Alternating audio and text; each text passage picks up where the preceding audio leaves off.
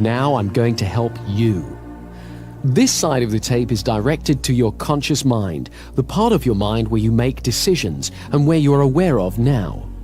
I will explain a number of techniques you must use to create patterns of confident behavior. Use these techniques deliberately until they become habits for you. They will provide a framework in which the energy released from your unconscious will be expressed. Your unconscious mind is all the memory, wisdom and perception that you're unaware of at any one time. It contains all your hidden potential and inner power. On the other side of this tape is a powerful hypnotic induction, which releases the power of the unconscious mind to give you strength and confidence. It will program your mind for success. You should listen to it only when you can relax safely and comfortably and ignore the outside world completely. Each of us is different. We all want confidence, but we all have different lives to live. I would like you to think for a moment now about what you want confidence for. Take a moment or two to think about that. Where will you use it? What changes will it make for you as you are more confident? Let's take a specific example. Imagine a scene in your head now where you are totally confident. Imagine you are seeing a film right now of a time in the future when you're using your confidence to achieve something you really enjoy. Do whatever you would do if you knew you couldn't fail. Just sit back now and watch yourself achieving excellence. Notice how you look, the expression on your face, the light in your eyes. Notice the life, the grace, and the elegance in your movements. Let the camera of your mind move all around the scene and replay it as slowly or as fast as you wish, as many times as you wish, so that you become fully acquainted with every aspect of your presence during a moment of successful achievement. Notice how you're sitting or standing, your expression, and your movement that lets you know that this is a moment of great success. The concentration or happiness on your face, the grace, ease, or commitment of your movements, the sense of mastery. And pay attention here to the sensations in your body, and notice how your body responds to your imagination. Your body responds to all the pictures that are conjured up in your mind, deliberately or accidentally, in exactly the same way. Now, you are going to use this responsiveness. As you continue to visualize this time of confidence, and as you feel the pleasure and power of it, gently and precisely press together the finger and thumb of one hand. Doesn't matter which hand, just do it. Whenever you want confidence, whenever you need to be reminded of your powerful positive potential, repeat that exact same pressure with your finger and thumb, and recall this picture vividly and clearly to stimulate you to be fully in your own power and confidence again. By repeating this gesture every time you think of this image and feel these confident feelings, you are creating an association that will allow you to bring these feelings back whenever you want them. Don't underestimate the power of your mind here. Do this simple but powerful exercise and you'll find it gets easier and easier and more powerful every time. You see, the human mind works by association. When we've experienced two things together for a little while, one will automatically remind us of the other. This associational linking is very powerful. For example, I like traveling, so whenever I go to the airport, I feel that excitement, even if I'm just going to pick someone up. The rule is, repetition is the mother of success. So let's just repeat this mental visualization. Remind yourself of that picture of you being successful and confident. It doesn't matter if it's not very clear at first. Each time you do it, it'll improve. Home in on the part of it that makes you feel best. Magnify that part. Make it bigger, brighter, louder, bolder, brilliant, richer in your mind. Really feel it within you and around you. And when that confidence is at its peak, press your finger and thumb together again in exactly the same way as you did before. And say to yourself, I am confident. And then relax. You are making that finger and thumb pressure into a signal to your unconscious mind to call up that feeling of confidence and power within you. Practice this imagining for at least 3 weeks every day, and then whenever you feel challenged, you can repeat that exact same movement. Concentrate for a few moments and access your inner state of confidence. Do it 21 times in a row. Olympic athletes the world over have used exactly this technique to prepare to win their competitions. Now you can use it. You see, we're all born with confidence. Babies are confident. They cry and they expect to be fed. They explore and they have no fear.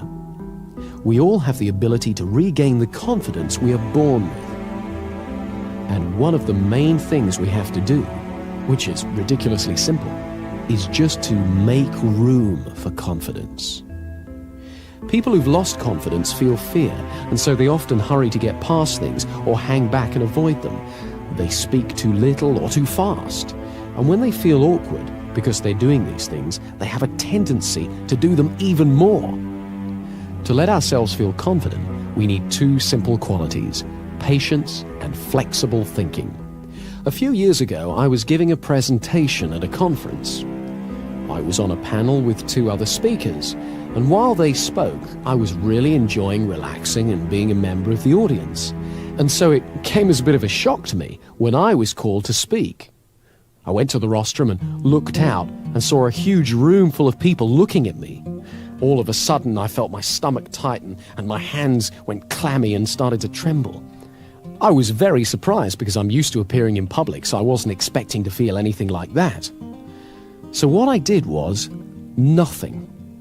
I just stood there and I noticed my feelings. First of all, I noticed my breathing, and I got used to standing where I was. I thought for a moment about what I was going to say and how much I believed in it, and I accepted that my body was excited. I was excited. I didn't have to call it stage fright or lack of confidence. I was excited. And that added a spark to my presentation. Then, when I felt ready to speak, I began. Now, this was a fairly simple little incident, but it shows 3 things. Firstly, you never know when you're going to be surprised, because I had no idea I was going to feel anything like that when I stood up. Secondly, it reminded me of the value of patience. I simply took my time to notice what I felt and got used to it. I didn't rush away from my feelings by diving straight into my presentation in a terrible rush. And when I acknowledged how I felt, it wasn't overwhelming. It helped to notice my breathing and to let that be calm as well. Thirdly, I reminded myself that the feeling I felt wasn't good or bad. It was just what I felt. And I could choose to call it fear or stage fright or eagerness or excitement. And I chose to call it excitement. I was reminded of this when I was sent a tape of my presentation, and I heard the pause before I started to speak. That was the pause I took to make room for my confidence. There are lots of ways you can make room for confidence in your life. In conversations, we can practice confident listening. Confident listening is allowing yourself to concentrate fully on the other person's speech. It means that rather than preparing what I'm going to say, I really listen to you. And so often when I listen well, what I need to say, and when it's okay to say nothing, becomes much clearer. When I hear the rhythm of the conversation, I discover that there are plenty of times when silence is appropriate. By listening with patience, I make room for confidence in my conversations. The same is true with actions and feelings. Patience makes room for confidence. Turn your attention outward to the world while acknowledging what you feel. But don't judge or compare or worry. Stay curious. Don't judge yourself or others. Often you don't have to do half as much as you were worried about when you lacked confidence. And when it's time to act, what you have to do is clear and simple. We all use habits a great deal in our life. Some habits help our confidence, others don't. So to increase our confidence, we have to amplify the habits that assist us and eliminate those that don't. Much of our thinking is habitual. It happens all by itself and is just a string of associations. Mostly, we tend to be absorbed in a task or an interest, or afloat on the river of automatic thinking. However, we can affect it. With a little effort, we can redirect our attention. It turns out that associational thinking is very powerful, so this effort has to be made over and over again. At first, it's quite unnerving to discover how easily we can be distracted. But if we repeat the effort over and over again, we gradually find that we affect our patterns of association and also increase our powers of concentration. There's one very important way we need to make this effort. Nowadays, the atmosphere of ideas in which we live is very busy. Messages bombard us from all sides, and not all of them are very healthy. On television and radio, we're asked to buy far more than we can afford, and the news is always full of doom and disaster. To protect ourselves, we learn to ignore a great deal of it so that we're not overwhelmed. But unfortunately, we can also inadvertently ignore the beauty and blessings of life as well. So we must learn to be selective and to reinforce the positive, beautiful messages in our lives so that we nourish the positive and beautiful in ourselves.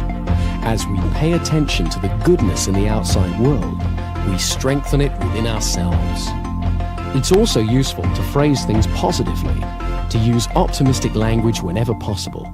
I don't mean that we should ignore difficulties or problems, but that we should always look towards the solution, not the negativity. If we use positive words to ourselves and others, we're more likely to receive positive words and messages from them. Try to avoid putting people down or putting yourself down. If you want, you can make a game of cleaning up your language. Do it by yourself or with a friend. Watch out for negative phrases like, I can't, or I shouldn't, or I'll never, or I'm just not very good, or starting sentences with but or no. Whenever you hear yourself or a friend use a phrase like that, stop and rephrase it in positive terms.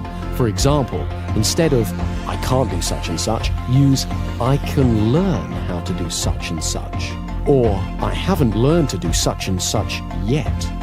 There's no fixed meaning in life except the meaning that we bring to it. So let's make your life brighter by looking at things that you've got going for you. Positive thinking becomes a self-fulfilling prophecy. Every time we pay attention to something, we energize its presence within us. If we pay attention to negative thoughts, we just make them stronger. So they crop up more and more often. But when we pay attention to positive thoughts, we strengthen them so that they return to our consciousness more and more often. Whatever you pay attention to returns to your awareness more and more frequently. So it's vitally important to acknowledge and concentrate on your successes, great and small, and what's really healthy and rewarding around you. Remember, you always get more of what you focus on in life. Here's a way of focusing that power. These questions direct your mind to what's positive in your life, so in order to answer them, you have to experience some of the good feelings that go with the answer. Every morning, ask yourself, what do I feel happiest about in my life? Who or what in my life makes me feel most loved? Who or what in my life makes me feel richest? And if you don't know the answers to these questions yet, ask yourself instead, what could I feel happiest about? Who or what in my life could make me feel richer, happier, or more confident? When you were a child, you may have seen a model railway in a shop window.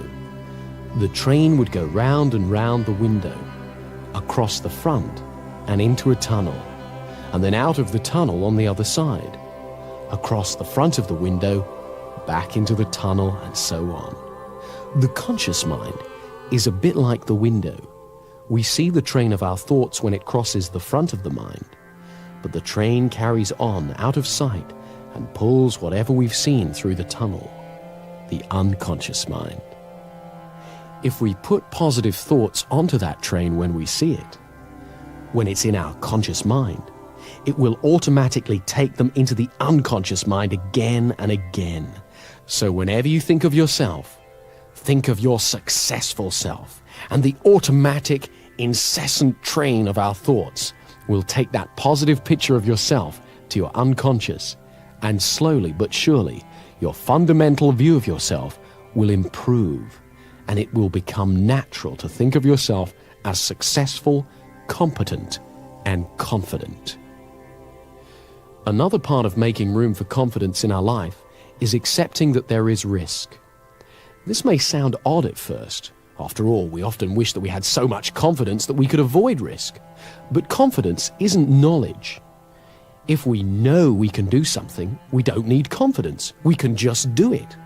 We only have confidence if we are not entirely sure, not 100% sure of success, and yet we still have a go. That's the essence of confidence. When there's no risk, there's only certainty. Confidence only comes when there's risk. So we must embrace the risk, recognize it, and realize that it has a place in your life. In fact, it is because of the risk that you can value your achievements, because you achieve them in the face of risk. This is why you can feel good about every step on your path to confidence. Each step is a risk, however small. And as you get used to having confidence, you will realize that you get used to having risks. Risks don't go away. We just learn that we can face it and deal with it. And as we do so, we become more powerful. We learn we can achieve our goals, and we become more confident. Let me show you one more thing that increases your confidence, and it's great fun as well. Think of somebody now with whom you don't feel confident. Imagine them walking in your front door. And imagine they've got a red clown's nose on their face and an orange wig on their head. Or shrink them so they're about 12 inches tall. And call to mind the way they talk. If, for example, it's an authoritarian sort of voice, "You stupid, useless person."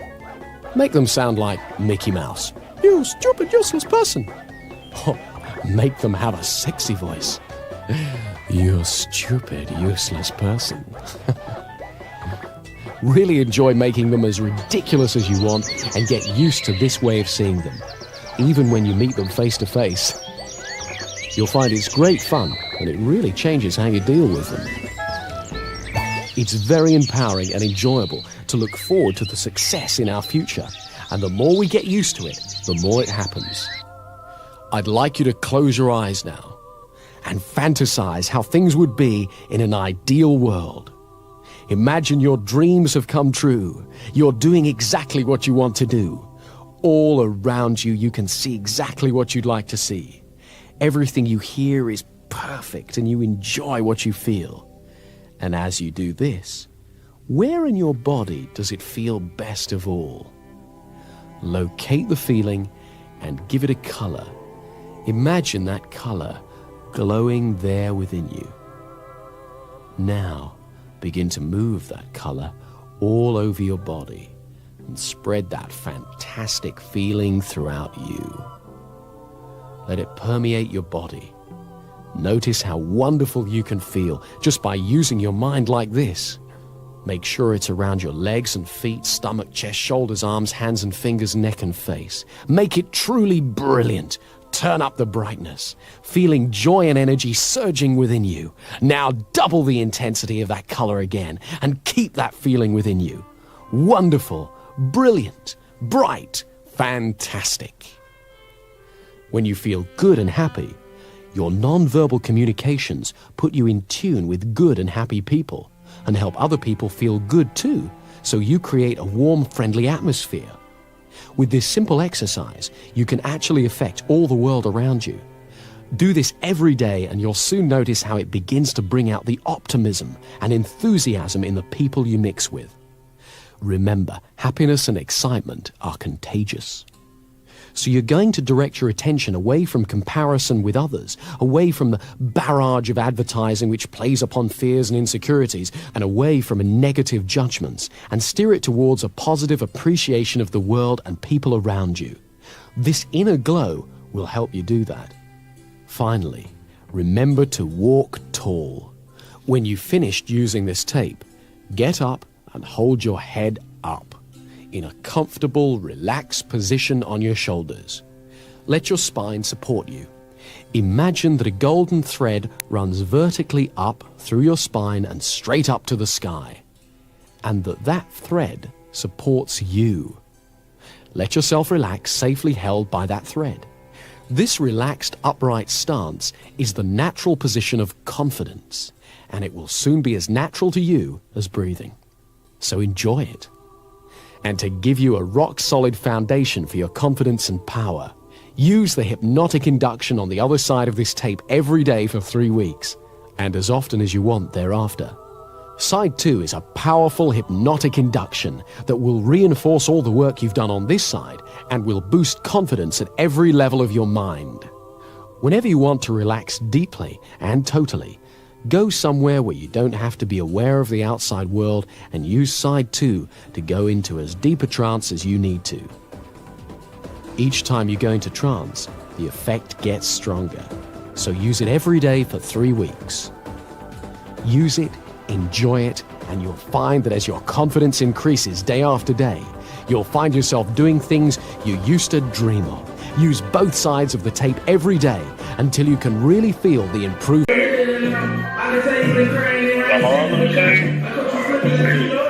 You ever cry again? It's gonna be in a bus way.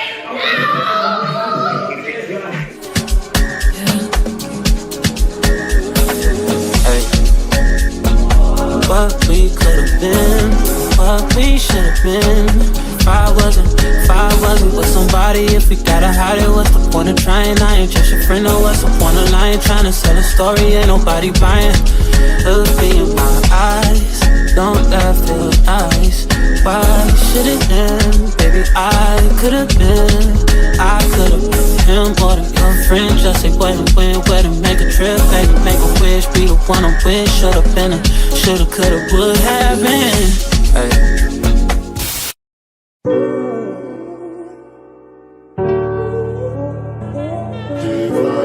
If you send me the location, I'll be right there. You make her come check in my bed. No time, no.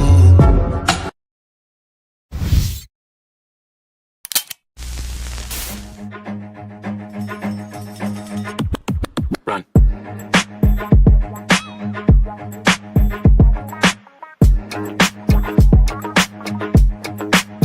It's a whole lot of money in this motherfucker. It's a whole lot of money in this motherfucker. Don't give me run no broke shit, that bullshit get old. Don't give me run no whole shit, these all get too broke. I'm allergic to that no shit, my wrist game on coke. I might do my good bite just to match with my toes. Yeah, I can't wear the shit you bitches wear because it's cheap to me. It's some money at my table, grab a seat for me. Cost a ticket just to cover all my legal fees. I don't hang with jealous bitches, that's a weak disease. Hold on, run up. If you broken in my business, then just shut up. I invested in my body, bitch, I'm done up. I look good, I like to fuck, I'm when the sun up. Put on my jewelry just to go to the bodega.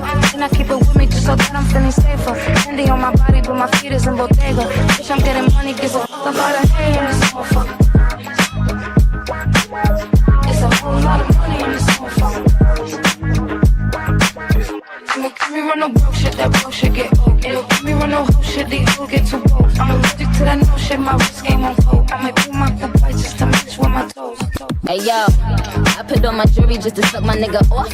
Fingers on his balls like I'm about to tell him cough. How long I got you can't give it to him. Nigga, I think that you like, I rock them for shit like that.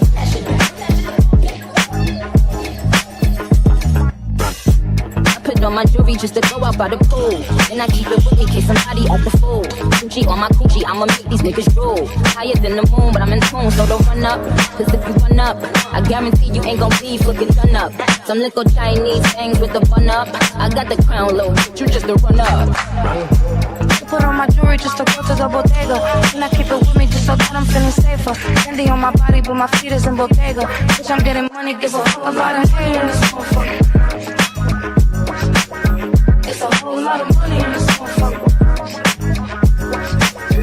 Don't give me run no bullshit, that bullshit get old. Ain't gon' give me run no whole shit, these two get too old. I'm allergic to that no shit, my wrist game on cold. I might do my coupe just to match with my toes. Hey yo, Via, I just been the block, well these bitches wanna be ya. Probably cause my waist on, honey long here. Well, I ain't talking cars, but one here, don't care. You know, twin speeder, you tell me what's here. Pissy, I fuck them like porn stars. I'm playing basketball, but my bitches is all stars. Got Gucci on my wrist cause I'm richer than most bars. Yo, niggas bitches trippin' and sending my postcards. I put on my jewelry just to go to the bodega. And I keep it with me just so that I'm feeling safer. Fendi on my body, but my feet is in Bottega. Bitch, I'm getting money, give a fuck about a hate in this motherfucker.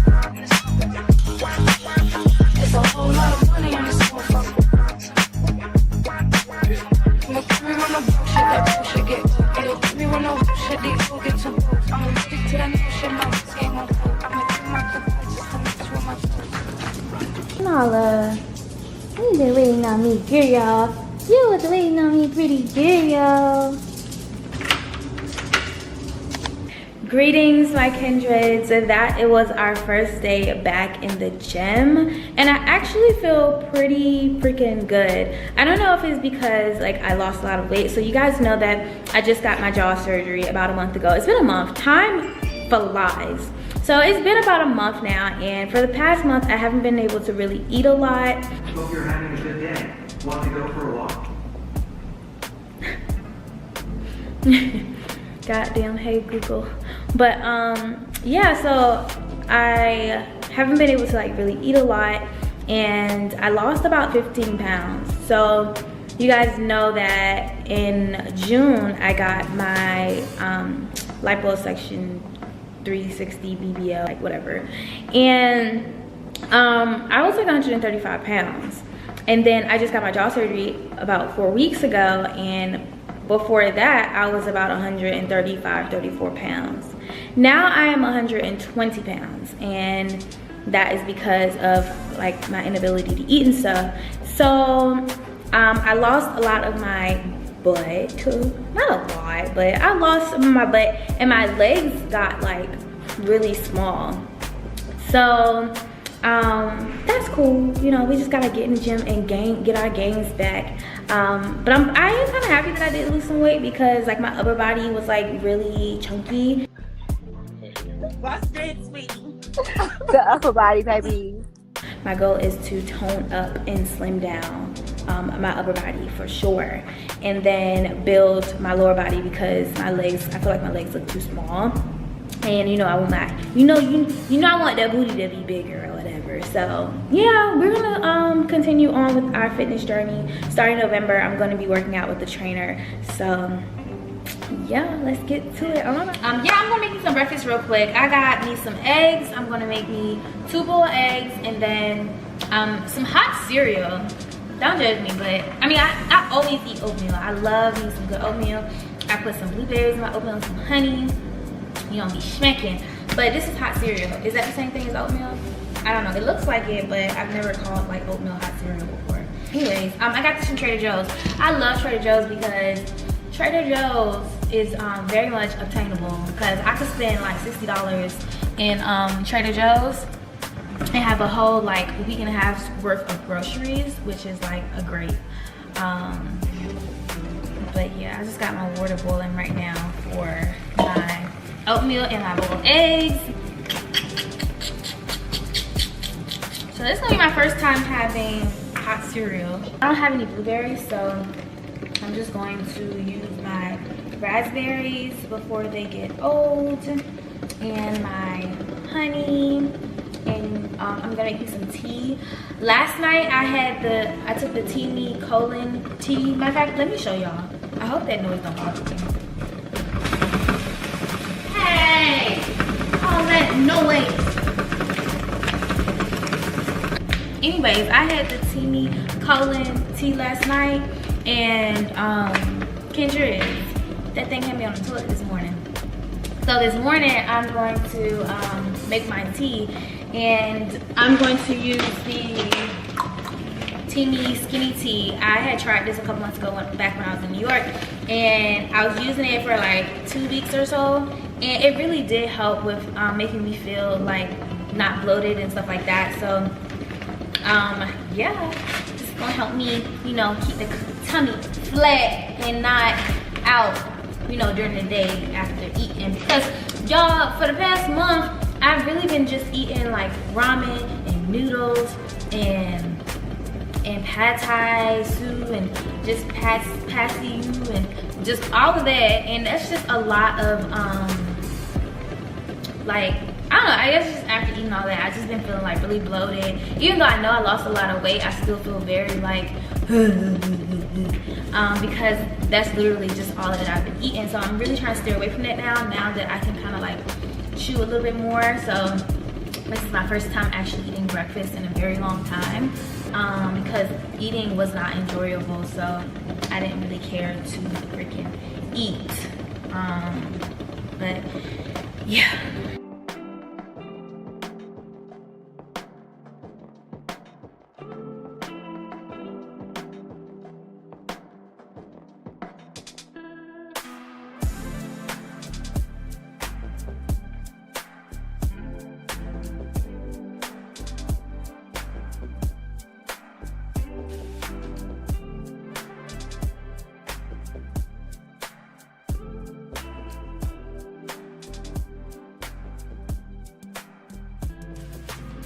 Bitches at the mag. Okay. This hot cereal is pretty good. Whatever that means. I might like it better than oatmeal. It's getting weird. But I still need to get this right.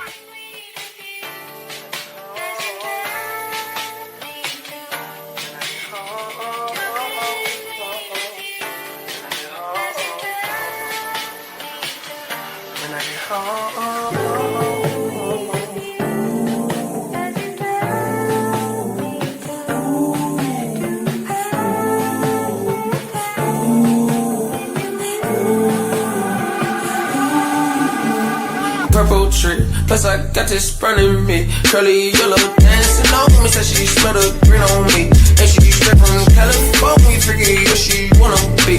Tell me she like boys and girls, oh well, that's okay with me. Then she said, my old boo left me blue, I really love it. So cold and so cruel, so many colors. Play hoes like Pro Tools, can't never trust them. Now fuck them. When I think about it, I just wanna cool it. Oh, girl, leave me alone. I think I want another dog because she requires too much attention. And I don't be feeling like, Mama, who you just doing too much? I just be wanting all the attention. I just be doing too much. I just be doing too much. Say hi, everybody. My God. You feel better? You feel better? I feel better. I feel better. I feel better. Come on, because I got shit to do. Girl, leave me alone. Leave me alone. Go.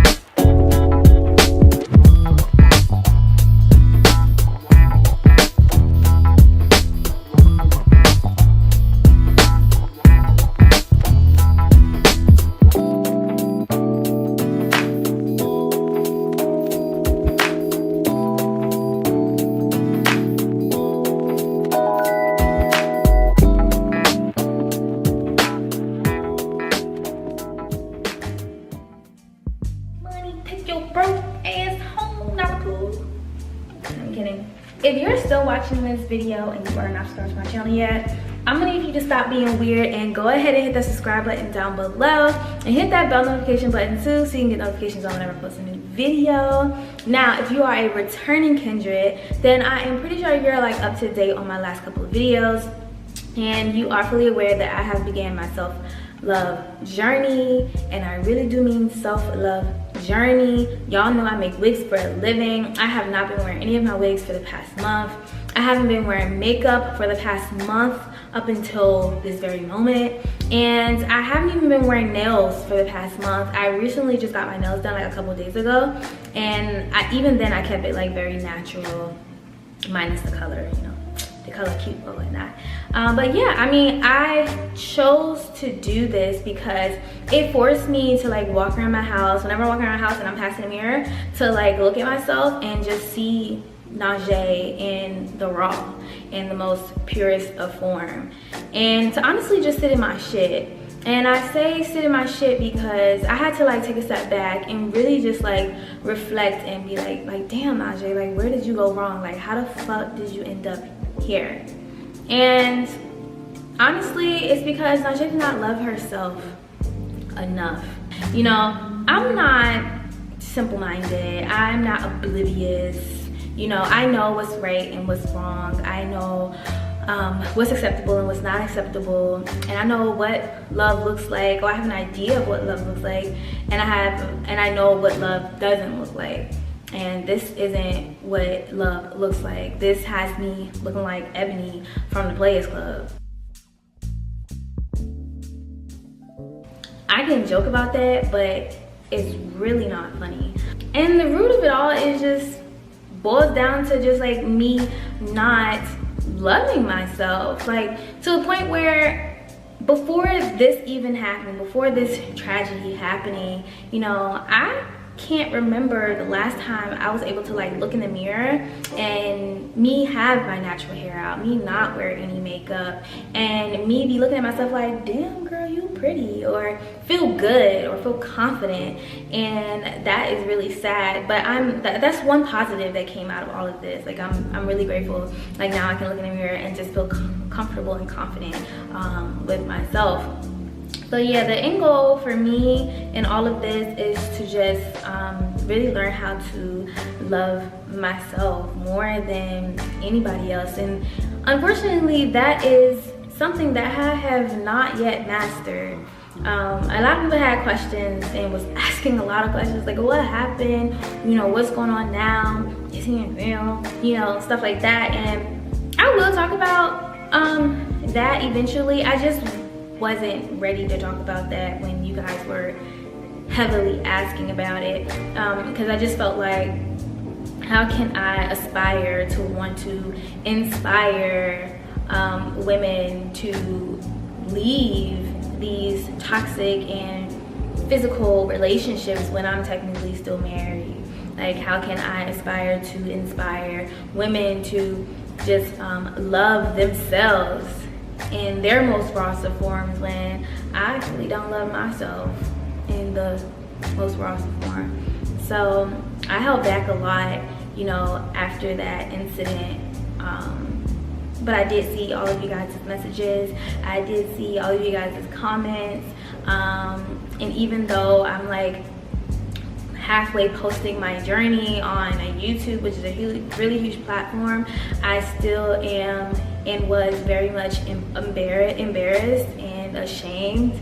And I just felt like I had to do that, like I had to post that because it's just been too long. And I felt like, you know, maybe if I didn't let the world know, then there is a huge possibility that I can go back to that, because we are humans of habit. Like, we are creatures of habit, and I've been going back and back and back for so long, and I figured, like, if I post this, then I'd be crazy to go back, because then everybody would look at me like I'm crazy. And I know it's not about like how people perceive you, but just for me, I had to do what I had to do to just make sure, like, Najee, this is the end, because next time there is not going to be a next time, like, you know. And that's why I made that comment where I was like, even if you don't want to do it for yourself, do it for your friends and family, because they're gonna be the ones mourning your death when you're gone.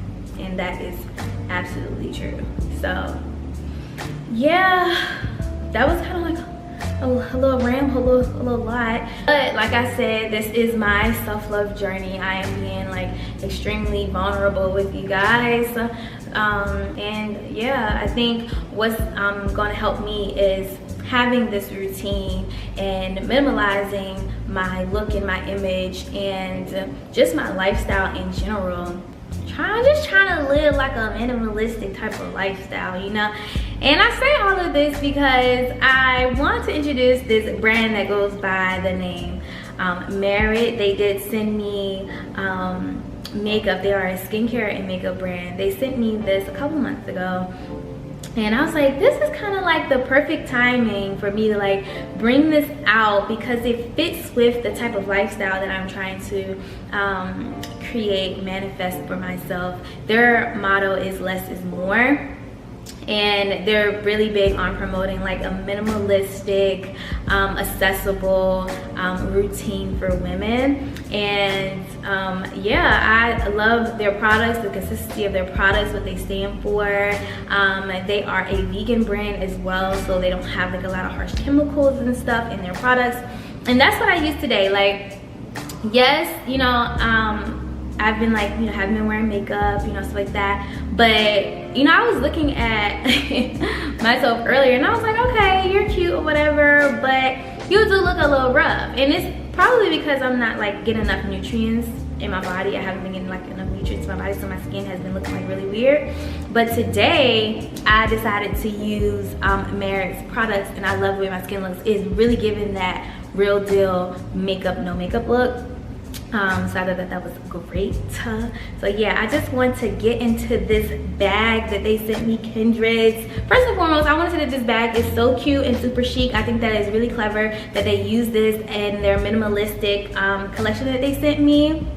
Super cute and really good for traveling. Like if you're going away for the weekend and you don't want to really pack a lot, and you just have like this cute little bag where you can just throw your makeup in, pull it out with a cute little mirror, do your makeup real fast. Like, it's just really cute for that minimalistic type of lifestyle that I'm going for.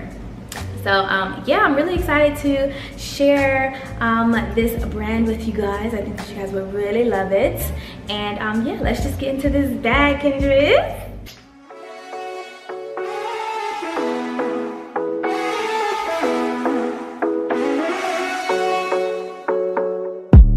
The sun is going down now. Been at it for a while, and I have had enough of this. I doubt that we can solve it. Been trying for so long, and I just can't ignore that it won't ever be the same. No, we will never be that good again. Don't drag it out, skip the innocence. Things will never be the same again. And now I got all that I need. No need to apologize. No, we won't waste any more time. Yeah, I am all that I need. No need to apologize. No, we won't waste any more time. Yeah, you're still stuck on my mind. You won't go away. It's like you are a part of me. The mansion in my dreams. Now you won't be there, and I just can't ignore that it won't ever be the same. No, we will never be that good again. Don't drag it out, skip the innocence. Things will never be the same again. And now I got all that I need.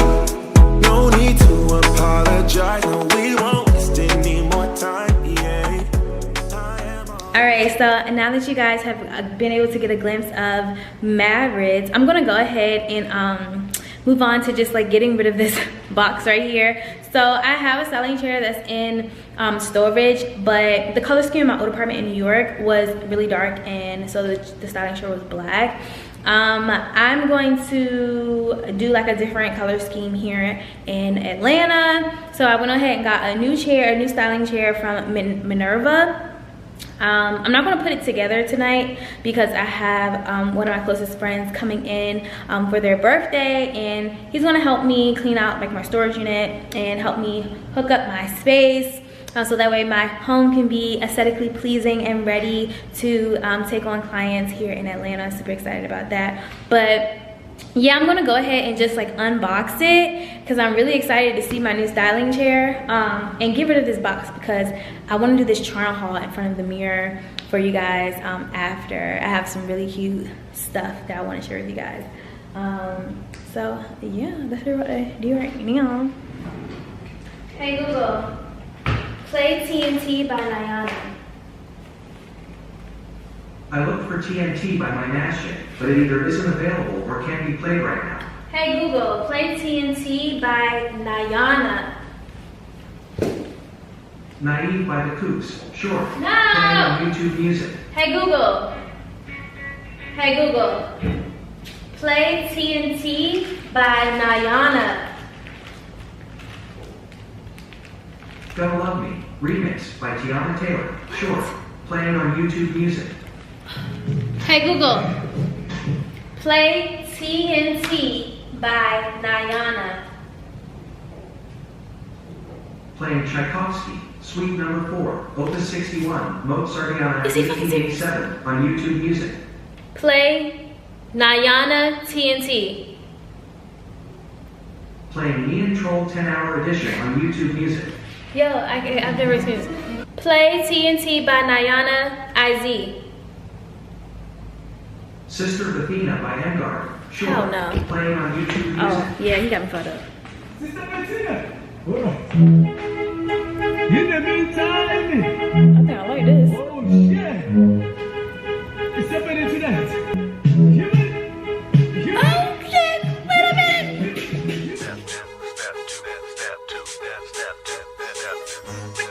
Come on.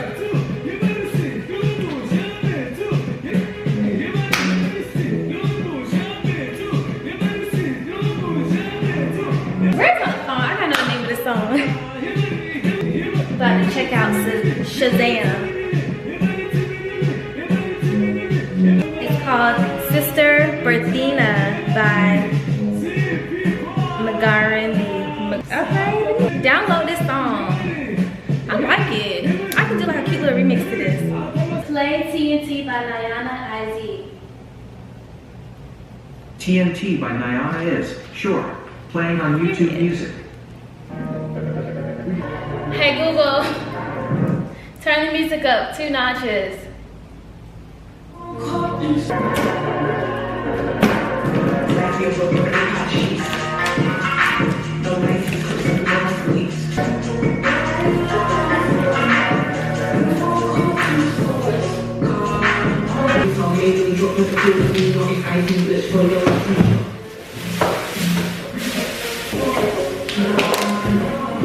I'm so here for this color, it's so cute. Hey Google, play Humble by Lil Baby.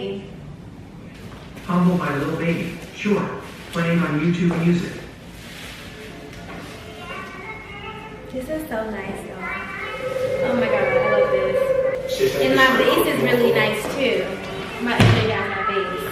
What did she mean when she said she Look made how nice What this did she is. mean when she said she made It's so heavy, but it's so nice. Atlanta, we are here in Atlanta.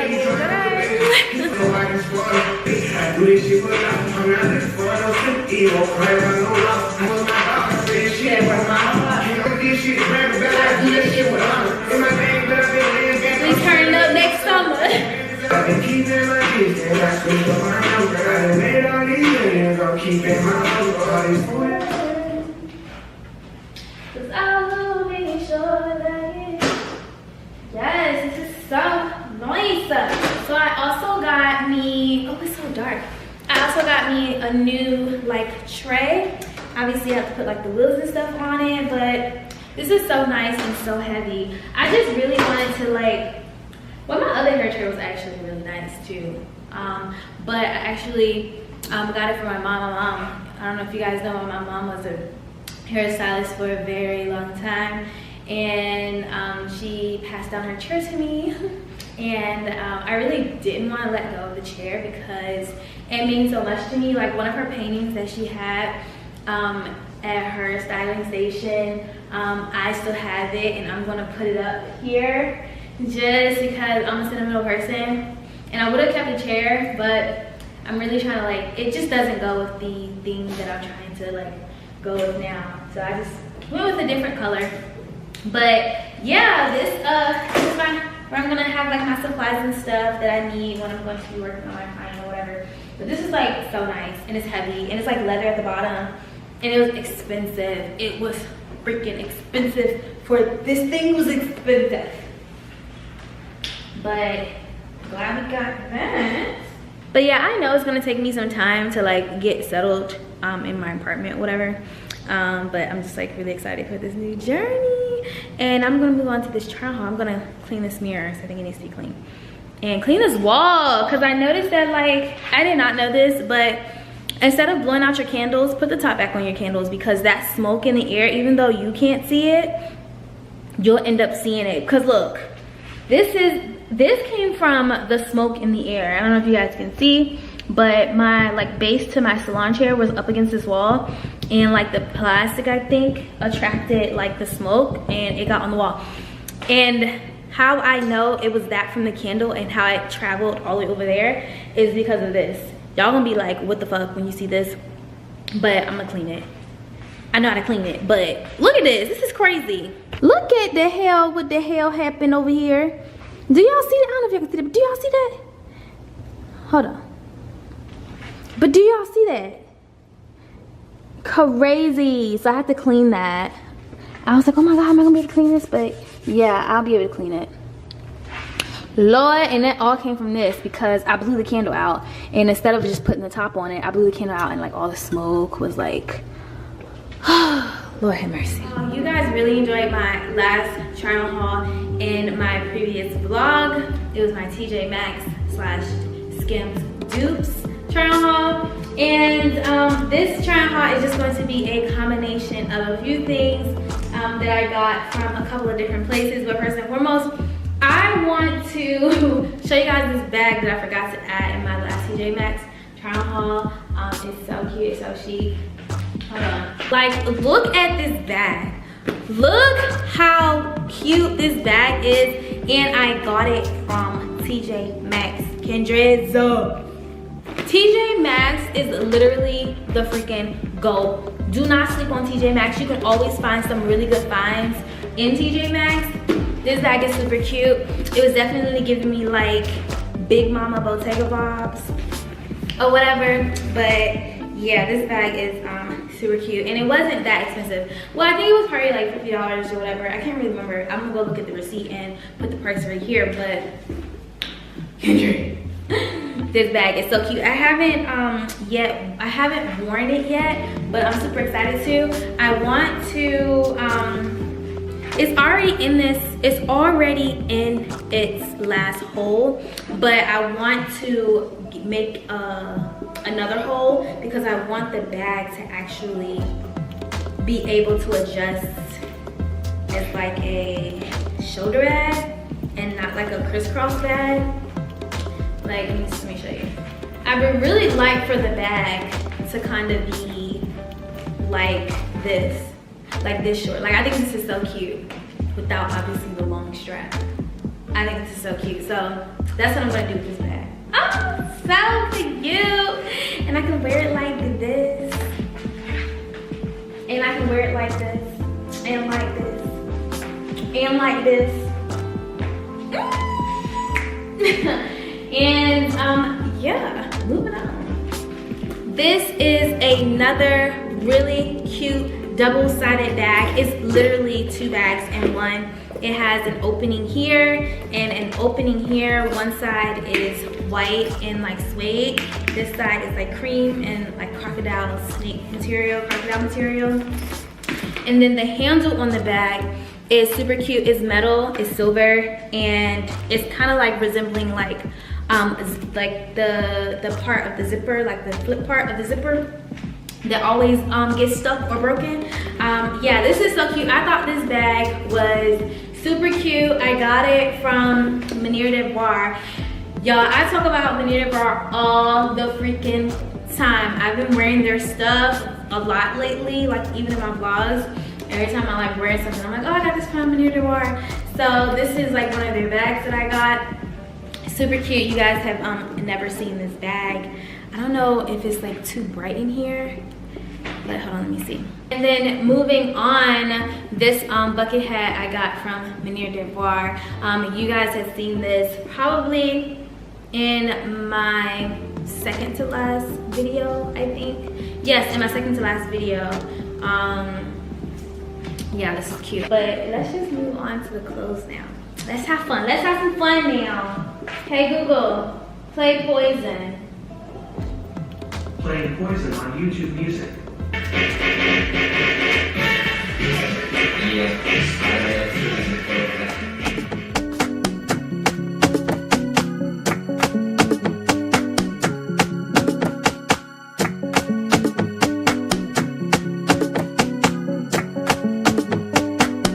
Girl, I must warn you, I sense something strange in my mind.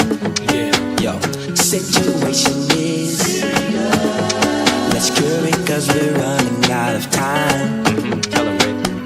It's all so beautiful. Relationships, they seem from the start. Yeah, it's all so deadly. When love is not together from the heart. Check it out. It's driving me out of my mind. That's why it's hard for me to find. Can't get it out of my head. Miss her, kiss her, love her. That girl is poison.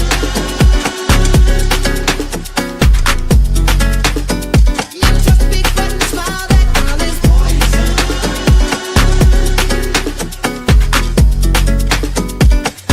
If I were you, I'd take precaution before I step to meet my girl. You know, cause in some portion, I think she's the best thing in the world. It's all so beautiful. Relationships, they seem from the start. Yeah, it's all so deadly when love is not together from the heart. It's driving me out of my mind. That's why it's hard for me to find. Can't get it out of my head. Miss her, kiss her, love her. That girl is poison. You're just a big button smile. That girl is poison.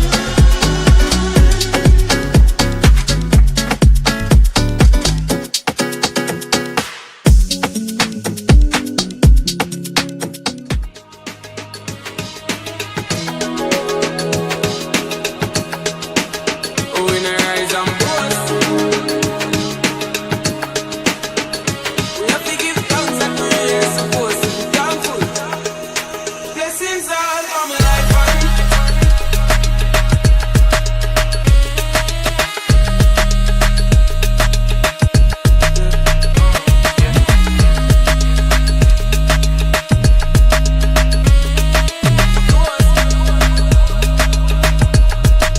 blessings all for my life and my thank God for the journey, the earnings are just for the plus.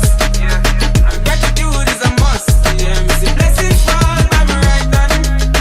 Bust a toast to the friends that take off every load one time. Did sit down in a So that is it for the try on haul, but I did forgot one more thing. I also got this really cute bag from Manière de Voir. It is so cute. I got it actually because I thought that it was the same like jean material as these pants, but it's not, and that is okay because I'm still gonna wear it with these jeans. It doesn't have to be the same exact denim, but it's close enough. And I think that is still very cute. Absolutely love it. It's like real denim. And it smells so good and so fresh. It also has a strap so you can wear it as like a crossbody purse, but I'm gonna most likely just wear it as a clutch. I think that it's so cute. So y'all cannot tell me that all this stuff, especially that I got from Anita Bar, is not fire. But honestly, everything that, I mean, obviously I feel this way because I bought it, but everything that I bought is fire. I'm not gonna lie, I'm not a finesser on my try on hauls. It's either I like the stuff or I don't, mainly because I am spending my own money on it. So yeah, and even if I was spending my own money on it, I would still be honest. But yeah, this is so cute. But that's it for the try on haul, and that's really almost it for this vlog. After this, I'm actually just going to make myself some dinner. Now that I can really eat, I'm gonna make me some salmon, rice, and some a little bit of spinach, or sauteed spinach, and have me a glass of wine and just relax for the rest of the night. I really hope that you guys enjoyed this try on haul and this just the entire vlog, because I want y'all to know that I am trying. It's like really hard. It's been really hard. You know, it's hard out here for you when you trying to get this money for the rent, and the Cadillacs and gas money spent will cause a whole lot of Kendra's jumping ship.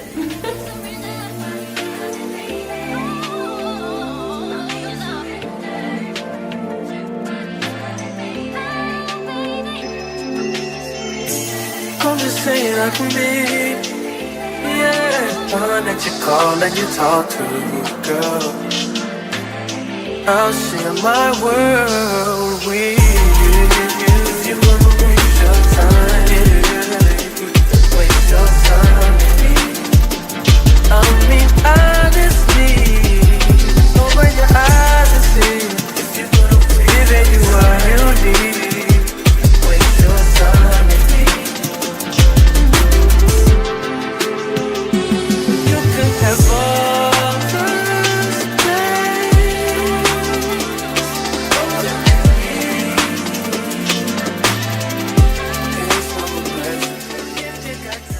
Well, today was an extremely long day. I had to pour me a glass of wine. This is something new that I'm trying. It's Malbec. I've never had like this brand before. And I'm finally going to eat dinner because I'm starving. I think we're gonna do salmon. Not I think, because I already just thought out the meat. So I'm gonna eat salmon, some rice, and sauteed spinach. And we're going to, after we eat, crawl in the bed, get on my computer, respond to emails, finish editing this video, and go to bed. Because we got a long day tomorrow. But I ain't take this shit out my goddamn. Hold on right quick. Hold on. Thank you.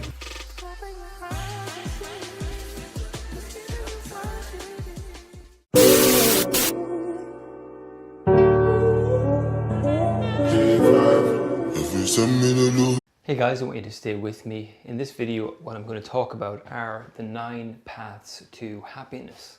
And this isn't going to be the same video where I tell you to go to sleep on time and to exercise regularly. It's a little bit deeper than that, so stay with me.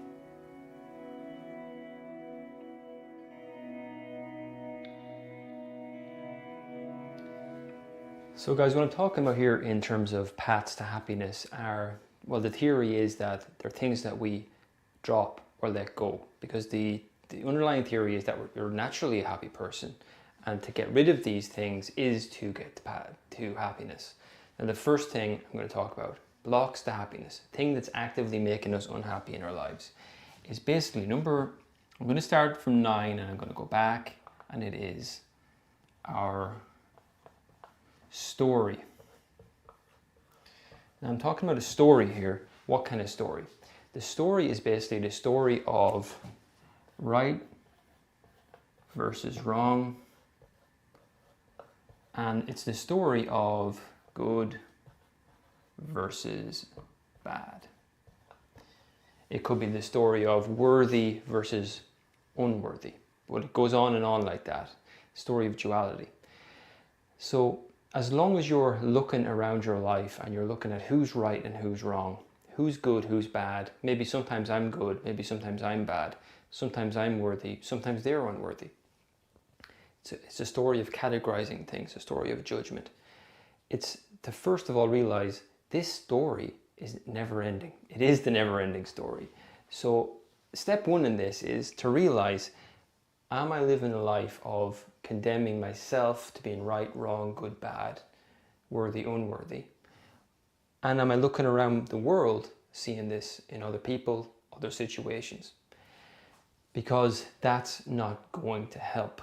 That is the story I'm talking about. Eventually we're going to talk about having a different story, or ultimately just a very open, accepting story. But number one is the story we tell ourselves, or number 9 I should say is the story we tell ourselves. So let's see what number 8 is. So guys, number 8, in terms of our countdown of paths to happiness, things to drop to get happy, number 8, what we're going to talk about here is my reputation. My reputation. What's another word for the reputation? Another word for it is really our persona. It is, Jung called it the packaging of the ego. It's the thing we want the world to see when they look at us. All the great, wonderful attributes that we want other people to evaluate us as having. The problem with it, of course, is it takes years and years to cultivate and build this reputation, and it takes, I don't know, a matter of minutes to completely destroy your reputation. So it's something that's built on vulnerability. And if we're talking about paths to happiness, holding on to a reputation that you might have is going to make you feel very, very vulnerable, because your reputation is in the hands of other people. It's not within your own control at all. So it's to look at, okay, am I currently unhappy? Am I currently anxious about something? Start to look at your own shadow, or your shadow and your persona. Your persona is really the thing that you're trying to defend a lot of the time. We all do this until we get to the point to realize it's my defensiveness around having this persona or this reputation, my need to maintain it, drive all my emotional and psychological energy into it, that is causing me to lose my peace of mind and my happiness and my creative energy, my creative flow. So that's another thing to think about. Number 8 is our reputation. So after the reputation, what we're going to look at is number 7. And 7 is our attachments. And what we're going to talk about here is really psychological attachments. In other words, these are the things in our lives that we say that we need and we must have. Of course, immediately people jump into, well, look, I need to drink water, I need to eat food, I need shelter. I'm not talking about biological things, I'm not talking about practical things. This is just purely an emotional, psychological issue I'm talking about here. Attachments to anything, be it relationships, I need that person, I need to keep this job, I must go to work in the morning, any of these things. These are what we call our attachments. And really, until we start to bring inquiry to these thoughts, our happiness is going to be kind of a pipe dream. It's going to be always elusive to us. So it's the work we have is to start to question anywhere I find I have an attachment, and just follow your language. Your language is going to show you need, must, have to, ought to. They're all attachments. It's not some esoteric concept from spirituality or something. It's pretty easy to find these. Okay, what do I feel anxious about losing? Terrified about losing? That's what our attachments are, and that's number 7 on the list. Number 6 is something maybe you haven't considered before, but let's have a look. It is what I refer to as false empathy. False empathy. What do I mean by this? Well, false empathy basically means we look around the world and we see other people to feel sorry for, okay? And there is such a thing as real empathy, of course, but false empathy is, it goes beyond that into seeing people or other people as psychologically broken, or seeing other people as needing to be fixed. Okay, now Why am I focusing on other people, how we perceive other people this way and not maybe how we perceive ourselves this way? Well, really, this is the trick that keeps it all going. It keeps us away from finding genuine happiness in ourselves. When we go around doing this, we project this story of being broken and needing to be fixed or saved onto other people. Really, ultimately, what ends up happening is we turn that story to ourselves eventually. So if we want to get out of kind of a victim consciousness, we need to stop using false empathy for other people. Basically, the way through this is to always give people the benefit of the doubt and always see the potential in other people, even if they're going through something psychologically or emotionally. Of course, be there for them, do everything you can for them, but don't see them as broken or fixed. Is there anyone in your life that you're currently seeing that way? Try to see them as they really are. See the full potential of them and start to drop this story of false empathy, because ultimately it comes back and it's not healthy for yourself ultimately. So that's false empathy, which is number 6 on this list. So number 5, guys, is a little bit longer, which is why I need my notes here for this one. But number 5 is big topic. And again, it's false.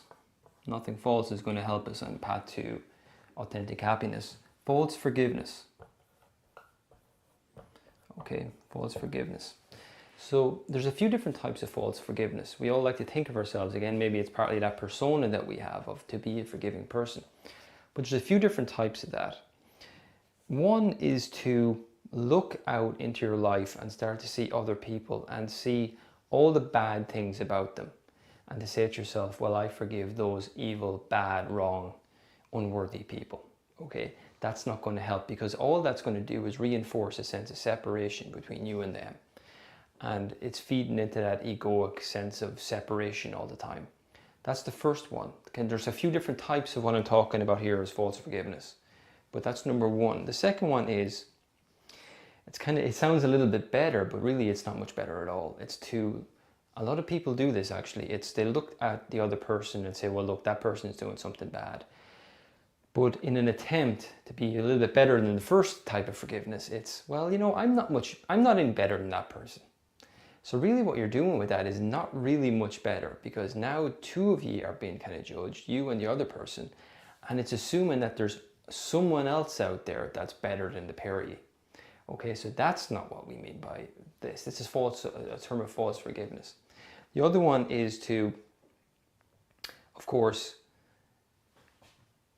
you're dealing with a lot of difficult emotions and you just find yourself not reacting, not allowing yourself to have a reaction, which doesn't allow any of these feelings to come up.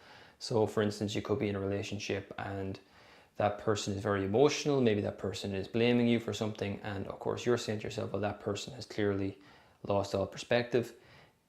I'm not reacting to them, therefore that's good.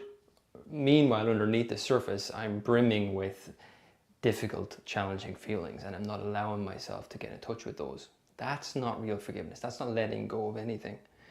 The other one is more typical in relationships, but it's more like bargaining. I'll forgive you as long as you don't do that thing again. Okay, so it's on certain conditions, I'll let you off the hook for that thing that you did.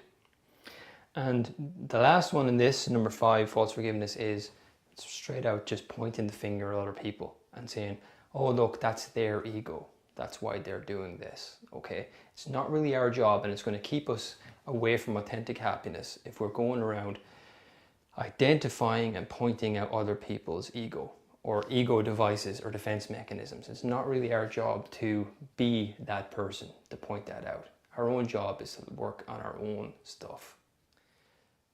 Now we're really getting to the good stuff here, guys. This is number 4 on the list of things that kind of keep us away from authentic happiness, and it is intellectualization.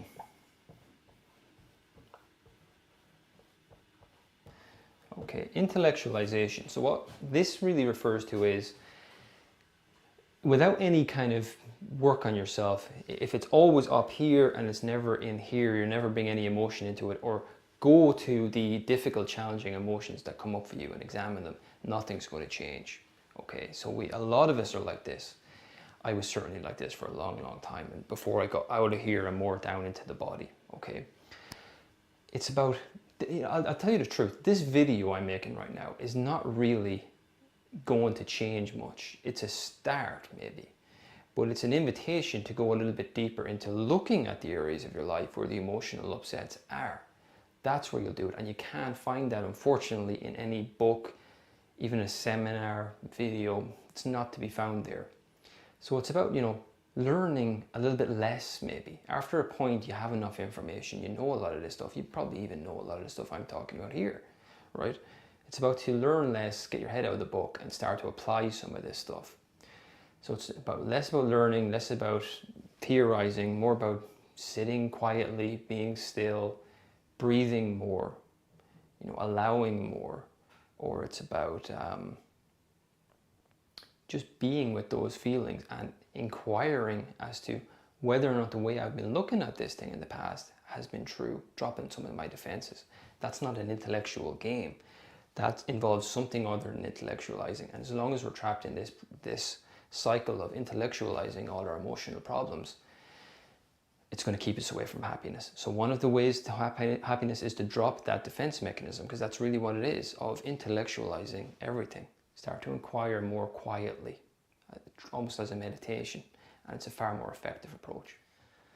So guys, we're at the top 3 things that we can start to look at a bit more closely as we move on our path to genuine, authentic happiness. And number 3 is a big one, and is something we do a lot of the time with emotional difficulties. It is to rationalize. So it's a little bit different to the last one we looked at, but rationalize is to basically legitimize our excuses or our explanations for an underlying pain we have. So let's give an example for this. Let's say, for instance, you fill up your car with fuel, okay, and you forget to pay. And then, okay, you go home and later that night you realize, oh my God, I forgot to pay. And feelings of kind of guilt come over you, and maybe a little bit of fear is there. So you're thinking, I'm afraid because of that external thing that happened. That's a textbook rationalization, okay? It's really to look at, it's the rationalizations we use distract us away from looking a little bit deeper into what's coming up emotionally, okay? In that example, okay, it's not going to be a big deal to go and pay tomorrow for the fuel or something, right? It's always a rationalization is a distraction away from the fact that I'm living with an underlying fear of something maybe more important or more significant.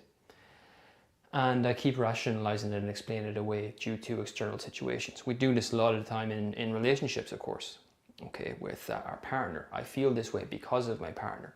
And we do positive and negative rationalizations. We have, obviously, negative rationalizations are basically just make sure we never look at the underlying issue. But those things are, well, it's her fault, it's his fault that I feel like this.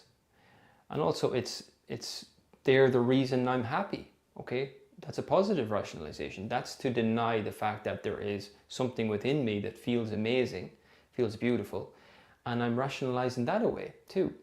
So rationalization is a big one.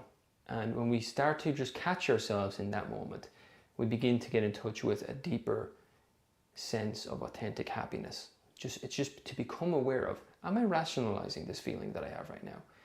Am I saying I'm nervous because of the exam? Well, maybe the nerves are just a kind of an underlying condition that needs our attention and our intimacy. And it's always been there. And the exam is just some kind of a rationalization for it. So number 3, guys, it's a big one, and it's rationalization. So guys, just 2 left here, and the second to last one we're going to look at is the fake voice of compassion. Now I'm really talking more about the compassion towards yourself here, okay? So we all know that inner critic we have. We're quite familiar with that, the one that berates us and gives out to us and tells us we're not good enough. And the strange thing is, this is such a big block because so few of us are aware of it, and we're not vigilant for it. But we tend to think, okay, well, they're the negative thoughts I have, so the positive thoughts I have must be something different to that. And we all think we have sometimes positive thoughts. But if we look at these, sometimes it's often a fake compassion. It's usually something telling us that, okay, well, you are unworthy, but if you do this and you do that, eventually you will be worthy, which sounds a little bit better, but it's always a promise for something you will be at some point in the future, but never right now. Okay, so it's what this is, the pathway to this is to become aware of, well, okay, is this compassionate voice affirming my value and my worthiness now, or is it telling me that I will become someday worthy? Okay, what I'm really talking about here is, to drive the point home a little bit more, it's radical self-acceptance. Radical self-acceptance. That is the alternative to this, okay? Self-acceptance. That is the alternative to the fake voice of compassion that always promises and it keeps us striving for. It's much like the shadow or the persona we talked about before. The reputation. Someday I'll be worthy if I just do this and I earn it and I do enough and I struggle enough. Well, what if we just practice on a daily basis more of this radical self-acceptance? Who I am right now, maybe that's enough. Maybe I'm good enough as I am. And that's a very, very powerful practice to do. Okay guys, so we've arrived at the number one thing, and it's number one for a reason, because it's so common. Number one biggest block, the thing that we can kind of really fundamentally start to get to grips with as we move towards more authentic happiness, is this is a block, something we can let go of, and it is the searcher. You could call this the seeker. So think about it this way. I'm interested in this channel in well, my own happiness and the happiness of people I work with and anyone who happens to watch these videos. But it's interesting, isn't it, that we're all we're coming at happiness from a place of unhappiness usually. So it's a kind of a weird one that the person, maybe I'm unhappy and I'm the one who's actively trying to make myself happy. So that's almost like the unhappy person doing something to get rid of the unhappy person, if you understand me, right? It's almost like doing any of this inner work on yourself. You're a bit like a turkey voting for Christmas, okay? The reason it's something to look at, and it's important to remember when you're watching any kind of videos like mine here or something like that, it's to not kind of emphasize that there's something wrong with you. The starting position should be, okay, look, I'm open to innocently looking at any issues I have, and I'll be open-minded and I'll start to take more and more responsibility for myself. But I'm not going to condemn myself. I'm not going to say that there's something wrong with me. The starting position should be, there is nothing wrong with me.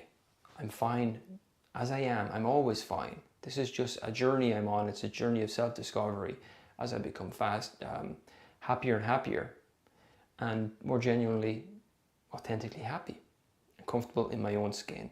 That's what we're interested in here. It's the search for that is one of the things that makes it so difficult, because the searching, again, it just compounds that idea that, well, you don't have it now. Okay, so if you keep searching and keep searching, and it also tells us that it reinforces the idea that, well, it's something to go out there and be found. Therefore, it must be difficult to get and complicated. It couldn't possibly be obvious and simple to get. Okay, so that's one of the biggest blocks. Well, I think it is the biggest one. So any of the advice I give in my videos, just take it with the assumption that there's nothing wrong with you. Okay, you're a very open-minded person. Maybe you're becoming more open-minded, but that doesn't mean you were always that. Okay, you're just discovering that about yourself. So there's nothing to fix. There's nothing to improve. Drop maybe the attraction to the self-improvement stuff a little bit, and just start to work on that radical self-acceptance.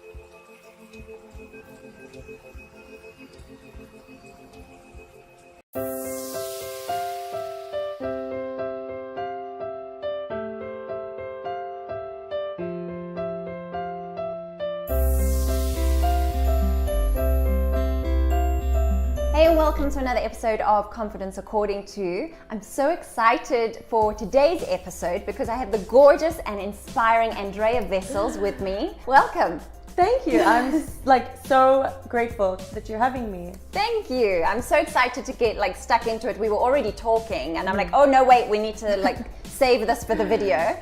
So Andrea is a life and wellness coach. She is Canadian, you will hear, and she's been living here in Cape Town for the last year. And so how is it that you landed up being here in Cape Town of all places?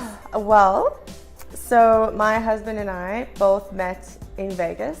Ah. Yeah, we were both competing in 2013 and we started talking, started dating in 2014, and then we went to Canada for a couple months, and then we moved here. We moved to Durban in end of 2015, lived there for a year and a bit.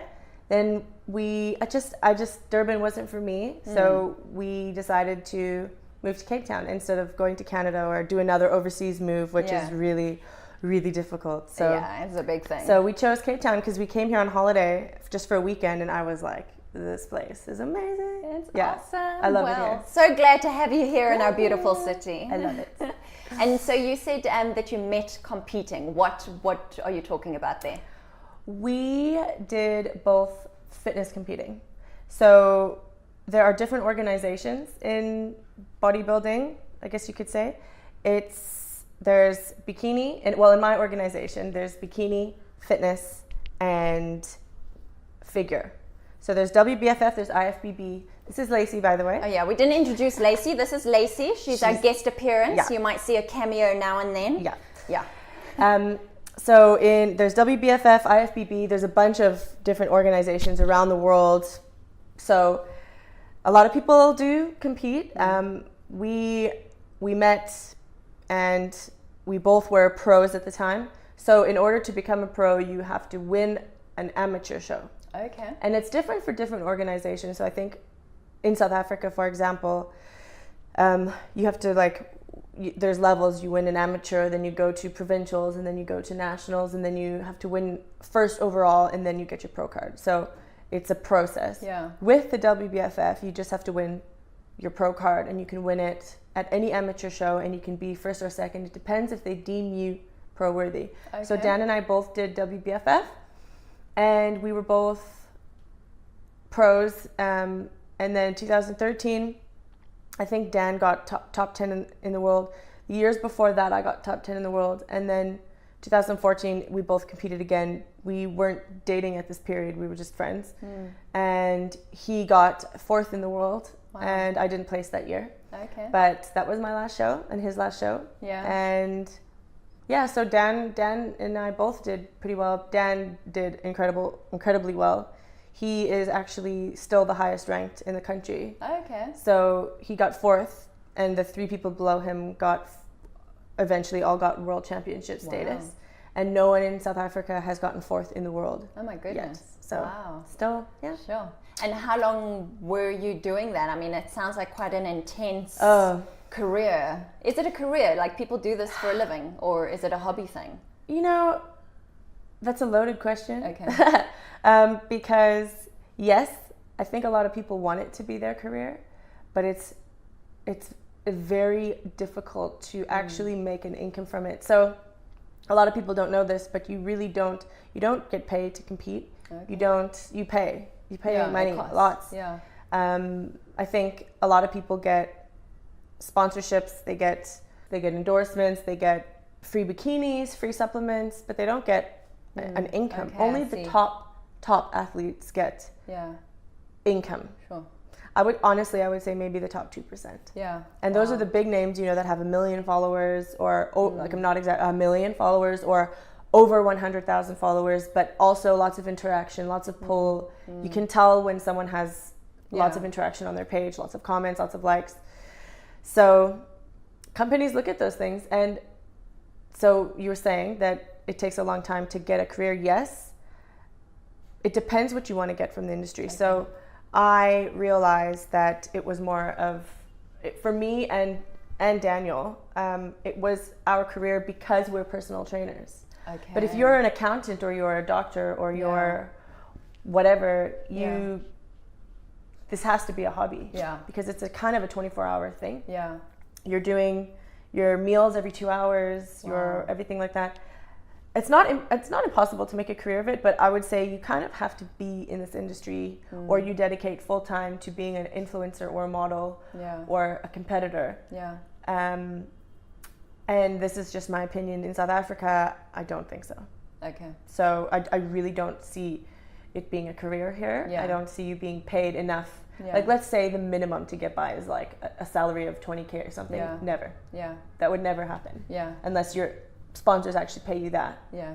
And That's not unless gonna you have 1 happen. million followers, Yeah. I can only think of one South African who is at that place. Yeah. So, sure. and he's amazing. Yeah.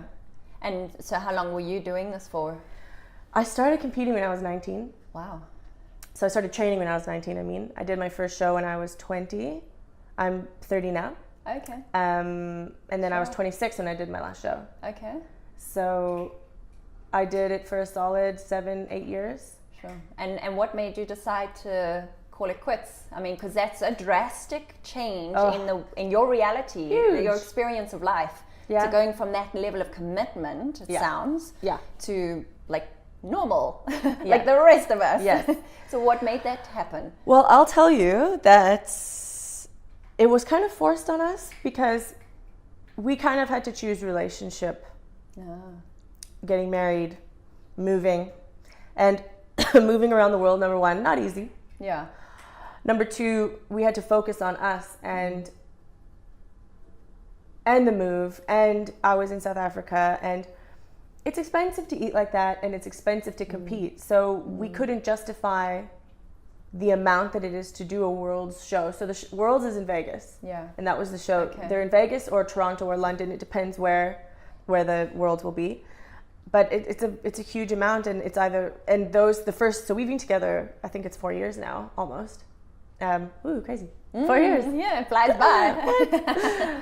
We, the first year was, okay, do we move or do we go to Worlds? Well, yeah, life took over. And we actually never really decide, and this is what's interesting, a lot of people will decide to not compete anymore and kind of make this big thing of it. And they'll announce, I'm not competing anymore. We didn't. We didn't see it coming until like a year ago. Okay. So what happened is we, like I said, the first year was like, do we move and put that into moving?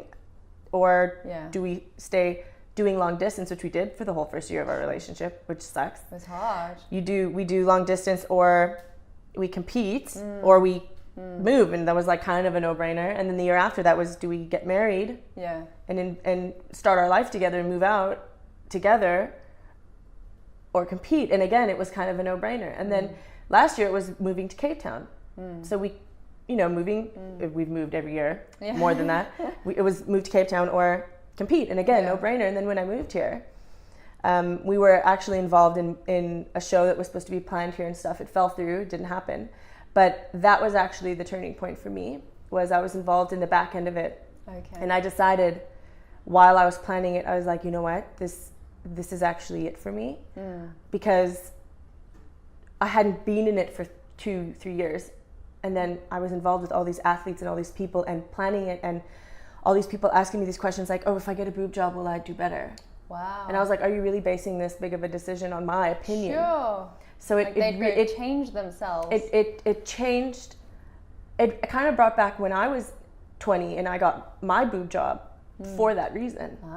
And I was like, I can't believe that. Yeah. Because when you're older, and you see these 21-year-olds, and you're like, I want to save you for making the same mistakes I made. Yes. That was me. Okay. So I was this 29-year-old being like, oh my gosh, I can't believe these people. Yeah. And it just kind of, I think I was just reintroduced and reminded of the kind of sad side of it, the not so nice side of it. Yeah. Yeah. So that's when I was like, ooh, I don't think I want to do this anymore. I don't think I'm gonna. Because I never made the decision to not compete anymore. And another thing that I should mention is those 3 years that it took for me to get to that point were brutal. My body hadn't had a break in 7 years. Wow. So I gained, I honestly don't even know, I didn't weigh myself, I didn't want to put myself through that kind of torture. Yeah. But I actually changed. I don't like weighing myself either. Yeah. And I'm a naturally curvy girl. For me Yeah. to diet like that for those 7 years was really difficult. Sure. I ate fish and broccoli 6 times a day for months, and I'm not exaggerating, for months. And I don't miss it, I'm not gonna lie. Yeah. But I know that there are healthy ways to do it. Yeah. But I just think that it's one of those things that you have to have the genetics for it. Yeah. And I really don't. My husband does. He eats anything and everything all the time. Yeah. Looks amazing. Yeah. Good for him. Yeah. Not me. Yeah. So I actually would love for him to do it again one day. Okay. I think he has the potential. I think he should. For me, it just wasn't. And it's not feasible for me. Yeah. And like now I'm thinking maybe family Yeah. and those things. And I just don't want to have that in the back of my mind No. to put myself back into that. I'd probably have to lose like at least 15 kgs. It's insane. Minimum to compete again. And I just don't want to. No, absolutely. Another thing I actually wanted to mention too, when you stop competing and it's been a part of your life for so long, you go through a major identity crisis. I was gonna say. I was a shape cover model, top 10 in the world, personal trainer, fitness model, bikini model. And then the hardest thing for me and my self-esteem, my self-worth, everything when we moved to Durban, I had spent, those years in Canada building up my reputation. I was well known. Yeah. I would go out to bars or go out and people would be like, oh my gosh, I know you, Yeah. blah, blah, blah. Yeah. And in Durban, it's like, oh, that's Dan's girlfriend. Ah. So you go from this, Yeah. and you try not to let it affect you, but it did a lot. Yeah. Because I'd go out and I'd be like, oh, that's all I am. Yeah, I'm his girlfriend. Yeah. So I was like, Yeah. and I also had a company in Canada that I actually only closed down last year. Okay. It lasted the whole Duration. Yeah, it was called Get Ready Girls, and it was about women's empowerment and confidence through fitness. I had employees working for me and everything, and it was a huge decision for me when I moved. I let it run still for another year, but businesses, when you're not there, Yeah. I mean, If you don't it's a have matter your of finger on the pulse, time yeah. before they implode. And that actually, so my two biggest identities, and I guess my two biggest accomplishments by then, before I was married or anything like that, was my business and the body and who I was. And then I lost both of those. Wow. So that was a huge knock for me. Yeah, I can imagine. Yeah, so that was, I would say, the hardest part. And to go from one extreme to the other and not compete anymore, it takes work like every single day. And because I was new here, you can't work. Yeah, okay. Yeah. Right? You can't work, you're working on visas, you're working on all these things. Yeah. You can't work, and you're just Dan's girlfriend, then Dan's fiance, then Dan's wife. Yeah. And he's such a great person, that's great, but like I'm such an ambitious person that it killed me. Yeah. It killed me. So that was very, very tough. Getting out of that industry was the hardest and the best thing ever for me. And the funny thing is when that show dissolved and it didn't end up happening here and all these things, and by here I mean Cape Town, the show is happening in Johannesburg. Okay. Then is when I was like, okay, I think I'm not going to be involved in this industry anymore. And it took 3 years of me just back and forth. Oh, do I? No, I don't. Yes, I do. Yes, I'm a trainer. I did everything on one day. I remember I was like, okay, I can't do this anymore. Yeah. And I called all my clients that are competitive athletes and I said, no more. I'm not doing this anymore. And I referred a coach that I love to them. Yeah. And I said, I'm not doing this anymore. Wow. And I said, I had a few clients who are halfway through their show prep. And I said, I'll train you to the end, but after the show you have to look for a new coach. Because I found that, and the turning point for me was I was sitting down to do this diet plan. And it was for a girl that I have trained for a long time. And we had just spent so long kind of fixing her from the competitive industry. And I was going to make a diet plan now for her to compete again. Oh gosh. And so I was you're like, sending her back into the back to the wolves. Yes, that's what I felt like. And although I'm sure she'll do amazing, and the coach she has now is incredible, an amazing coach, it didn't sit well with my soul. I couldn't do it. And I sat there and I was crying and I was like, I can't do this. I can't do this. So my husband was like, you've been checked out mentally for a long time, just admit it, make these two match. Yeah, exactly. My heart was wanting so badly to still be involved in that industry, but then my because brain your was identity was tied up in it for so long, and it's all that you knew. Exactly. And your ego is like, no, but that's us. That's who we are. That's exactly what we do. And it was like you spent so much money and so much time, and you've invested a decade of your life. Exactly. And but even with my Instagram and stuff, I lost followers and everything really? because you're switching from one focus. Well, they're used to seeing you in a bikini and half naked all the time and talking about superficial stuff. Yeah. And then all of a sudden you're making these deep posts. They're like, show me your bum. I don't want to see this. And I get it. You can go followers. Yeah. Like you guys are obviously not my target market anymore. Exactly. But growth. There we go. That's what that's called. Yes. So it was a hectic period. But so I mean, that as a woman and as a young beautiful woman, that you kind of. Your journey has been the extreme of what everyday women go through in terms of, you know, they've tried things, yo-yo dieting, and all, you hear about it all the time. Invest in obviously something and it fails. Yeah, and that obviously impacts their confidence, their self-esteem, their self-worth, their identity. Yeah. Now, how did you, when you're going through, like coming out of such a strict regime, is that the right word? Regime? Yeah. And then... Regimen?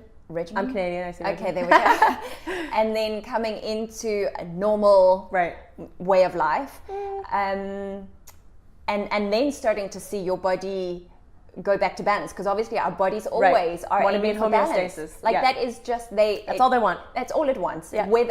You mentioned as well about body shapes, right? And that if you are a certain shape, you can't wish you were a different shape. No. You are that shape. If you're like, for me, for example, I know my genetics since young. My body gets chunky easy. I get curvy easy. I get chubby easy. Soon as I hit puberty, it was like. Plus, I like to eat. Yeah. Well, who doesn't? Right. So, you know. Yeah. My downfall. Yeah. But you can't, like, I have girls who will come up to me and be like, I want to look like this Victoria's Secret model. And I'm like, well, you're going to have to grow 2 feet, which is a lot. And you're going to have to completely change your genetics from the inside out. And if you find that pill, please give it to me. Yeah. But otherwise, we can only make you the best version of you. Yes. And that's the only thing anyone can ever hope for. And one of the weird things for me over this last year that I've been in Cape Town and deciding not to train athletes anymore and kind of stepping out of that industry and just being more wellness focused and life coaching focused was I realized that the last 4 years that I was hiding in my little bit of excess weight. So I've started losing, but it was weird. It was a weird realization for me. It was only a few weeks ago actually. Oh wow. Yeah, that I was never taken seriously when I was a model at all. Oh. And interesting. I know that the women respected me because of the way I carry myself and the confidence that I have. But even just friends, long-term people and stuff, if I would show up somewhere, people would say things like, oh, sorry, we didn't recognize you with clothes on. Or if I would give my opinion and stuff, people would just be like, yeah, okay, you're here to just be pretty. You just go and, So I think when I got out of that industry, and you know, it's a thing that you don't think, like, you don't know you're breathing poison air until you breathe clean air. Yes. And I didn't know how people saw me or anything until I was out. So once I was in Durban, it was a weird thing because not a lot of people get to start their lives over with people who don't know them, don't know the mistakes they've made. Yeah, clean slate, which for me sucked because I worked so hard before. I kind of wish that I had messed up the whole first part of my life and I could have just started fresh here, you know, ran away from killing someone, you'd never know. But I started with a clean slate, but I didn't really know who this person was. So I wasn't unhealthy. I still always train. But I was drinking more because I didn't drink like my whole, you know. I was drinking more. I was not like I went from being extreme to being like side. Let's say this is healthy. Yeah. Whatever your definition of healthy is, I was a little bit here. Yeah. So I realized a few weeks ago that like I was sitting in this because I was so comfortable with the fact that people saw me for me and not for just my body. And I didn't realize that, so I kind of have had to go back now this way to be like, no, actually, like I do deserve to look the way I want to. Yeah. I felt like I didn't deserve it anymore because that's not who I am anymore. Yeah. And I didn't realize until someone kind of, you know, when someone says something that is about themselves, but you obviously make it about yourself, and you're like, ooh, me too. I do that too. So that everything comes around, and it came around recently. Wow. And so now back to being healthy and back to being motivated again. But it took that process of, and maybe it's like redefining who you are. 100%. Actually, who am I? And I find until that, you know. And I find that if you're constantly progressing, you're gonna have to do this all the time. Constantly. I know there's never an absolute point of, okay, now I get it. Now I know who I am. Never. Constantly evolving, constantly growing. And earlier you mentioned about then those different body shapes, and that, you know, so then women are setting themselves up for failure because they have expectations that are beyond what is physically possible for them. So can you explain what the different shapes are that women would be able to then identify, and then for them to be able to accept and then do what's best for them? So you have ectomorphs, mesomorphs, and endomorphs. And generally, you can be one or a mixture of two. And it goes ecto, meso, endo. And ectos are the naturally thin supermodels. I mean, you know, I can't describe it other than they're tall, they're thin, long limbs, narrow, very narrow, they're usually straight like this. Yeah, like boy. Yeah. Yes. Shapes. Yeah. And then you have the mesos, who are usually bodybuilders.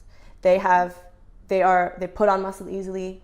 They're more average height, average size, average limbs. They're not usually taller or longer. Yeah. Because you can be short and be an ectomorph, but you will have long looking limbs for your height, if that makes sense. Like be petite looking. Yeah. Yeah. Ectos usually are those people who forget to eat. Okay. You know? Not me. And then endos are people who are just, they hold a lot of weight.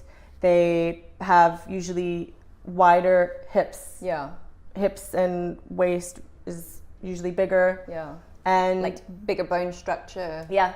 So for me, I'm a mixture of meso endo, kind of a mixture. I put muscle on easily and I can lose it. It's just, it is difficult for me. I do tend to lean a bit towards the endo side. So it really depends on who you are, and also on your genetics and what you eat every day, your physical activity, everything. You can combat your genetics 100%. Okay. You can. Okay. It's just for some people it's going to be more difficult than others. Okay. Basically. Yeah. And so their commitment to both nutrition and exercise is going to vary depending on where they are. And for me, it was worth it. Then it was worth it, and I was willing to do anything and everything to fight my genetics and to become what I wanted, which was a pro and cover model and all these things. But who I was then is like a stranger compared to who I am now. Yeah. So I, right now, knowing everything I know, wouldn't do that again. Okay. But then it was so worth it. You know? You felt at the time it was worth it. At the time it was worth it, and I actually obviously wouldn't know my husband. I would All the no regrets whatsoever. Yeah. Clearly. Yeah. But the havoc that I'm more like the fact that I gained weight. I'm at peace with that, and I think I could have gotten over that quick. Yeah. It's the identity crisis and the losing my self-confidence and my self-worth and everything and starting from scratch is what really that I could have done without. And so how did you start to heal that? How did you start to get to that point of rebuilding now your self-identity, your confidence and your worth? Work every day. Yeah. So a lot of people, my close friends know this, and I would talk to them about this a lot. But the funny thing is honestly, because I had the last 2 years kind of off, and the last year and a half without my business, I listened to podcasts all day, every day. And I would get up and just do some form of exercise, even if it was just walking, or literally 50 squat jumps or sit-ups in my house, just to feel productive. Yeah. Okay. And I would listen to podcasts. I read a lot. Yeah. Self-help books and Girl Squad books and all of that. Yeah. I did online courses that were free. I got free booklets for stuff like what you do. Yeah. Stuff like that. Yeah. But I don't think anyone, even those closest to me or even my husband, can fully comprehend how much work I had to do. Yeah. Because it looks like me sitting on my phone. Yeah. And I am very much it's taken me a lot of work to be a vulnerable person. I'm really not. My dad is like old school, comes from an Irish background. Like no. Don't show anything. Yeah, do not show weakness, I would say, is like kind of his motto. Yeah. So and because of my job, I can't ever, like, as a life coach and as a health coach, you can't really have a breakdown, because then it's like she don't know what she's doing. Yeah. So she needs to get her shit together before she gets mine done. Yeah. So I really, really played down a lot what I was actually going through, and dealt with it myself. Okay. But reading Yeah. YouTube videos, actually I forgot, I can't believe I forgot that one. Yeah. You know those like ridiculously cheesy motivational ones? Yeah. Those. Yeah.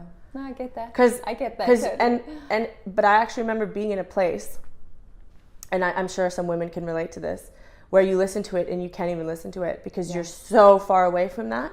You listen to it and you're like, this is so dumb. Yeah. Who feels this way? Yeah. Like, who actually is this motivated? Yeah. Like, I remember listening to that. It's kind of like the same feeling that you get when you're in like a really toxic relationship with your partner. Yeah. Like when you're with the really wrong person, and then you watch, you listen to love songs or you watch a movie, Yeah. and you're like, this is so not real. Yeah. Love like this doesn't exist. Yeah, exactly. It's the same thing, but Yeah. with anything happy. Someone has something happy going on in their life, and you're like, it's fake. This is fake. It's not real. Yeah. How can it possibly? Yeah. Yeah. So I went through that first. Wow.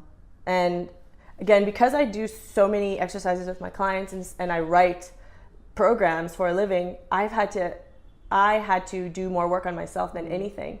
And I don't know how women do it who never even just sit down and have to do these things. I don't know how they progress, because you have to sit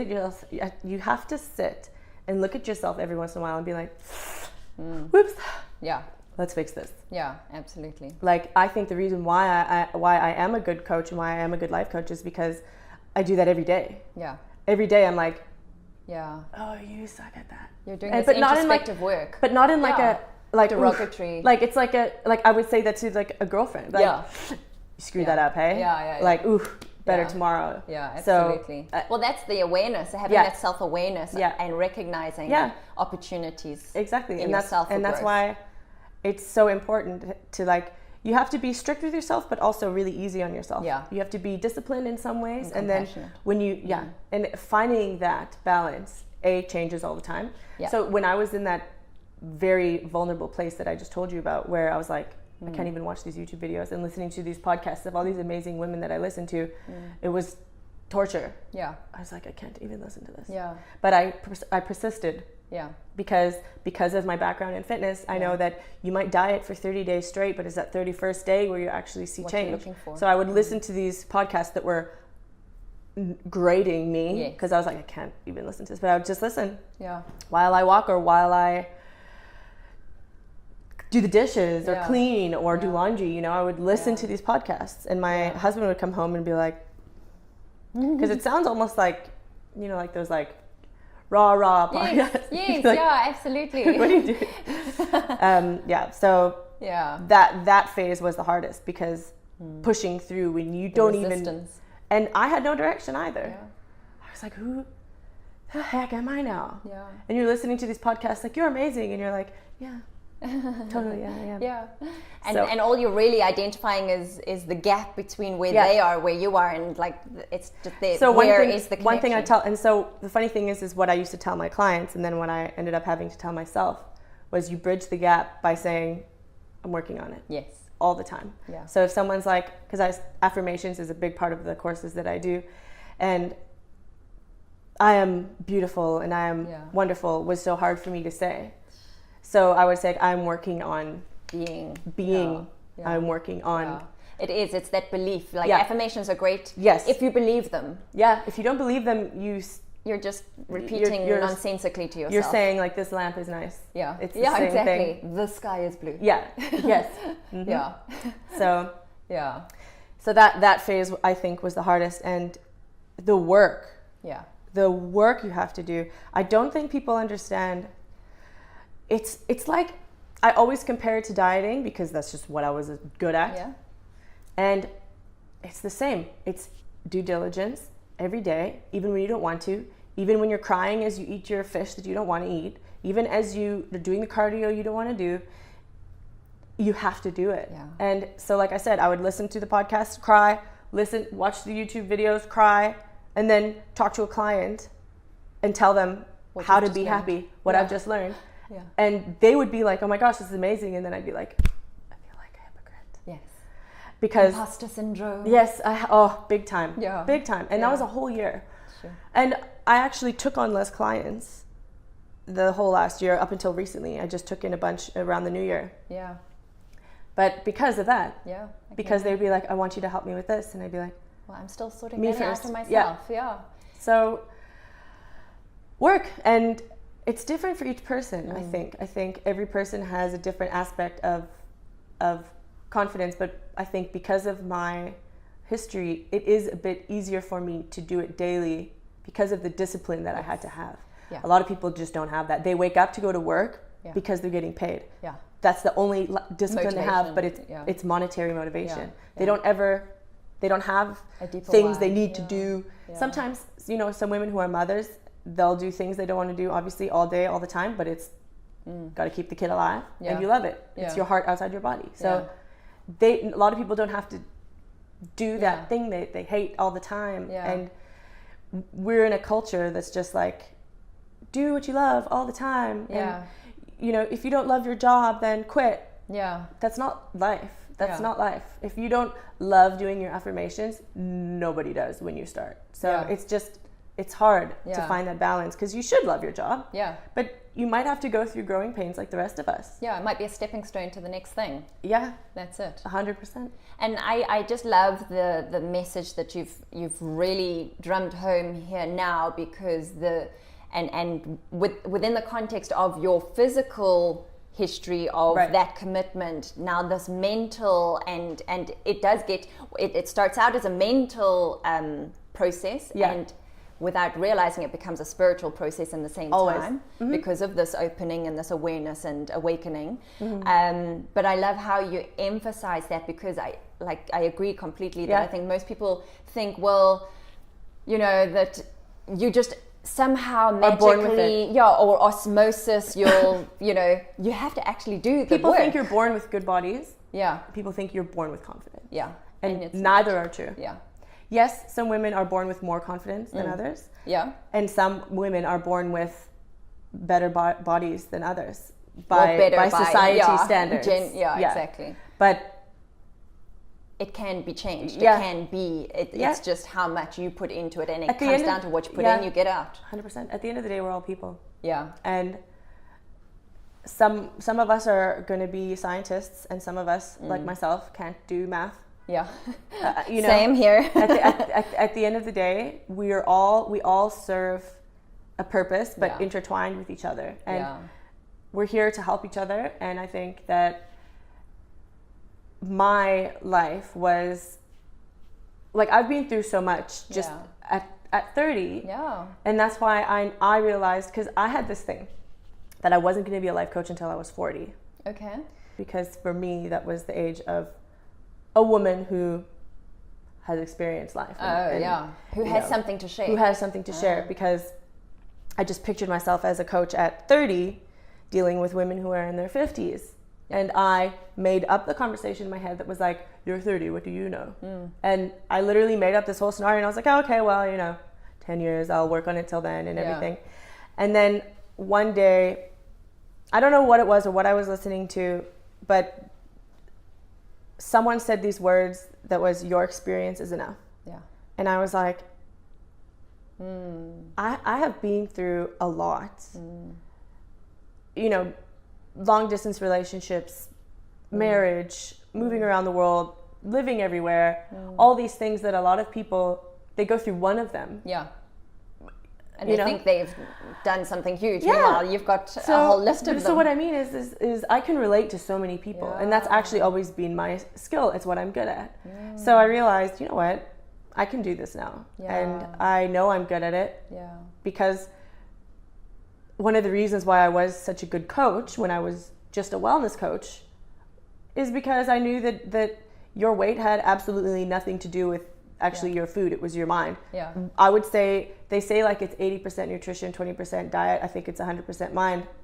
I don't think it has anything to do with the other things, because if your mind is in order, you'll sort everything out. Everything. Completely. Your confidence, everything will come from the strength in your mind. And it doesn't come from confidence. Confidence is a piece of it, a very big piece, but it's your, like I said, it's your discipline, it's your mental strength, your physical strength, like to go through, to deal with some of the haters that you're going to get when you're in a position of authority, or you put yourself out there to be judged. Guess what? You're going to be judged. And exactly. it sucks. So I think that was a huge, again, another thing for me was realizing, like, actually, why wait 10 years? You've got enough of a story, and I think there's so much power in just sharing your story. I mean, it's phenomenal to think that you've actually lived through what you've just described, you know, in these few minutes. And I think some women go through years to kind of realize what I realized in a year. Absolutely. And so now on a scale of 1 to 10, you know, 1 being completely, you have zero confidence, 10 being take over the world, where are you? Okay, so 1 was last year. Okay. And then I would say I'm at a 9 now. Awesome. Yeah, I again, for me, this is just my personality type. I'm impulsive. I make decisions like this. When I made the decision, okay, I'm doing this. It was it. Game over. It was in March. Okay. When I was like, I'm not in the fitness industry anymore, and I'm not going to compete again, and da-da-da-da-da. And then it was like, I cried, and then it felt like someone had taken a boulder and just lifted it off of me. And I was like, and from then, so I didn't close the door. Like, a lot of people in the fitness industry will karate chop that door shut. They'll like kick it shut and then bolt it closed because they have such pain attached to it. I just closed it. But as soon as I closed it, it was like other doors just flew open, and I knew exactly where I was going, and I have such clarity with where I want to be in my life. Even if I have a bad day in any respect with side jobs I do or anything, it's like, if I'm having a bad day and someone's like, or any criticism or anything like that, it doesn't affect me now because I have direction. And I think that's what a lot of people are missing, is that direction. Because what happens is, and what happened to me, when you don't have your identity kind of solidified, or you don't have your direction solidified, things like the job that I described to you, where I was planning this show or whatever, they come, and because you're in a vulnerable state, you veer off course. And you're not meant to do those things, and that's why they'll shut in your face. They'll be karate chopped closed in your face. Exactly. And you'll think, oh, what's wrong with me? It's something to do with me. But it's because it's not on your path. It's not aligned. If you keep making, if your path is here and you keep going like this, that's fine. You're always going to come back. And it's going to 99% of the time be painful. Exactly. Because until you've learned that, and then you stay on course. Your dharma. It's there. It's guiding you. So you can't I feel now that I have this direction, it's so different. But again, like I said, when you're breathing toxic air, you don't know until. So I feel that's why you go this way, because you're like, well, I could use this and I need it, and maybe it's a stepping stone, and then nope, and then out, nope. So that's life. It's not going to be like this. But once you kind of know where your direction is, like for me, when I made that decision, nope, none of this anymore. My attention was gone from that. It was like life coaching, and now I have a podcast coming. I have all these things coming that I've always wanted to do. But I was like, oh, when I'm 40. Oh, and 10 years from now, when I'm a real woman, when I'm like real mature and have, some validity behind me. Guess what? I have validity behind me, and I can do it if I want to. Absolutely. And so you mentioned, all the podcasts and the books and the YouTube, all these things that you consumed in order to help you with your own personal development. So Do you still do all of that in your day-to-day life? Do you have a daily routine that you implement to make sure that you're staying on that track? What does that look like? You have to, or you fall off. It's so I listen to a few podcasts still, and they always give me good ideas and help propel me forward. Which ones in particular? I really love the Champagne Diet. Okay. Cara Alwaleba, I love her. I love Angie Lee. Yes, rich I love bitch, her. Yeah. We used to talk when I used to do fitness and stuff. Oh, and I reached out to her the other day, and then I saw like all this conversation, and I was like, oh my gosh, I forgot that I had. Yeah. So I fangirled a little bit. Oh, awesome. I love the Precision Nutrition podcast, just for my nutrition stuff. Yeah. I love Lori Harder's podcast. She also was in the fitness industry when I was. So it's weird because these are all people I kind of knew or like have known as a creeper for years. Yeah. So it's inspiring because they all have similar stories to me. And they've all left the industry same as you? Yeah. Okay. They all have very similar stories to me where they were like just these now liberated women helping other women. My goodness. My whole thing, like, so my purpose has always, I've actually always known my purpose. You know, like when people will sometimes be like, what's your like someone in those exercises you do online and stuff like that. I'm sure you know what I'm talking about. One of them will be like, what brings you great happiness? And since 19, when I started Get Ready Girls, it was my mantra that was on the website was to educate women about nutrition and fitness in a positive female environment. But it was always about body, mind, and soul. Even when I was 19, I would make them do affirmations, all these things. And so I've always had that direction. And even when I was what I described last year, even when I was at my worst, I never lost sight of that. Yeah. I would help the women around me in the best capacity that I could. Some of my friends were going through some really hectic stuff, and I was the pillar for them. And that was a great mirror reflection. Yes. This is what you're doing. Yes, because they were going through some crazy things, and I was being so there for them. Yeah. And then I would be like, but that's because of the person that I am. I don't recommend it for other people who are in a very vulnerable position. For me, it brings me strength to be there for other people. So I was kind of like being this strong person for them, being like, while you're going through your own shit. Because it's a nice distraction. Yeah. Number one. And it's a win-win, really. Yeah, but number two, it makes you feel good. Yeah, absolutely. Yeah. Gosh.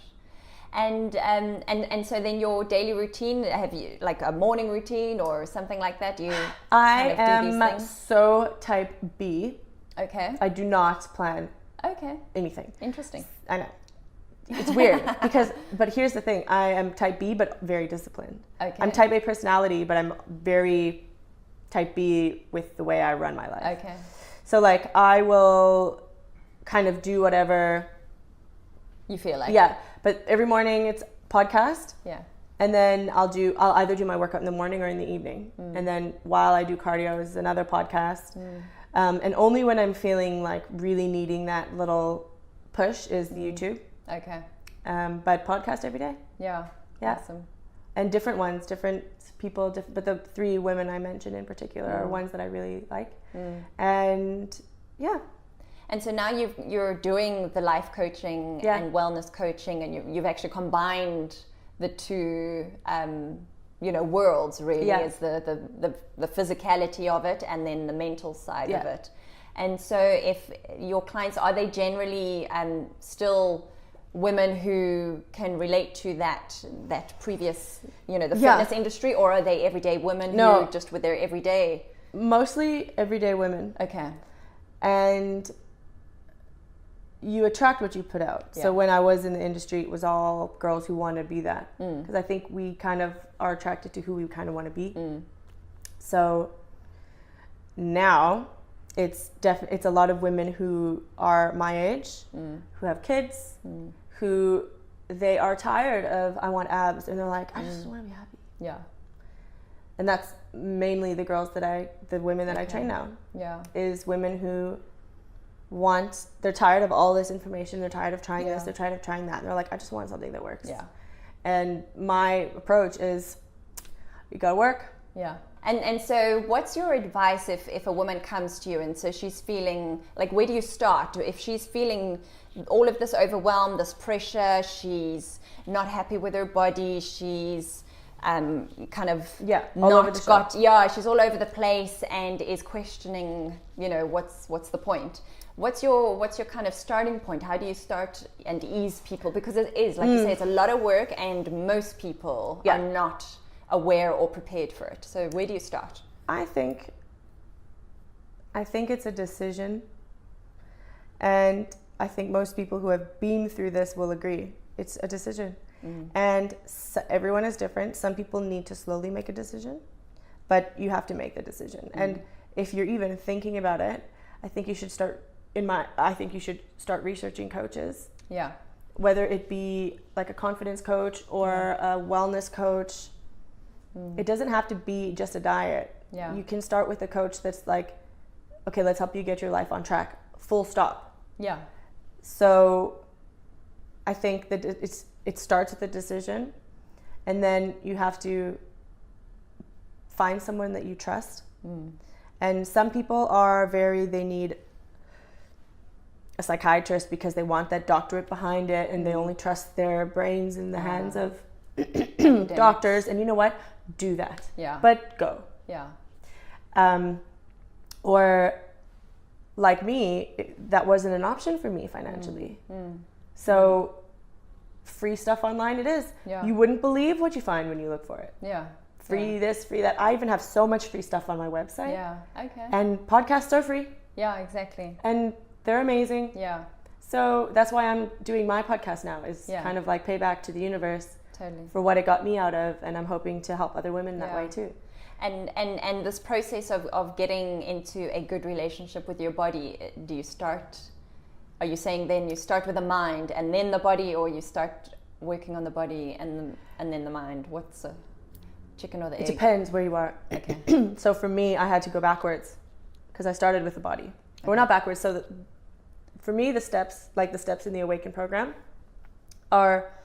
the chapters are called Nourish Me, Move Me, Know Me, Love Me, Connect Me, Awaken Me. Awesome. So those are the 6 steps that so for me, I think if you get to know your body types, you get to know how to move your body. Yeah. You get to know how to feed it. Yeah. You get to know how to, like, know me is like, you get to know your personality, and you do these personality tests, and you do all these things to kind of see how you react. Like I just said, so for me, I know I'm not a schedule person. And when people give me spreadsheets and schedules, it freaks me out. I can't do it. So I know that about myself. So if you can kind of let people know up front, like, hey, by the way, this is how I roll. Yeah. They kind of have to respect that. Yeah. Because if someone says to me, I'm an introvert, I'm like, okay, I'll talk a little softer around you, because I really understand introverts. I've gone out of my way to understand introverts. A lot of my friends are introverts, and you can't take it personally when they're like, I don't want to come out tonight, I'm introverting. You're like, good for you. Yeah. You know, like, you can't take things personally. So the know me, I think, is so important, and then love me comes after know me, because you can't love yourself if you don't know yourself. Connect me is how you connect with others, because I think it's one of the biggest bases of who we are as humans, is connecting with other people. And Awaken, I just discussed karma, dharma, your purpose, and I approach it from kind of a far away perspective, because I'm not there yet, but I introduce it as like, this is the goal. This is what we want to do. The meaning of life. Yes, this is what we are all hoping to do. Yeah. And good luck. And if we were all aiming in that direction, the whole world, the ripple effect, would be amazing. So, to answer your question, you can start with the nutrition, because I think it requires the least amount of introspection. Okay. Unless you have eating issues and stuff, which most of us do. Yeah. But if you are just one of those people that just wants to kind of get started on this journey, and you don't have massive weight issues, you don't have former eating disorders, start with your food. Yeah. And eat more fruits and vegetables. How hard is that? Yeah, exactly. You know, just get started, then move your body a bit more. And then you can start easing into the whole progress.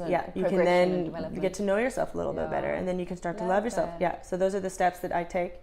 You can do it backwards. Some people are like they know themselves so well but they just can't get their eating right. It is because of lack of knowledge. It's just that you can sort that. Yeah, absolutely. Yeah. And so where can people find out if you know this is resonating with somebody watching this? Where is best for them to get hold of you if they want to find out more? You can message me on Instagram. I have a Facebook fan page. There's an Ambition Online Instagram and Facebook.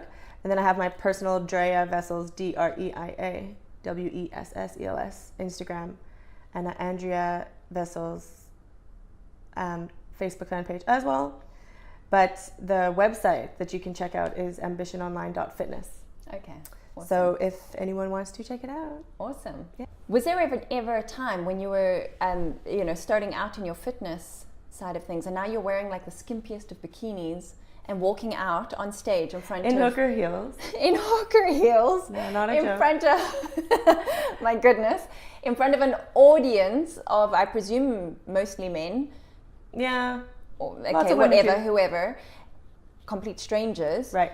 And like, was there ever this like, how do you even? I can't even fathom like how. I struggled to just walk down on Camps Bay Beach in my bikini, let alone up on a stage. And presumably you started somewhere where you were not at world-class level. Right. How did you do that? Like, what was that like? Well, I can tell you it was really hard. Was it? Yes. But the thing is, when you've worked so hard for so long, you actually are excited to get on stage and kind of showcase the hard work. The hard part comes after, when you hear the judgments. Oh, you weren't as lean. Oh, you weren't as good as you thought you should be. That was my experience, was getting on stage and being like, oh my gosh, I worked so hard for this. And then you get off stage and then the judges go, 10th place. Yeah. You're like comparing yourself to the girl beside you, and then it makes you ugly. Because you're like, I'm better than her. Yeah. And I'm so against that now. Yeah. I'm like, you all win. Yeah, absolutely. Yeah, so that's the hard part, is after. Yeah. And obviously the hard work all before, but I'm talking about being in a bikini on stage, that's not super fun. Okay. And now, like, bikinis, I struggled with that. Again, last year, I struggled with that. I was sitting at a heavy weight and but again, I worked so hard at loving myself at that weight. And I'm very lucky I have an amazing husband too. He helped me a lot to get through that. Yeah. But I like my shape. I think I still carry my shape well. I still have a small waist. I still train every single day. I just am not obsessed with it anymore. Awesome. And it's really liberating. That's like, I can feel like this global sigh of relief almost, you know, and that's what you want to get to, that you can just, whatever it is you are wearing, if you're wearing nothing, just and I think love where you are. I think as long as you're healthy, and I think only a doctor can tell you if you're healthy. Yeah. Because I know some women who are very overweight, but they're healthy. Yeah, absolutely. Absolutely. And there's not just a one definition of beautiful and ideal. You define it for yourself. Yeah, totally. Mm-hmm. That's awesome. Thank you so much. Thank you. Yeah. And then lastly, what does confidence mean to you? Confidence to me means accepting who you are, and not just accepting who you are, but loving who that person is, and loving that person even when you feel like that person's not worthy. So it's acceptance and love of who you are, and we are a sum of our actions. So being cautious and conscious of that, and every decision we make, making it from a place of love, full on love for others, love for ourselves, and then I think it will resonate and come across as confidence. Thank you so much for joining us and sharing your insights and your story, which is phenomenally powerful. And I know that everybody watching this is going to really take something special away and some big learnings. I hope so. And anyone can contact me anytime. Awesome. Thank you. Thank you. Well, there you go. I hope you enjoyed this episode. Please do reach out to Andrea. She's got some fantastic offerings and programs, and come and sit next to this woman and learn from her firsthand how you can become a more confident version of you. So, tell you a little bit about my story. I'm not an activist. I haven't changed the world or led a campaign. I'm here to just tell you my path so that you hopefully can take something away from it, because I don't like being honest with, this is the truth, I don't like being honest with press and interviews, I like being honest with you directly, which is each and every one of you. I feel like I can, and I'm just gonna start with the basics. So I'm 21. My mom had me when she was 16, and I'm from Grand Prairie, Texas, and she worked 4 jobs and completely dedicated her life into making mine better. So to me, she is the definition of a strong woman. And I love her so much because she's taught me those values so much. I have been acting my entire life, and I have known since I was first on Barney, you know, that purple dinosaur that I hung out with. When I was 11, the point being is when I was 7, I wanted to be an actress, and I wanted to live my dream. And when I was 11, I had a casting director tell me that I wasn't strong enough to carry my own show. And I'm sure all of you have been told that you don't have what it takes and that you may not be good enough and you don't have enough people supporting you, and you're being told all of these things when deep down it's all you want to do. You want to be a part of something great. You want to make something great. And it does more than knock the wind out of you. It crushes you when people try to tell you that you're not good enough. And it almost did for me, but there was my mom next to me, stronger than ever. And she said, the most important thing is to always trust in myself. If I'm doing something because I love it, I should do it because I love it, and I believe I can do it. So she told me to keep going. She told me and she taught me to turn the other cheek and let the critics be critics. And let us just trust ourselves. So for me, 2 years later, I got my own show, and the first thought wasn't, oh man, that girl when I was 11 said I wouldn't carry my own show, and I did. I mean, I thought about that for a little bit, but I thought about what my mom said. My mom was like, you have to trust yourself, and I realized if I didn't believe that I could do it, I wouldn't be able to be here. And I'm gonna say I live a very blessed life. I have so much to be thankful for, and a lot of you are a big part of inspiring me because I don't think you get it, and maybe you're not told enough, but you inspire me to be better, and we should inspire each other to be better. I'm surrounded by people who are supposed to guide me, and some of them have, and others haven't. They pressure me. There's so much pressure. You gotta be sexy, you gotta be cute, you gotta be nice, you gotta be all these things. And I'm sure you can all relate. You all have pressure that you have to deal with every day. I'm sure with school, with work, with friends, with parents, with family, with parents, I know sometimes with mine. They tell me what to wear, how to look, what I should say, how I should be. Until recently, I had given into that pressure. I lost sight of who I was. I listened to opinions of people, and I tried to change who I am because I thought that others would accept me for it. And I realized I don't know how to be anything but myself. And all I really want you to know is that you are changing the world. I'm not changing the world, you're changing the world, and that's amazing. Please just be kind to each other and love and inspire people, because let's do it. Let's change the game. Let's change the game. The most important thing is that we learn and we continue to learn from each other. Please stay true to yourself. Please just remain who you are and know that we have each other's back. All of us have each other's back. I'd be lying if I said that I've never tried to make myself better by giving in, because I have. But I've learned from my actions, and for all the things I've done, I'm proudest of that. I've learned from my mistakes. I want you to know what it's like, that I know what it's like. Figuring out what types of friends you have, you are who you surround yourself with. So I just want to say, I hope I can inspire each and every one of you to just trust yourselves and to love and to be loved. And thank you for allowing me to come up and ramble and talk to you guys, because this is such a beautiful thing you're doing. Be proud of yourselves. This is great. So today's session is on, what I've been asked to do is on body image and self-esteem. And I think everybody at some time in their life goes through with being conscious of how they look, how they feel about themselves, and maybe experiencing low self-esteem. So what I wanted to start with, rather than myself just come out and give you a lecture, normally the way I work is in a group setting and on a one-to-one basis. So the clients or the students who's with me will tell me what's going on for them.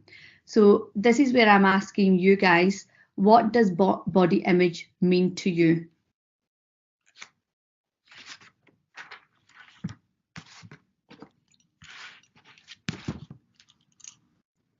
So I gather you're going to do the message on the chat. What does body image mean to you?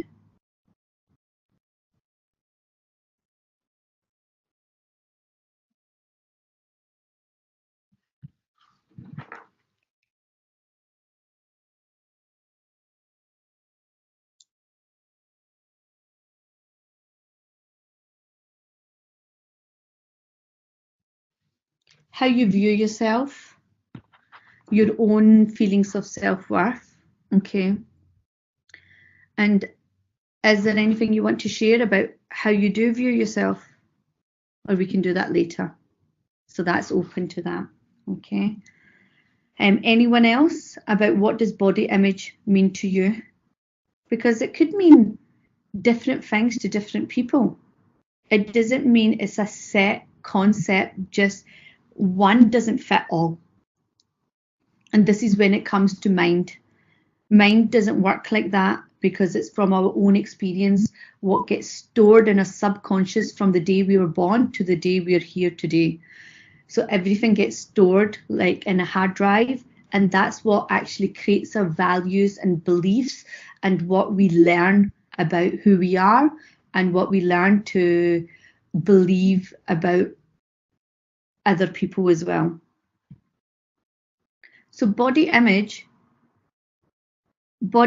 can be translated by, as one of the viewers said, is how we think about ourselves. So it's about, what do you think about you? What do you really think about yourself? And then our thinking relates to how we feel about ourselves. So how do we feel about ourselves, about our body, and how we believe others see us? It could be from judgments from others. I've got here judgment according to external standards, example in media and in our environment, yes, but that's true. But mainly, you know, what is body image? What is it? It's about what we think about ourselves. Your body image to you is going to be completely different to how we feel about ourselves. How I feel about me is going to be completely different from how you feel about you. How we believe others see us. And do we know that for a fact, how people see us? Do we know that for a fact? Are we just making up those stories in our head? Or is it because of somebody had a comment you made, and that comment, you've made it into something else, and it might not even be true. Maybe they mean something else. We don't know this yet until we get into it. And so I've got a comment coming through. It's mentally draining comparing ourselves to others. Of course it is. Of course it is. It is draining because it's all going on in your head. It's going all in your mind. And what you're thinking, which mentally is the thoughts create your feelings. So where you're just saying is you feel quite drained, right? That's a feeling. And it's from your thoughts that you will get those feelings. So how do we think about ourselves?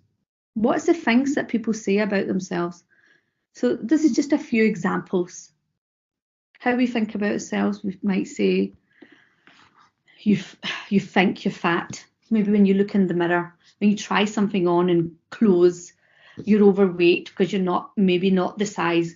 Is it as a model walking past, it was I think it's a size 6 or an 8 in the magazines. And when you look at your clothes size or even clothes sizes within the shops, different shops have different sizes, that you might be a 12 in one shop and might be a 14 in another. And when you pick up that item of, say, jeans or a dress, and you're thinking, oh my God, that's a size 14, but I was a size 12 just, well, I don't know, 2 months ago or something. And then you start thinking, it's just all these thoughts start going through your head. When you look in the mirror or you compare yourself to others, you might think you're ugly. And what does that mean for you? What is ugly? What ugly is what's that comparison to? And then Islamically, can we be ugly? Allah's created us perfectly. Other things we might think about ourselves is too short, or not tall enough, or too tall, can't wear heels. Some people talk about how they don't say, I think this about me, but they just say, I have bad skin. I have too many spots. Or look at all this pigmentation on my face. You know, everything's turned into a fact. Too skinny. I mean, I've started off with fat and overweight, but then there's people out there that say they're too skinny, they don't have any shape on them, they can't even look nice in a dress, or in this jeans, or if it's I don't know if there's any men on the call, on the session today. If there is, please do let me know, so it's related to everybody, but mostly I'm saying dress and jeans, people feel they're too skinny, they're just falling off them, they don't have the hips for it. You know, all these things we're thinking about ourselves, and I've only picked a very few. I'm sure you guys can give me some more here, because this is meant to be interactive. So do please feel free at any time just to send your messages through, and I'll relate them to the presentation. But all these things what you're thinking about yourself, aren't they negative already? Yes, they're negative. And then, as I said, thoughts create feelings. So the feelings are got to do with these thoughts. So then we feel sad when we're trying to lose that weight, when we're fat or overweight, or when we think we're fat and we think we're overweight. So we start doing the diets, or we start doing cutting down meals, whatever we're doing, we try to make this effort to maybe reduce the calories or reduce what we're eating as the junk food to shift that weight. And then we get sad when we stand on the scales, or sad those jeans still don't kind of fit as nicely because you've not shifted that weight that you were looking at that's bothering you. Then you begin to feel unhappy. Unhappy is a feeling within yourself, and you're thinking it's because of my body shape, this body you own, this amanat that's been given to you by Allah. And it's amanat. It's only for this time and this earth and the dunya for you to look after. And what do you think happens to it when you have all these negative thoughts and negative feelings regarding your body? What do you think happens with that? Okay, I'll wait to see what messages we get through. And gratitude. We're negative towards our bodies. Yeah, but why are we negative about our bodies? Let's come back to that. Why are we very negative towards our bodies? So feeling less than perfect in size. We're in size. What is the right size? Who says that's that size? Who says size 6? I don't even know, what is size 6 really? It's a kid's, sometimes it looks like a kid's size, but if somebody fits in, if their bone structure fits into a size 6, might work for them. But why is that the perfect size? Or why is size 8 or 10 the perfect size? And then we all strive. When you're saying we're comparing ourselves, yes, the media, exactly, we see it everywhere. But then you see it, but if you're seeing it everywhere that that's the perfect size, yes, it's training your brain. We get learnt those behaviors that this is the perfect. We start telling ourselves, we start believing it. And then what we do is just, if we're not that size 8 to 10, the perfect size, then we just beat ourselves up. Mentally, we beat ourselves up. So then because of that, we start feeling not good enough. I'm not good enough because I don't fit into that size. I don't look like that magazine. Or nowadays it's the Instagram or the Facebook or the Snapchat now with all the filters. Everybody looks perfect with filters. Who doesn't? Clear skin, gorgeous eyes, and the Snapchat filters. And I've only recently discovered Snapchat. So the Snapchat, you get makeup put on and they change your face shape or, funny things. But it could be okay if it is a laugh. You're doing it for fun. But if that's covering up how you really feel about yourself, that's still internal. You're feeling not good enough. That's something that needs to be addressed. Then you start feeling unworthy of love, unworthy of acceptance, unworthy of self-care, self-love, unworthy of being who you are. And then that brings you down even more. Then you start feeling unattractive. What is attractive? What does attractive mean to you? Do we have a set right or wrong what is attractive? No, what's attractive to me might not be attractive to you.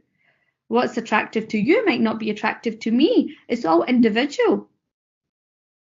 But what really makes you attractive is your nur, is your inside, is your beauty from within. But we sometimes forget that, or a lot of the times we forget that. And we forget it because of the society and the community and the environment we actually live in. Another thing we've got about body image, what body image mean is how we believe others see us. We don't know by fact that others see us like this, but because here I've got here, these beliefs can be what we think of ourselves. So if you go back to the first column here, if we think we're fat, we think we're ugly, we think we're too short, we think we've got bad skin, we think we're too skinny, or well, we think that these beliefs, because we end up believing that, we're thinking that's what other people think of us. That's the way they're seeing us. Now, I don't want to go to that party now because I don't look that great in this dress or this outfit. And it's like, well, everybody's going to think I look fat. Everybody's going to think it's, I don't know. I keep coming up with fat. If that one doesn't work with you guys, you just send it through for me. I've never had the issue of being too skinny. Okay. However, this belief about how we believe other people see us. Another area is here. These beliefs can be constructed by what others say about us. It could be family, growing up with family, or with friends or students. What do your friends and your students say to you? It might be just small comments, but what do they mean? So at this point, if you can put in some messages there about what do you hear from others? What about school? What about in school when you were in primary school and high school? I know you guys are at university now. So, however, that doesn't take it out the scenario of what was said to you as growing up in your household, even from 0 to 5, 5 to 10. While you're at primary school, and then when when your big transition for you when you're leaving primary to go to high school. That is huge when you're the smallest people there because you're in first year. And when you're in first year or even at primary school, there's a lot of bullying going on at school. And the bullying becomes verbal abuse. And what is it? Taunts that they say. Maybe you were in the back end of that. Maybe getting the taunts with these things when we're saying you're fat, you're ugly. This could be racial taunts, etc. as well. These things you start storing all in your subconscious. And even when you don't really realize why you behave a certain way consciously, subconsciously it's all stored. Subconsciously is all stored there. So even within family, and as my cousins, I was discussing this when I was doing the information for this webinar, and I remember my cousins, we were one of us in each family was just by fun or by love, you just called fatty fatty, come here, fatty, whatever, however they say it, they call them fatty. But when you look at the pictures and you look at them and you're thinking, oh my God, they were nowhere near fat. But maybe, you know, they say that they call them out of fondness. But just because my cousin, this cousin on this side, was the less thinner than her sisters and her brothers. And then the same with the other one. It was just because she was less thinner, but she was still really thin. She was nowhere near fat. But they've grown up with this self-image of being fat. No matter what, they still feel fat. And actually one of them is a size 8. The other one must be a maximum of size 10, even if she is that. She did a size 8.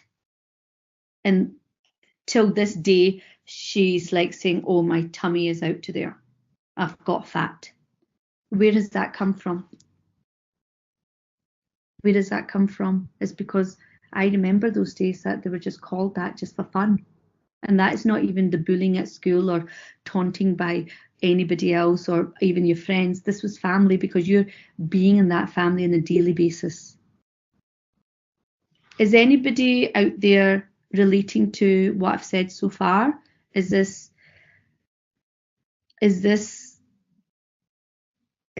what has happened to you?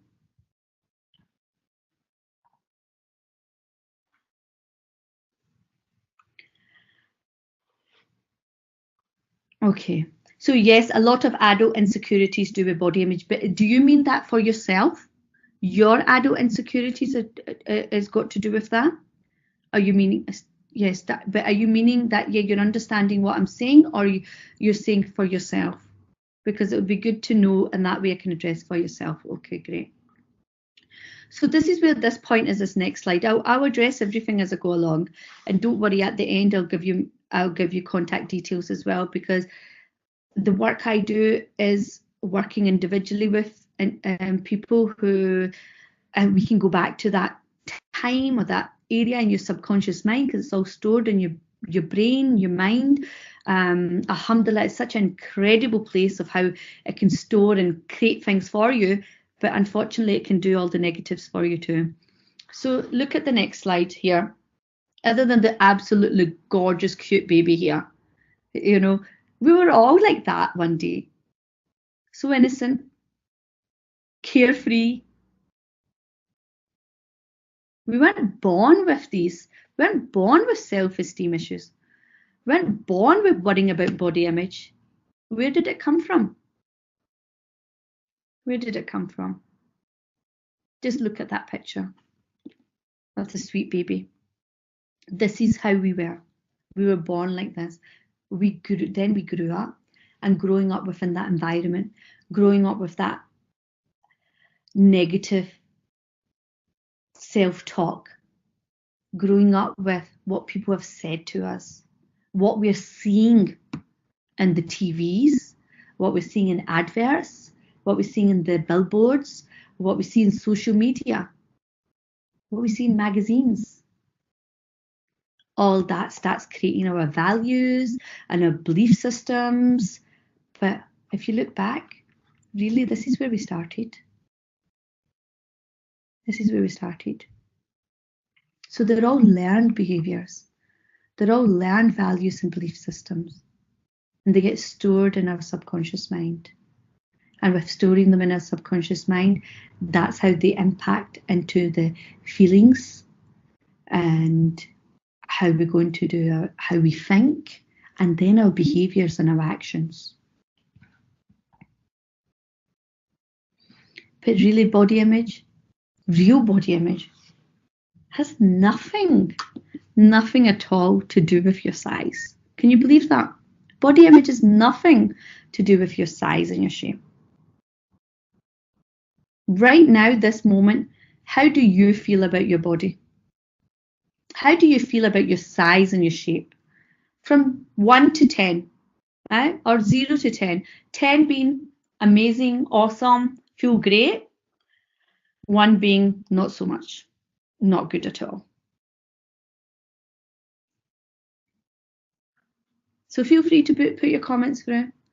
Okay, a 4. Okay. Anybody else?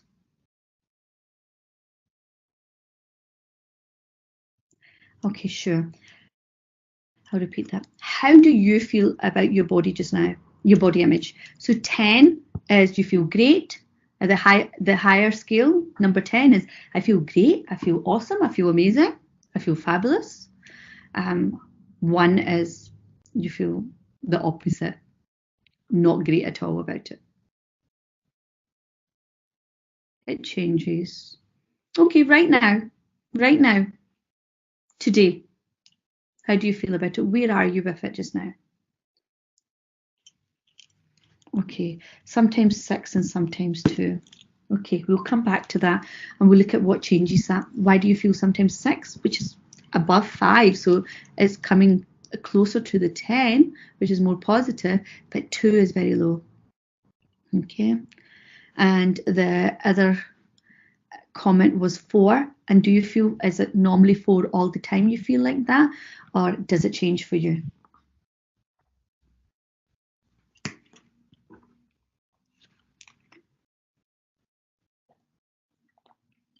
Okay, pretty stable. Okay, so we've got a 4, and then we've got a between a 6 and a 2. Okay, and if anybody else wants to jump on saying how they are. Okay, 3 to 5. Okay, I'll just get them in. No. Okay, so that's interesting, isn't it? And have you thought about it that way before? It's taking that moment to stop and consider how you feel about yourself. So body image hasn't got anything to do with your size or your shape. It's actually a product of peer pressure, of social concepts, of cultural values and family values. I'm not sure what the cultural background of the audience is here, but growing up in a Pakistani environment, and I'll give you an example of when people were looking at prospective marriage partners, and what I've heard and what I've seen with my friends, and particularly even with myself when we were getting married, you know, it was when you were I know it's changed by the time when I was going through all this, but it was very traditional that the male's mum would call the house, and the cultural values of the ladies, or the cultural values of this community was they wanted to know the size of the girl, whether she was tall, whether she was fair-skinned, you know, everything was got to do with looks. So your body image. But this is not just the teenagers or the kids. This is adults. Is the adults, is the community, is the culture, is the families that are having that pressure. So never mind just peer pressure, it's pressure from them.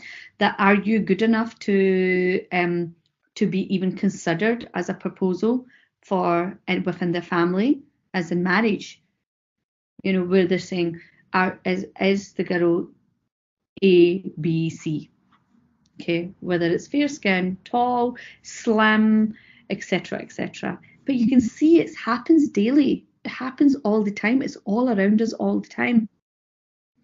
And because of these values, this starts beginning to influence our self-perception, how we think of ourselves and how we feel about ourselves, our self-worth, our self-esteem. And what do you think that happens with this? Okay, it drops and then it drops and it drops. If all the influence you're getting is all negative and it's all on just the way you look, then it does begin to start putting you in a dark place and feeling like you're unworthy, feeling like you're not good enough, feeling like you're not pretty enough to get out there.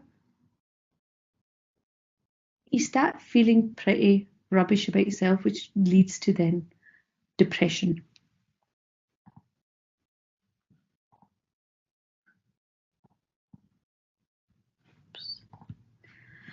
So these negative influences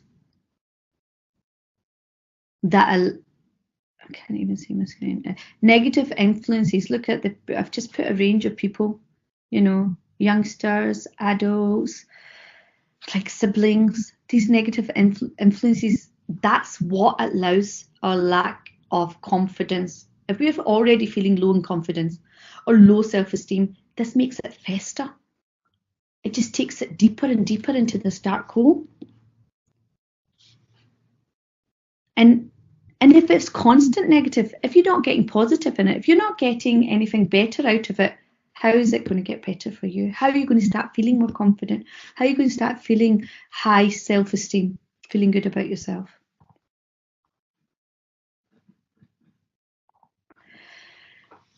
Would you like at this point to say what your negative influences are? So as I've given you some examples of negative influences within family, within cultural, within even school, being bullied. Is there anything that you would like to share? You can feel free to do the messages and I'll go on to my case study.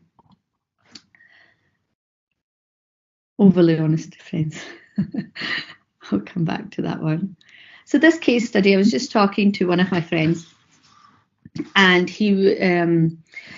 I was saying, you know, when you were growing up, what issues did you have at primary or high school? Was there anything that affected, knocked your self-esteem, etc.? And he goes, I was bullied. I goes, what were you bullied for? And he's saying he was bullied and he was called Bugsy. That's a first picture there, what's with the teeth. Bugsy because he had big teeth or unlined teeth and he had to wear braces later, but Bugsy Malone or something, he said, and it was about his teeth. The other thing, name calling, was Concord. It was called Concord, just and that's about his nose. But then again, this is the nose Allah has given you. If we appreciate or understand that there's a reason why we're designed this way, Allah has created us perfectly.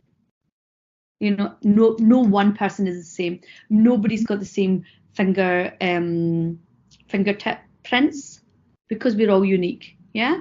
So all these little things about facial, even the next one was Becky Four Eyes being called that. You know, these little things, they're not little at that time though, is it? When you're at primary school, this is at primary school up to high school, he was saying this was happening to him. You know, and I said, what did it do for you? How was the results of this? And he said, I was really insecure about myself. I started feeling really insecure. And then he goes, I was scared. And I goes, what were you scared of? And he goes, for anybody, just even a gang of boys just jumping me. You know, if I'm walking across the road or walking in the street and I see a bunch of boys, I would cross the road to get away from them, even if they've not said anything. He was that insecure with himself because of all these taunts that it created this another level of fear of getting beat up. So he used to cross the road, and then the hard thing hit home. Okay, all this stuff knocks your self-esteem. Yes, but he said hatred. I goes, what hatred? For these people that were saying these things to you. He goes, hatred of myself. Hatred of myself. And that's scary to hear. If someone really hates themselves, what does that result to? Hating yourself. These are the things we're hearing nowadays with youngsters, teenagers, due to Instagram, due to bullying, that unfortunately people are taking their lives. Unfortunately, they're committing suicide due to bullying. But bullying's the outer product. It's what the bullying is doing internally.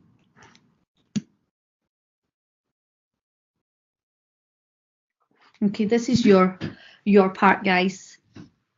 I think I've talked enough.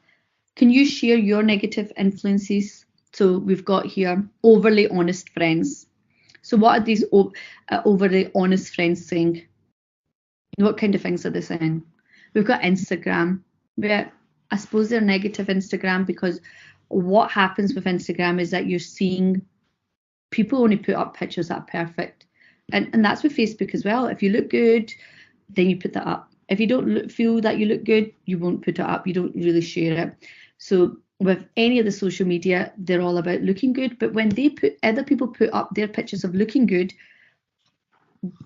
if we're strong within yourself, then we would not compare ourselves to other people, yeah? We wouldn't compare ourselves to Instagram. We wouldn't compare ourselves to Snapchat. Let's compare ourselves to ourselves. If you're going to compare yourself, but okay, unnecessary honesty. Honest friends say you've gained weight. Okay, compare your body to theirs openly. All right, okay. So basically you're not asking them, how do I look? Do I look fat in this, or have I gained weight? They're just uninvitedly telling you you've gained weight. And they're telling you because they think they're being your friend. They think that they're being honest with you. And how does that make you feel? Have you ever spoken back to them? Have you ever told them? Have you told them that, I really don't like what you're saying to me, or I've not asked for your opinion? Have you communicated? No, because it's not too nice. But why is it not too nice? Okay, I don't know what the situation in that time is when your friends are saying it. Skin is a huge insecurity. I don't know what BC is. BC people? Because people will always tell you you're tired when you don't have makeup on. And do you wear makeup all the time? And I suppose makeup is amazing in one way as well, because it does cover up if you are tired. You put a bit of concealer under your eyes, and it does clear up imperfections, etc. But also sometimes it's a way of feeling good about yourself. Naturally, a lot of people don't need makeup. I have seen lots of gorgeous, beautiful girls, and sometimes I don't understand why they've got so much makeup on, because they're actually stunning without it. They're stunning without it. But then that again shows about self-esteem. Or sometimes, okay, fine, you put makeup on because you're going out. You're going out and it's, a night out, you want to get dressed up. But you have to wear it daily. So we've got skin, you've got, do they comment on skin? Okay, they do, because they say you look tired when you don't have makeup on. I suppose it's something what they're used to. Okay, so skin and feeling overweight. However, see if you can become so confident in who you are that no one's opinion, no one's rejection or behavior will be able to rock you side to side. You'll be firm. You could, wash it down, like they say, on a duck's back. It wouldn't waver you. Does that make sense? Inshallah, that is definitely the goal. Become so confident in who you are that no one's opinion or rejection or even behavior will rock you. And that's the focus of this focus of, they're all external. The comments that people make, the Instagrams, the social media, the billboards, the TV adverts, they're all external. But what's happening when you have the low self-esteem and body image issues? They're all coming internally. They're coming from your mind. So you have control over it. You are in control of that. You just have to learn how to overcome that. And you have the power. You have the power within you. And we just need to tap into it to connect you to it. So how can we do this?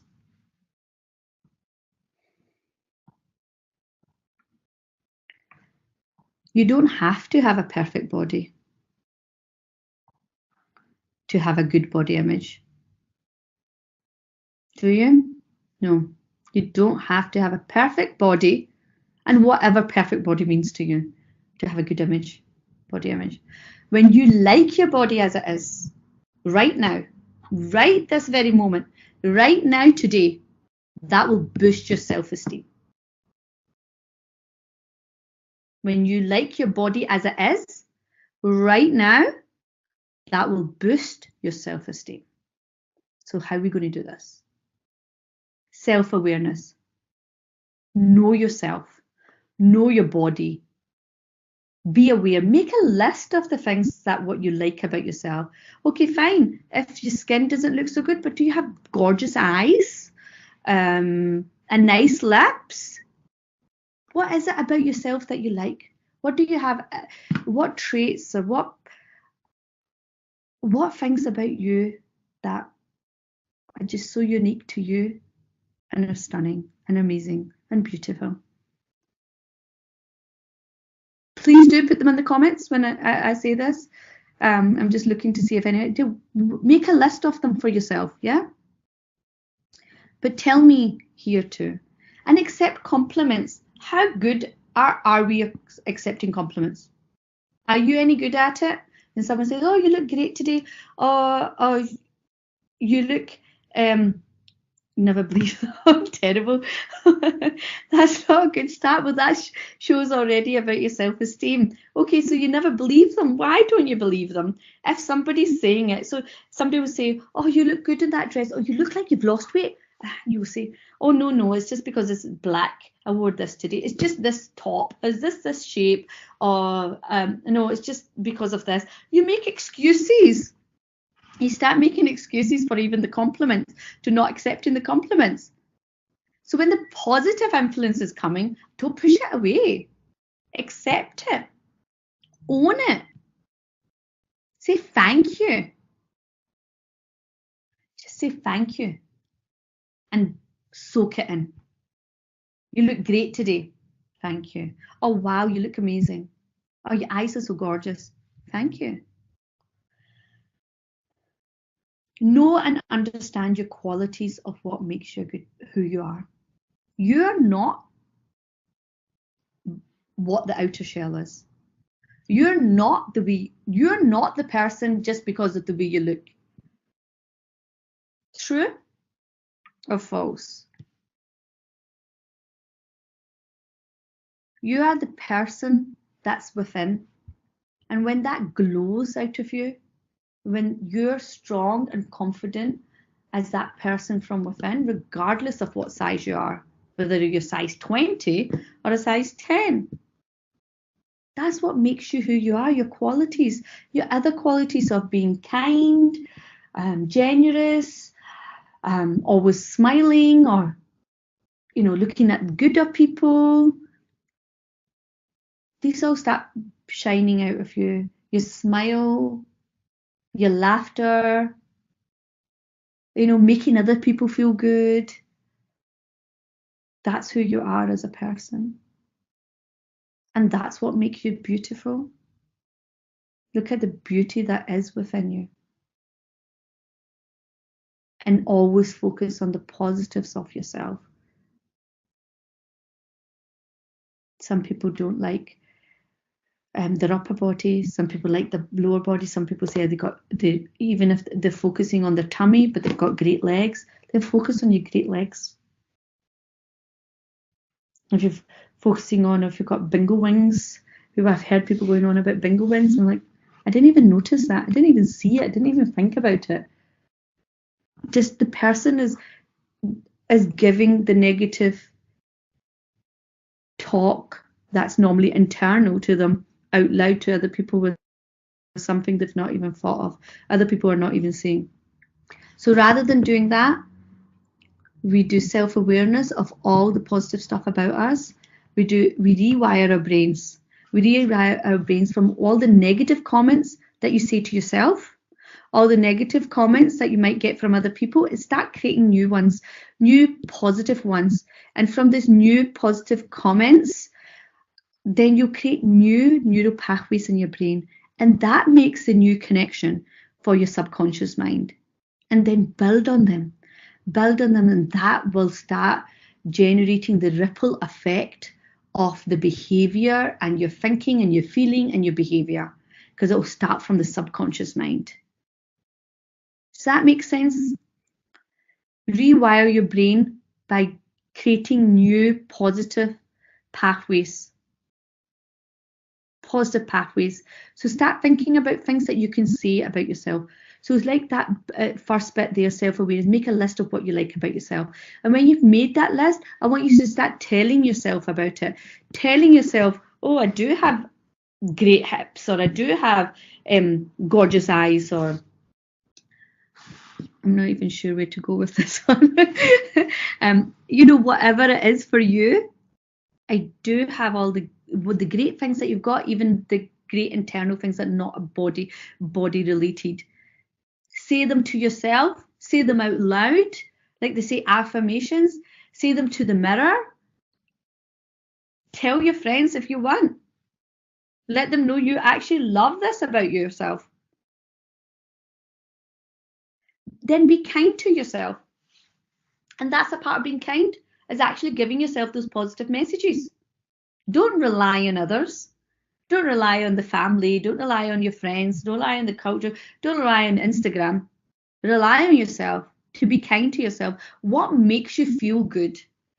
If makes you feel good to go into the cinema, makes you feel good going for a spa day, makes you feel good going for a bath, even simple things like moisturizer. If skin's not great, what can you do about it? Look at what's practical things you can do. You can cleanse, tone, moisturizer, maybe eye creams, serums, whatever it is. Do something that's a routine, and that routine makes you feel good. It's not the effect of the actual creams. It's about the procedure of it, what you're doing, and you're stopping and taking care of you. So that's where it says self-care and self-love actions. Do things that make you feel good. Take a note, make a small list of things that make you feel good. It could be simple things, even if it's reading a book. What makes you feel good? Do them. Do more of them. And then lastly, I think you need to cleanse your environment. If social media is not any good for you, not good for your mind, not good for your mental health, your mental well-being, then maybe take a break from it. Yeah, take a small break or cut them out. Do what you need to do for you, because you're the most important person. You are the most important person. If you can't be in a great place yourself, with yourself, you won't be able to help others. Maybe cleanse your environment of negative friends. If they're not any good for you, possibly consider moving away from them. If they're making you feel worse about you, maybe they're not worth being around. Do they value you as an individual? Do they value you as a person? If they don't respect and value you, maybe they're not the ones that are right for you. I'm aware of time, but I'll try to speed it up a wee bit, okay? Spend time with people who make you feel good about you. So cleanse off the negativity and then inject the positive. And those people that are giving you the compliments, spend a wee bit more time with them, but also spend more time with just you, being you, writing a journal. Write stuff every day, a gratitude journal. That's an amazing thing, and it's really good. Not just the simple things of saying, I'm grateful for a house or food on the table, alhamdulillah for body. You know, we've actually got 2 arms, 2 legs. We can walk. The basic things that sometimes we take for granted. But actually, what are you grateful for? Maybe in a journal, just write every night 3 things you're grateful for, and try to make them different, of course. And that's where you're spending time with you. And you can make yourself feel better. As soon as a negative thought comes into your mind, rather than letting it spiral and adding to it, and this whole spiral goes round and round and round and round and deeper and deeper and deeper because you keep adding to it, figure out how to stop it. Take it like a scissor, just cut. Don't let it spiral down. Cut. Be aware of it. Cut. You can do that. I've taught many people in coaching and counselling and therapy to do these things. So just try. You can do it. Lastly, be in positive environment where you are accepted for who you are. Now you know what that is for you, because this is about you. You're all unique. Your positive environment might be completely different from what my positive environment is. But another thing is really great is being in nature. Being in nature, take your socks off with bare feet and being walking on the ground and really being grounded with nature and taking deep breaths, really slowing down and meditating, as they call it. But meditating could be even, you can do zikr, you can do your salah outside when the weather gets a bit better, or even as long as it's dry. But that is incredible feeling when you put your head down for sujood on the earth. Absolutely amazing. You're really connected with you. You're connected with your soul. You're connected with your purpose. What's your purpose on the earth here? What's your purpose of you? You as an individual. What is your purpose? And then you start feeling that strength and that energy through that ground, coming right through your feet, into your legs, up, right over to your head and to your mind, especially when you put your head down. All of it's so connected, and it's an amazing, amazing experience. This is something you need to really do. Try it out. So this section is for question and answers. I'm not sure about time. Just now I know we're way over time because we started late, but we do have, I think it depends on what, 5 minutes. Okay, fabulous. Okay, 5 minutes. We've got 5 minutes for question and answer section. So I've just put on the last slide. So please feel free to send your messages through with your questions. And but in the meantime, I have put on the screen here what the website is, so you can have a look at the different areas I work with, and the Facebook page. I think we've got the link with Fosis anyway, and it's Ash Coaching, and then I've put my email, and I've just noticed there's a typo in it because I did it so quickly. So Virgin Media. I don't know if I can just change that just now while you're on there.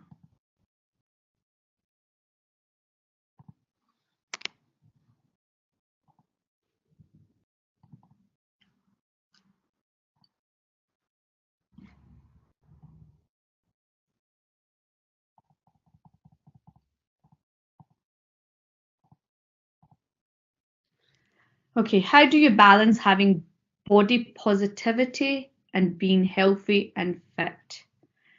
How do you balance body positivity? So I think you need to start from the beginning. Okay, one of the things would be, how do you feel about your body? So with yourself, we had sometimes you're 2, sometimes you're 6, right? So that, that's quite a big. It's like sometimes you're feeling not too bad and then you dip to quite low. What is it that making you do that? What's happening? So we get the signal of it. What is it, a trigger? Is somebody said something you've seen? Is it something something's happened and you feel like you drop down to 2? Okay, so when you get that core thing, then you work out from there. Being healthy and fit, I gather that would simply be, being healthy would be looking at the way you eat. Okay, being healthy is about your routine. So either too much sugar is not good for you, not just because of putting on weight and calories, also because it gives you that high. You get like the energy going straight up, and then straight away you're going to feel the slump of it. So that's not very good for mental health either, because you're feeling that drained after it as well. Fit, you need to see where you are in fitness. How fit are you right now? Do you work out? Do you exercise at all? Do you go walking? Do you go to the gym? Do you have a daily routine? Do you have a weekly routine?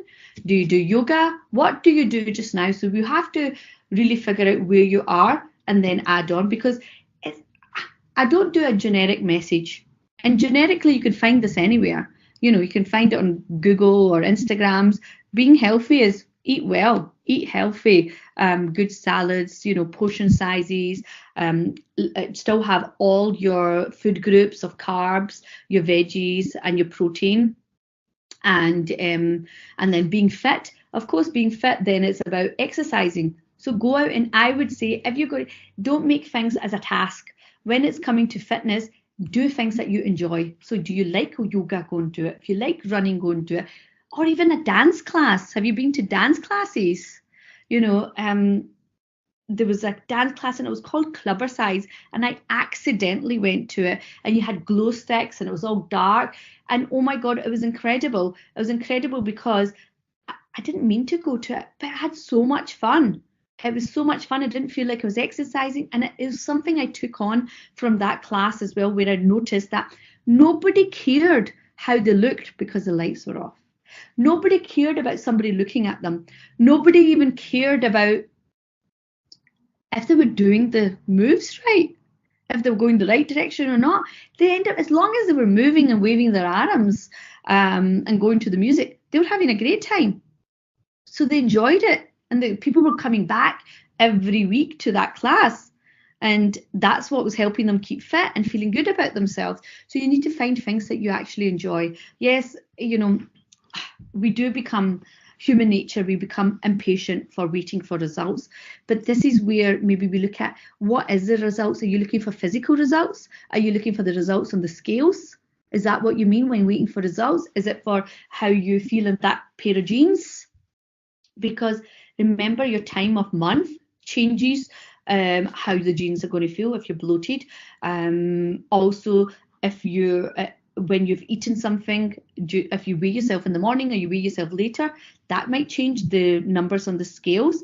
They're not really real results. So it depends what results you're actually meaning. I would suggest focus on the results of how you feel. How you feel. So when you go out for exercise class, if there's a friend you can get joining in with you to do something with you, or even netball, you know, some sports, do something that you enjoy and you can have a laugh at. It feels fun, because when you do that, it doesn't even feel like you're not waiting for results. You're not there for a number on the scale or fitting into by the next day or the next week, fitting into that pair of jeans. You're actually just enjoying yourself, and when you're enjoying yourself and endorphins are releasing, good serotonin levels in your body, then you're going to feel good about yourself, and that's going to bring your self-esteem right up. I started the gym, and after not seeing results for a month, I gave up. What were you doing at the gym? First of all, how often did you go? How was your eating when you were going to the gym? But actually, are you aware it's actually probably after the month that when you go to the gym that you start seeing the results?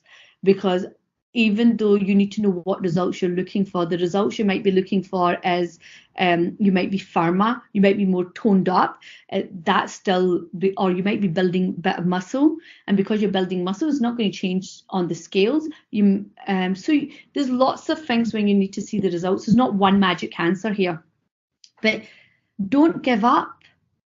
That's where I'm getting here. If you don't see the results, you've got those expectations. So maybe take a step back of what your expectations are, what you're actually looking for. Don't give up on yourself.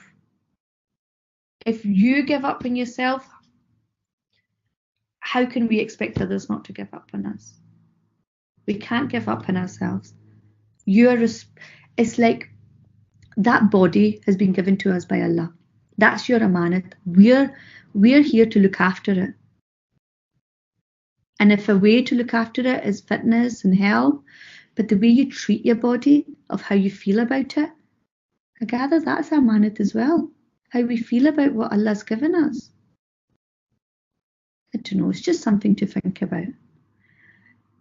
However, the thing of gym, fitness, healthy, they're all external again. They're actions you can take. But before you take those actions and have them going on continued, you have to go back another step.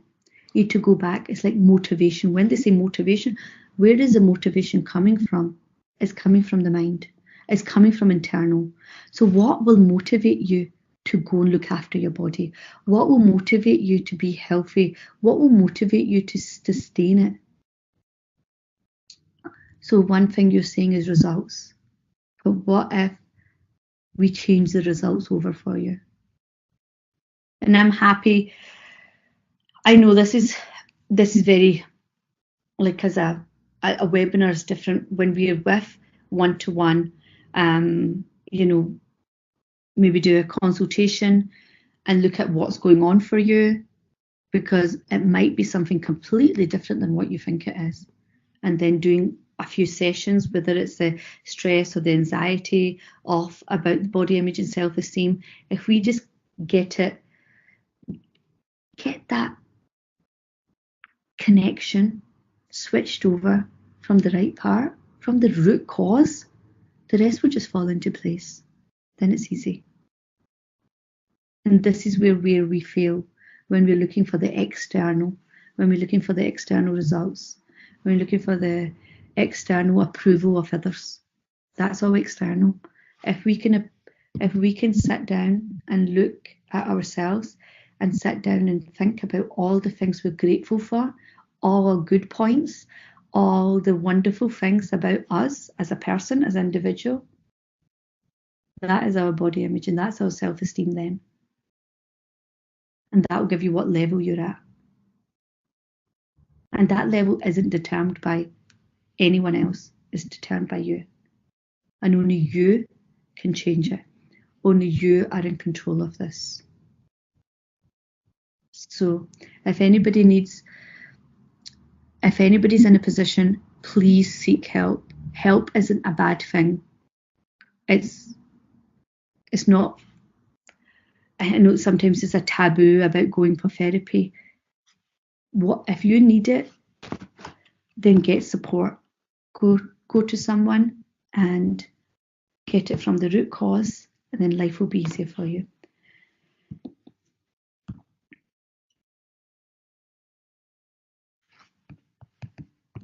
Okay, Jazakallah for that. I have just had a message come through, so if there isn't any other questions, I can tell you, I've been asked to give a small description of the coaching and how it works, so if you're okay with that. So what packages at the moment I do, so the areas I concentrate on, and you can have a look at the website for lots of areas I've worked with people. I mean, I've worked from children from the age of 10, to the last gent I was working for, he was probably in his 60s, but they're all in different areas. But anxiety relief therapy, I do that. That's over 2 weeks, and we clear the anxiety right from the root cause within that 2 weeks period. So it's a 2-hour session and another 2-hour session the week after. I have a life coaching program, which is a transformational life coaching program, which is on a 10-step program.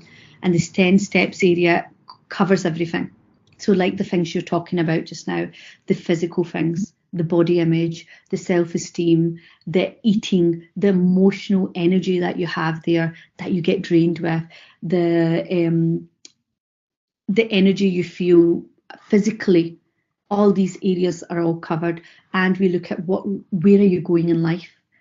So the coaching is all about, it's not performance coaching, it's all about coaching about how you are about yourself. So it's all about self-awareness, and when you learn about yourself, then you can take the relevant steps. So I become the facilitator to take you through that route, take you to that path. And why the program's specialised is because I add in all the counselling, the NLP, the hypnotherapy. It's a bespoke service depending on the client that's in front of me. The client that's come to see, it's all designed around them. So I don't do a program that's one fit for all, because it's not the way it works. It's not the way it works. The other thing I do is empowerment events. So recently I've had lots of empowerment events. I do monthly empowerment events. So it's called, that's for women, it's Women Empowerment Tribe Meetups, and it's on the last Thursday of every month. So the next one's the 25th of April, and it's at the Glenhill Hotel at 9:30 to 12. And that's for everybody. It's for any woman that's there, and we do self-development workshops within it. And it's a good networking element as well. You don't need to talk about your problems if you don't want to. If somebody wants to discuss things, we can look at it. But it's all about networking and being in that environment, that positive environment. That's what I've created, a safe place for people to feel comfortable to be who they are and learn how to be better with themselves, be empowered to be them, be a better version of you. Okay, so that's the 3 areas I'm focused on, and obviously I do the one-to-one sessions too, but really the packages are the best thing. So you can contact me on any of these, the Facebook, you can follow the page, you can have a look at the website and email me. On the website there is a contact me page, and you can complete it of what area that you want to look for help, and we can do a 15-minute consultation free over the phone. And then we can arrange a meeting if you like. Is there any other questions before we close for today? And I want to say a big thank you to the team who've invited me along to do the webinar, as it was my very first webinar. I'd never done it before, didn't even know how to work a webinar, but alhamdulillah, we got there. And we explain creativity in the workplace. This is Sean, a product manager working on the launch of a new sailboat. The presentation has to be ready by 9 a.m. tomorrow. Sean feels stressed because he's missing the big idea. Sean's supervisor, Vincent, wants to help him. He's read that creative spaces lead to creative work. So, Vincent decides to build the best workplace on earth, with open plan offices, common areas, and wellness areas for Sean to be resourceful. But Sean still doesn't feel creative when he's at work. Sean has his best ideas outside the office while running, chatting with friends, listening to music, or having a shower. Like Sean, the majority of people are not creative on the job. The main reasons are too many distractions, having no time, being too focused, or feeling stressed. So is it ever possible to have outstanding ideas at work? This is Lisa, Vincent's daughter. Lisa works on her startup in a garage with her 2 friends.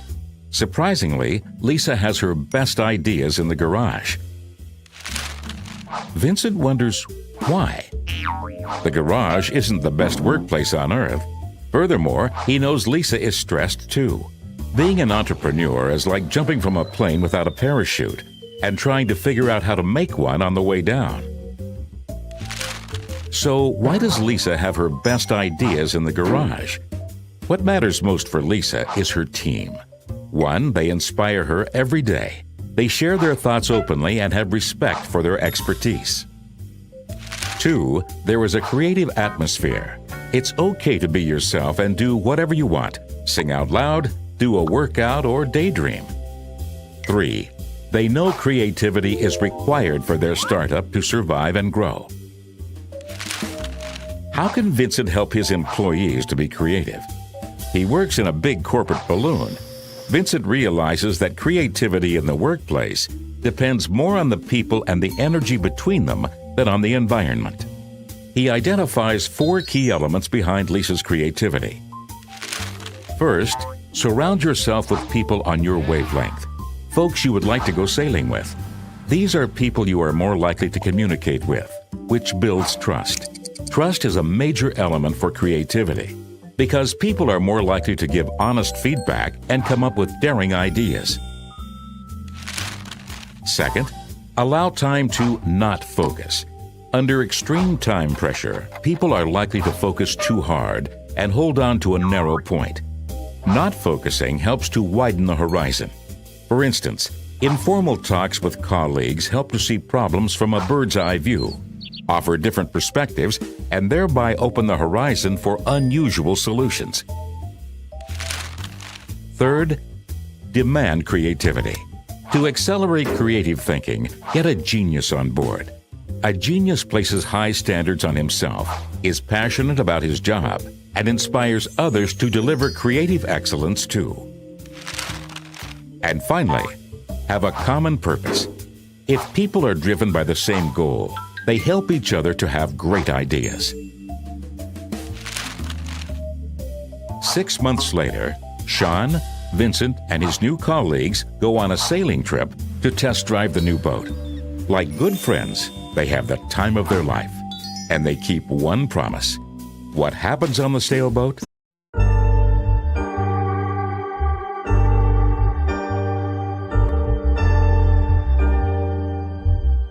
Hello and welcome to your Boost Willpower Hypnotic Download from hypnosisdownloads.com. My name is Mark Tyrrell and I'm a Director of Uncommon Knowledge.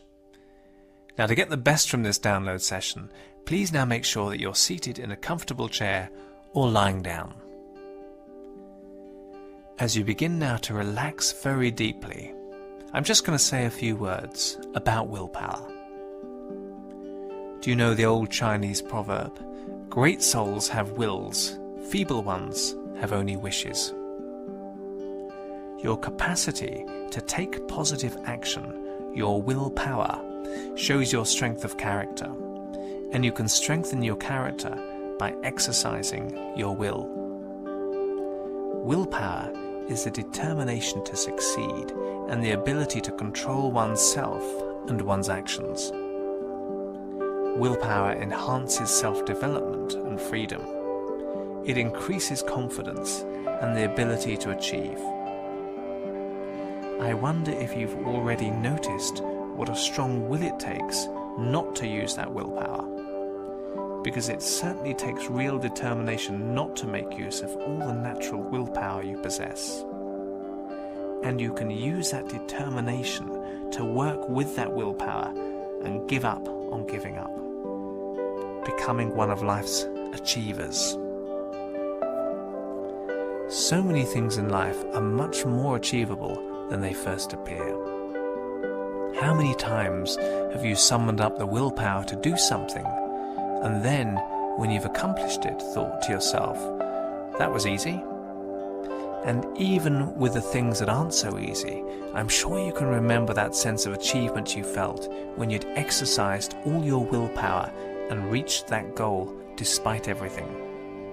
Because you know you need to set yourself clear goals and plan how to achieve them step by step before setting your willpower to work.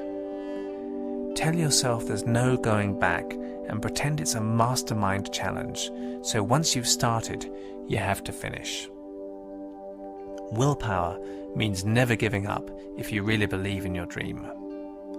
Willpower is an energetic intention, an energy leading to compulsive and sustained action directed at bringing about your plans and dreams into reality.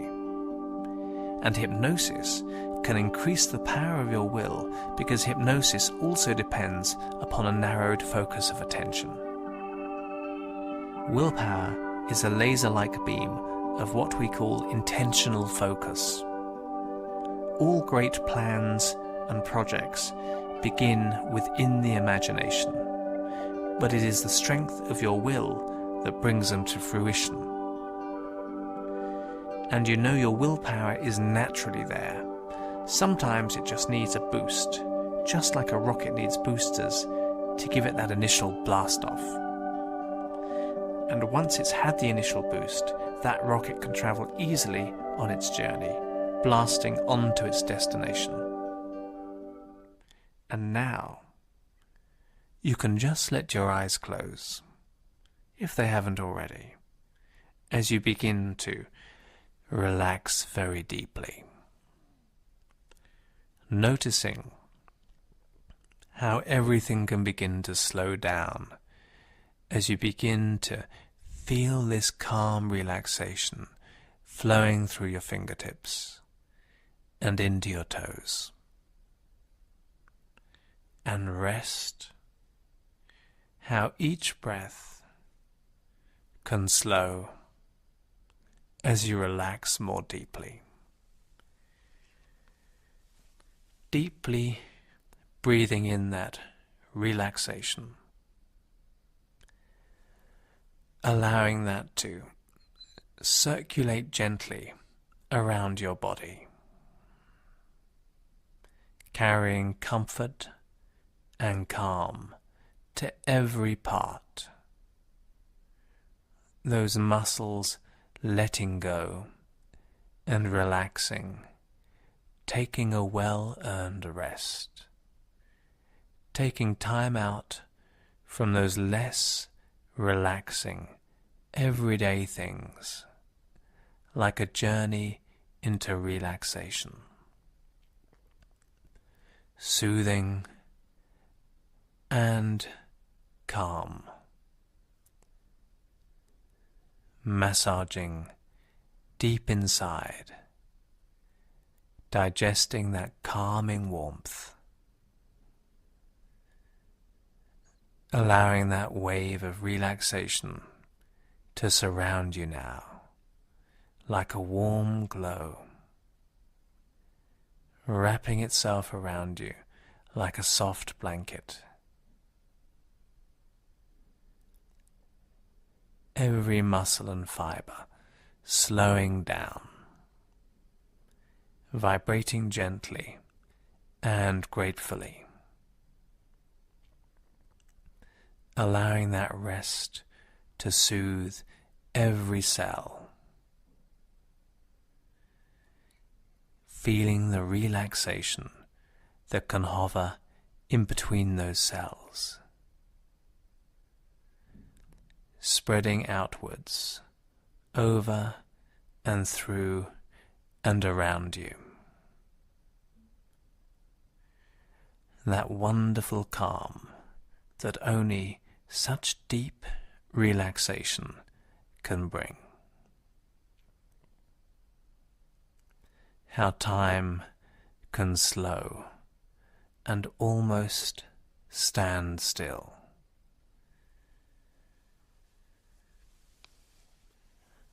Just allowing that relaxation to slowly build as you rest deeper. Noticing the color of that relaxation as it envelops you. Perhaps the color changing with each breath. A deeper color for a deeper relaxation. A calm, comforting shade. Anticipating how the color of that relaxation can change again as you rest more deeply. Changing with each soothing breath. And the air around you dancing gently as it relaxes deeper. And then slowing down, vibrating more slowly and relaxing deeper.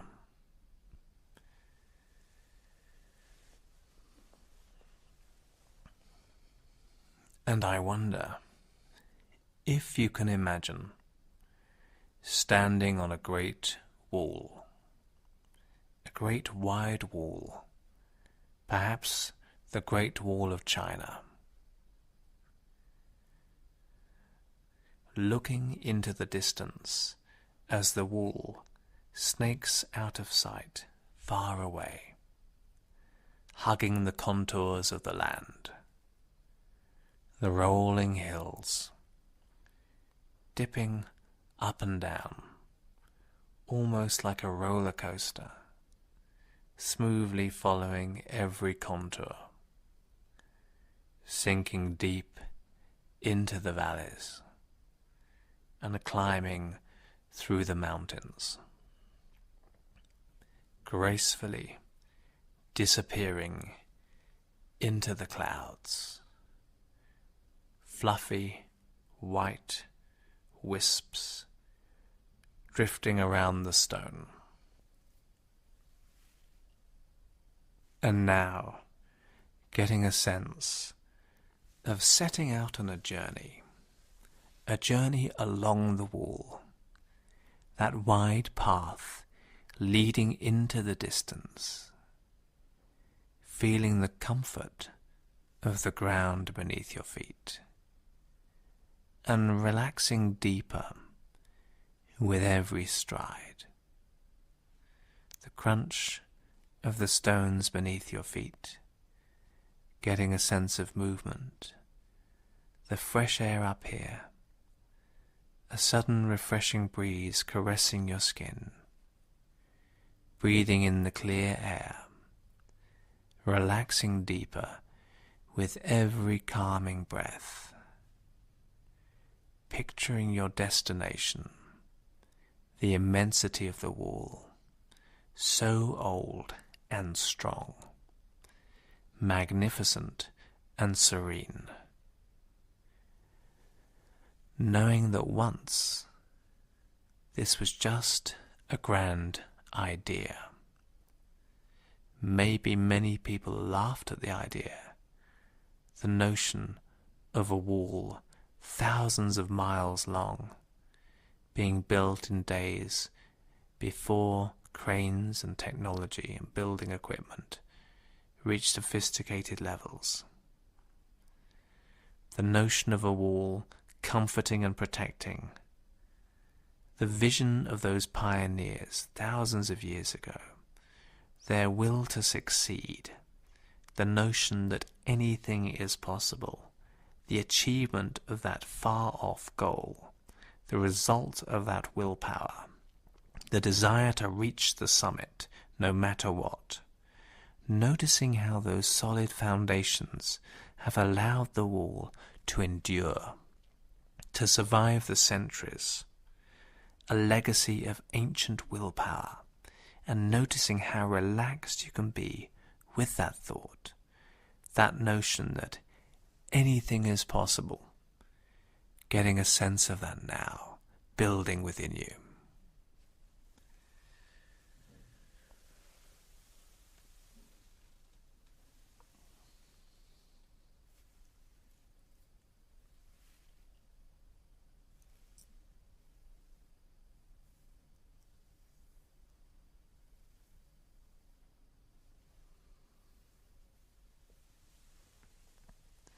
And now, thinking of those areas in your life, those projects and goals, where having this supreme willpower will allow you to put those endeavors into overdrive.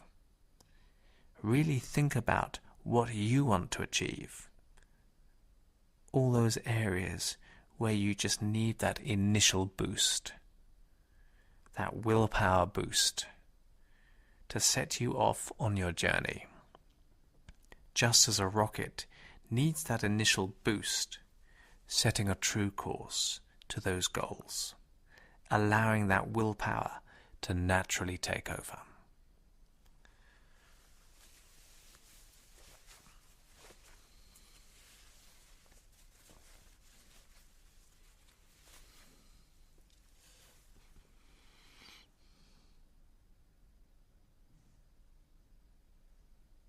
Good.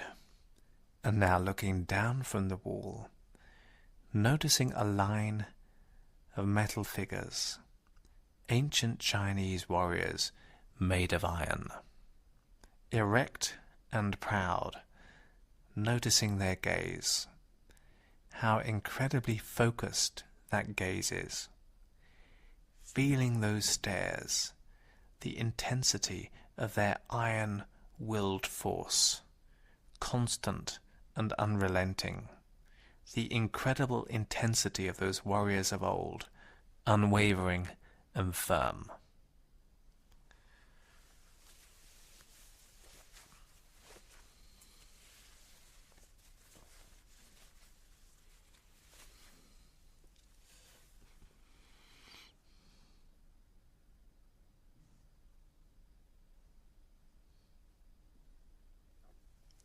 That's it.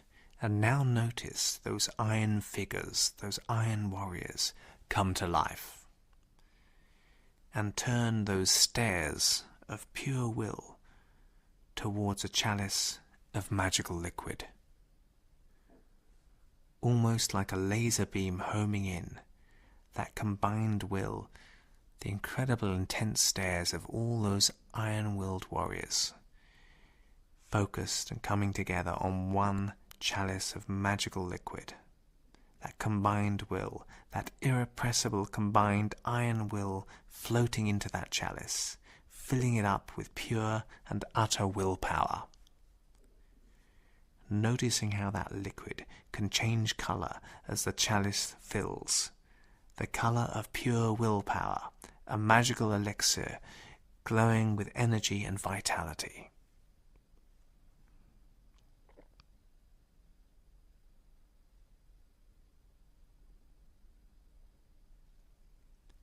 Excellent. And you can walk towards this chalice. That immense will drawing you in, like a magnet, drawing you closer, sensing its pure power. The colours intensifying with every step, glowing brighter and brighter, feeling the warmth of that power radiating outwards until you are right in front of it. Reaching out and grasping that chalice. That's it. Feel it in your hands, the contents of the combined will of all those iron warriors from days of old. And now bringing it to your mouth, touching your lips, anticipating that refreshing taste, drinking that magical elixir, and drink it now, feeling that wonderful power deep inside enter into you, digesting that willpower, the combined will of all those ancient iron warriors right now as you drink that back, filling up your mind and body, spreading to every cell right now.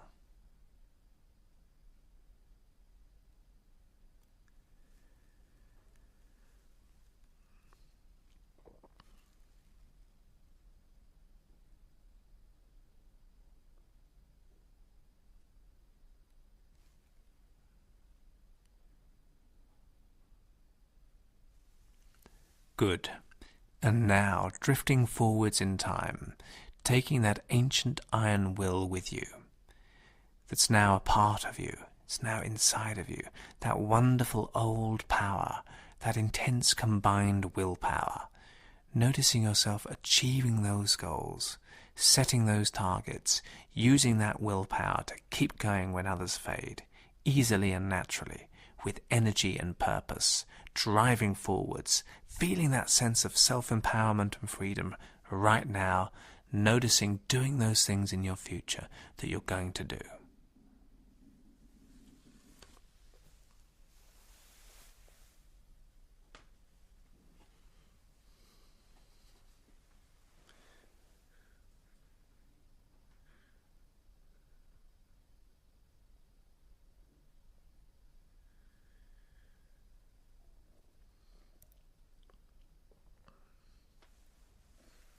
Great. And now further into the future, knowing how well you've used this willpower, enjoying those achievements, that sense of a job well done, noticing that tasks that used to be daunting can be undertaken easily with real focus, intentional iron focus, using that powerful strength of will, just getting a real sense of that now, really exerting your iron willpower in future times.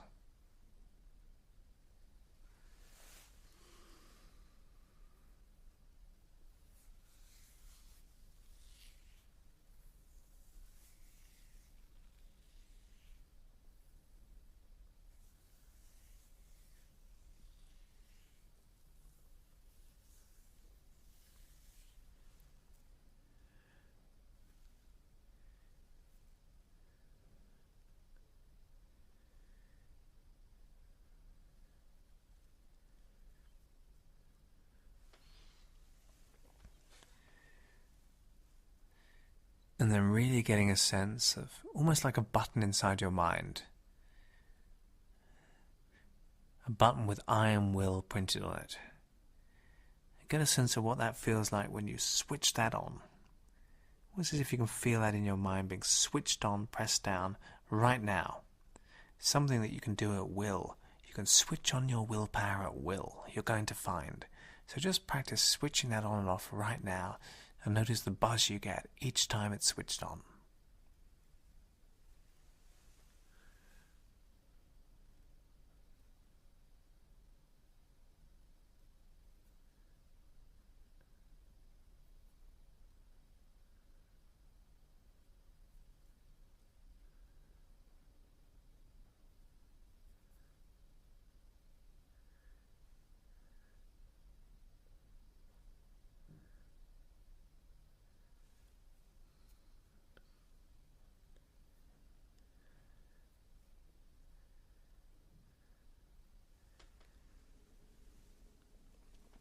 and now, drifting back to the here and now, bringing with you all that strength of will, that wonderful willpower, your unconscious mind knowing you've learnt well today, knowing you can access this power anytime you need to, naturally and easily, coming back to the room with a renewed sense of energy and vigour, becoming more aware and opening your eyes.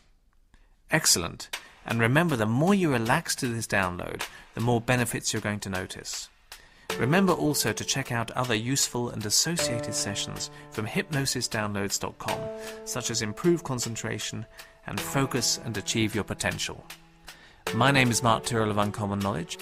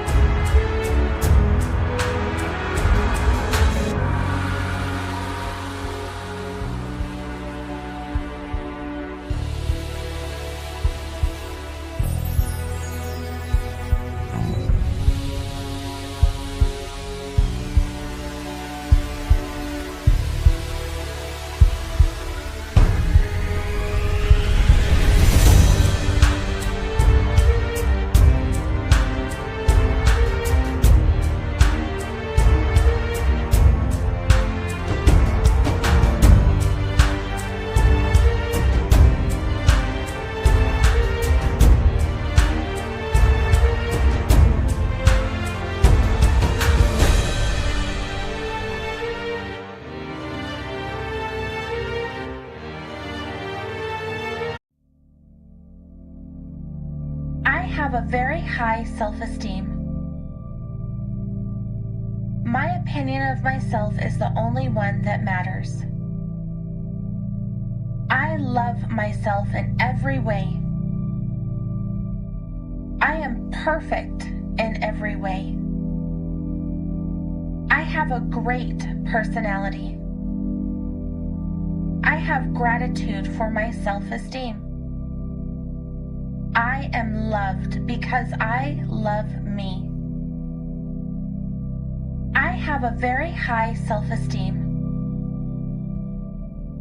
My opinion of myself is the only one that matters. I love myself in every way. I am perfect in every way. I have a great personality. I have gratitude for my self-esteem. I am loved because I love me. I have a very high self-esteem. My opinion of myself is the only one that matters. I love myself in every way. I am perfect in every way. I have a great personality. I have gratitude for my self-esteem. I am loved because I love me. I have a very high self-esteem. My opinion of myself is the only one that matters. I love myself in every way. I am perfect in every way.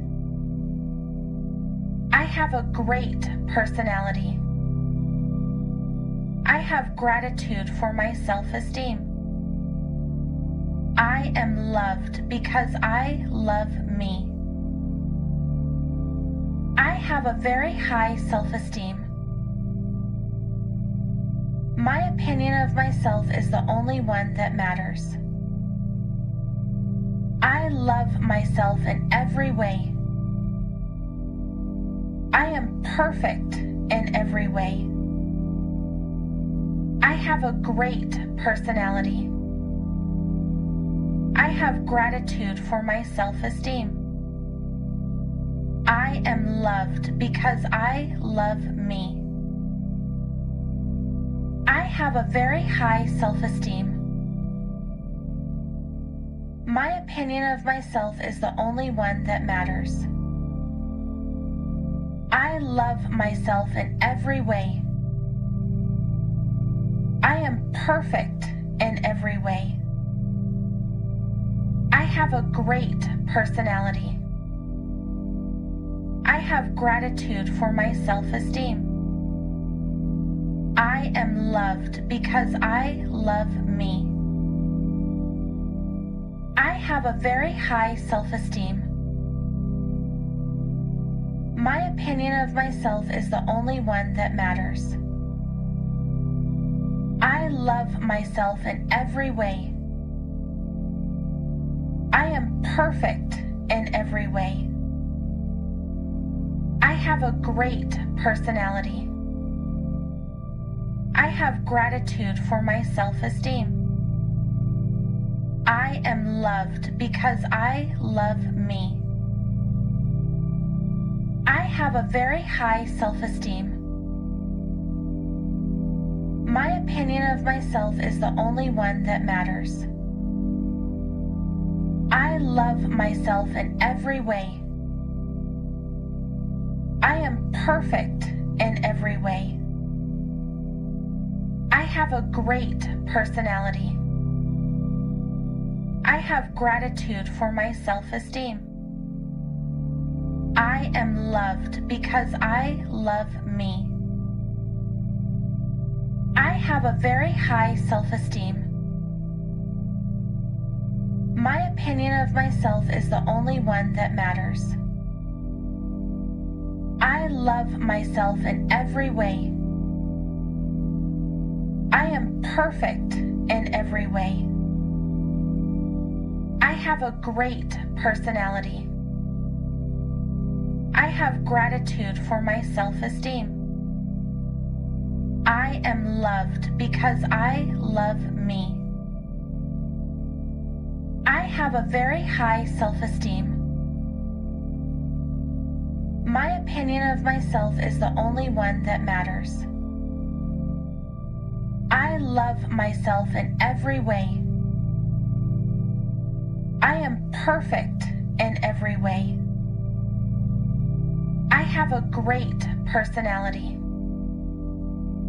I have gratitude for my self-esteem. I am loved because I love me. I have a very high self-esteem. My opinion of myself is the only one that matters. I love myself in every way. I am perfect in every way. I have a great personality. I have gratitude for my self-esteem. I am loved because I love me. I have a very high self-esteem. My opinion of myself is the only one that matters. I love myself in every way. I am perfect in every way. I have a great personality. I have gratitude for my self-esteem. I am loved because I love me. I have a very high self-esteem. My opinion of myself is the only one that matters. I love myself in every way. I am perfect in every way. I have a great personality. I have gratitude for my self-esteem. I am loved because I love me. I have a very high self-esteem. My opinion of myself is the only one that matters. I love myself in every way. I am perfect in every way. I have a great personality. I have gratitude for my self-esteem. I am loved because I love me. I have a very high self-esteem. My opinion of myself is the only one that matters. I love myself in every way. I am perfect in every way. I have a great personality. I have gratitude for my self-esteem. I am loved because I love me. I have a very high self-esteem. My opinion of myself is the only one that matters. I love myself in every way. I am perfect in every way. I have a great personality. I have gratitude for my self-esteem. I am loved because I love me. I have a very high self-esteem. My opinion of myself is the only one that matters. I love myself in every way. I am perfect in every way. I have a great personality. I have gratitude for my self-esteem. I am loved because I love me. I have a very high self-esteem. My opinion of myself is the only one that matters. I love myself in every way. I am perfect in every way. I have a great personality. I have gratitude for my self-esteem. I am loved because I love me. I have a very high self-esteem. My opinion of myself is the only one that matters. I love myself in every way. I am perfect in every way. I have a great personality. I have gratitude for my self-esteem. I am loved because I love me. I have a very high self-esteem. My opinion of myself is the only one that matters. I love myself in every way. I am perfect in every way. I have a great personality. I have gratitude for my self-esteem. I am loved because I love me. I have a very high self-esteem. My opinion of myself is the only one that matters. I love myself in every way. I am perfect in every way. I have a great personality. I have gratitude for my self-esteem. I am loved because I love me. I have a very high self-esteem. My opinion of myself is the only one that matters. I love myself in every way. I am perfect in every way. I have a great personality. I have gratitude for my self-esteem. I am loved because I love me. I have a very high self-esteem. My opinion of myself is the only one that matters. I love myself in every way. I am perfect in every way. I have a great personality. I have gratitude for my self-esteem. I am loved because I love me. I have a very high self-esteem. My opinion of myself is the only one that matters. I love myself in every way. I am perfect in every way.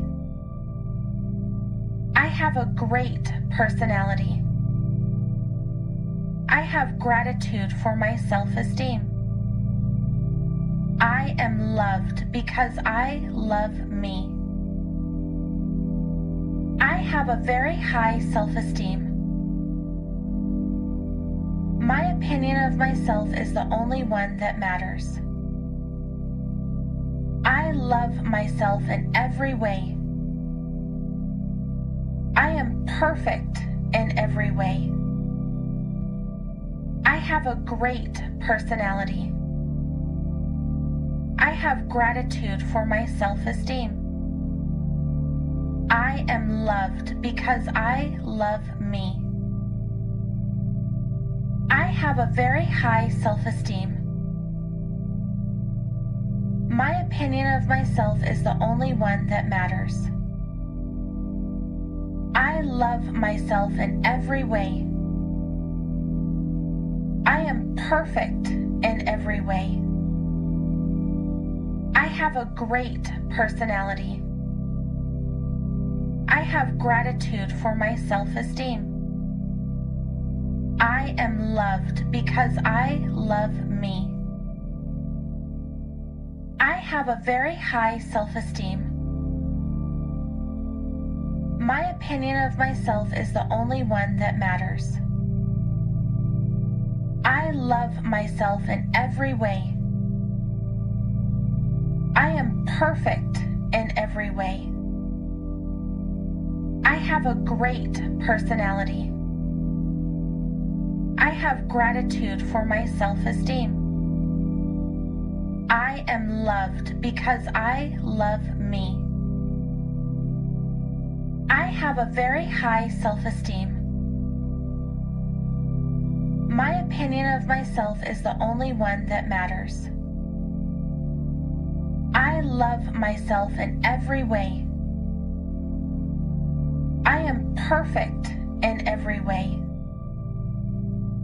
I have a great personality. I have gratitude for my self-esteem. I am loved because I love me. I have a very high self-esteem. My opinion of myself is the only one that matters. I love myself in every way. I am perfect in every way. I have a great personality. I have gratitude for my self-esteem. I am loved because I love me. I have a very high self-esteem. My opinion of myself is the only one that matters. I love myself in every way. I am perfect in every way. I have a great personality. I have gratitude for my self-esteem. I am loved because I love me. I have a very high self-esteem. My opinion of myself is the only one that matters. I love myself in every way. I am perfect in every way. I have a great personality. I have gratitude for my self-esteem. I am loved because I love me. I have a very high self-esteem. My opinion of myself is the only one that matters. I love myself in every way. I am perfect in every way. I have a great personality. I have gratitude for my self-esteem. I am loved because I love me. I have a very high self-esteem. My opinion of myself is the only one that matters. I love myself in every way. I am perfect in every way. I have a great personality. I have gratitude for my self-esteem. I am loved because I love me. I have a very high self-esteem. My opinion of myself is the only one that matters. I love myself in every way. I am perfect in every way. I have a great personality. I have gratitude for my self-esteem.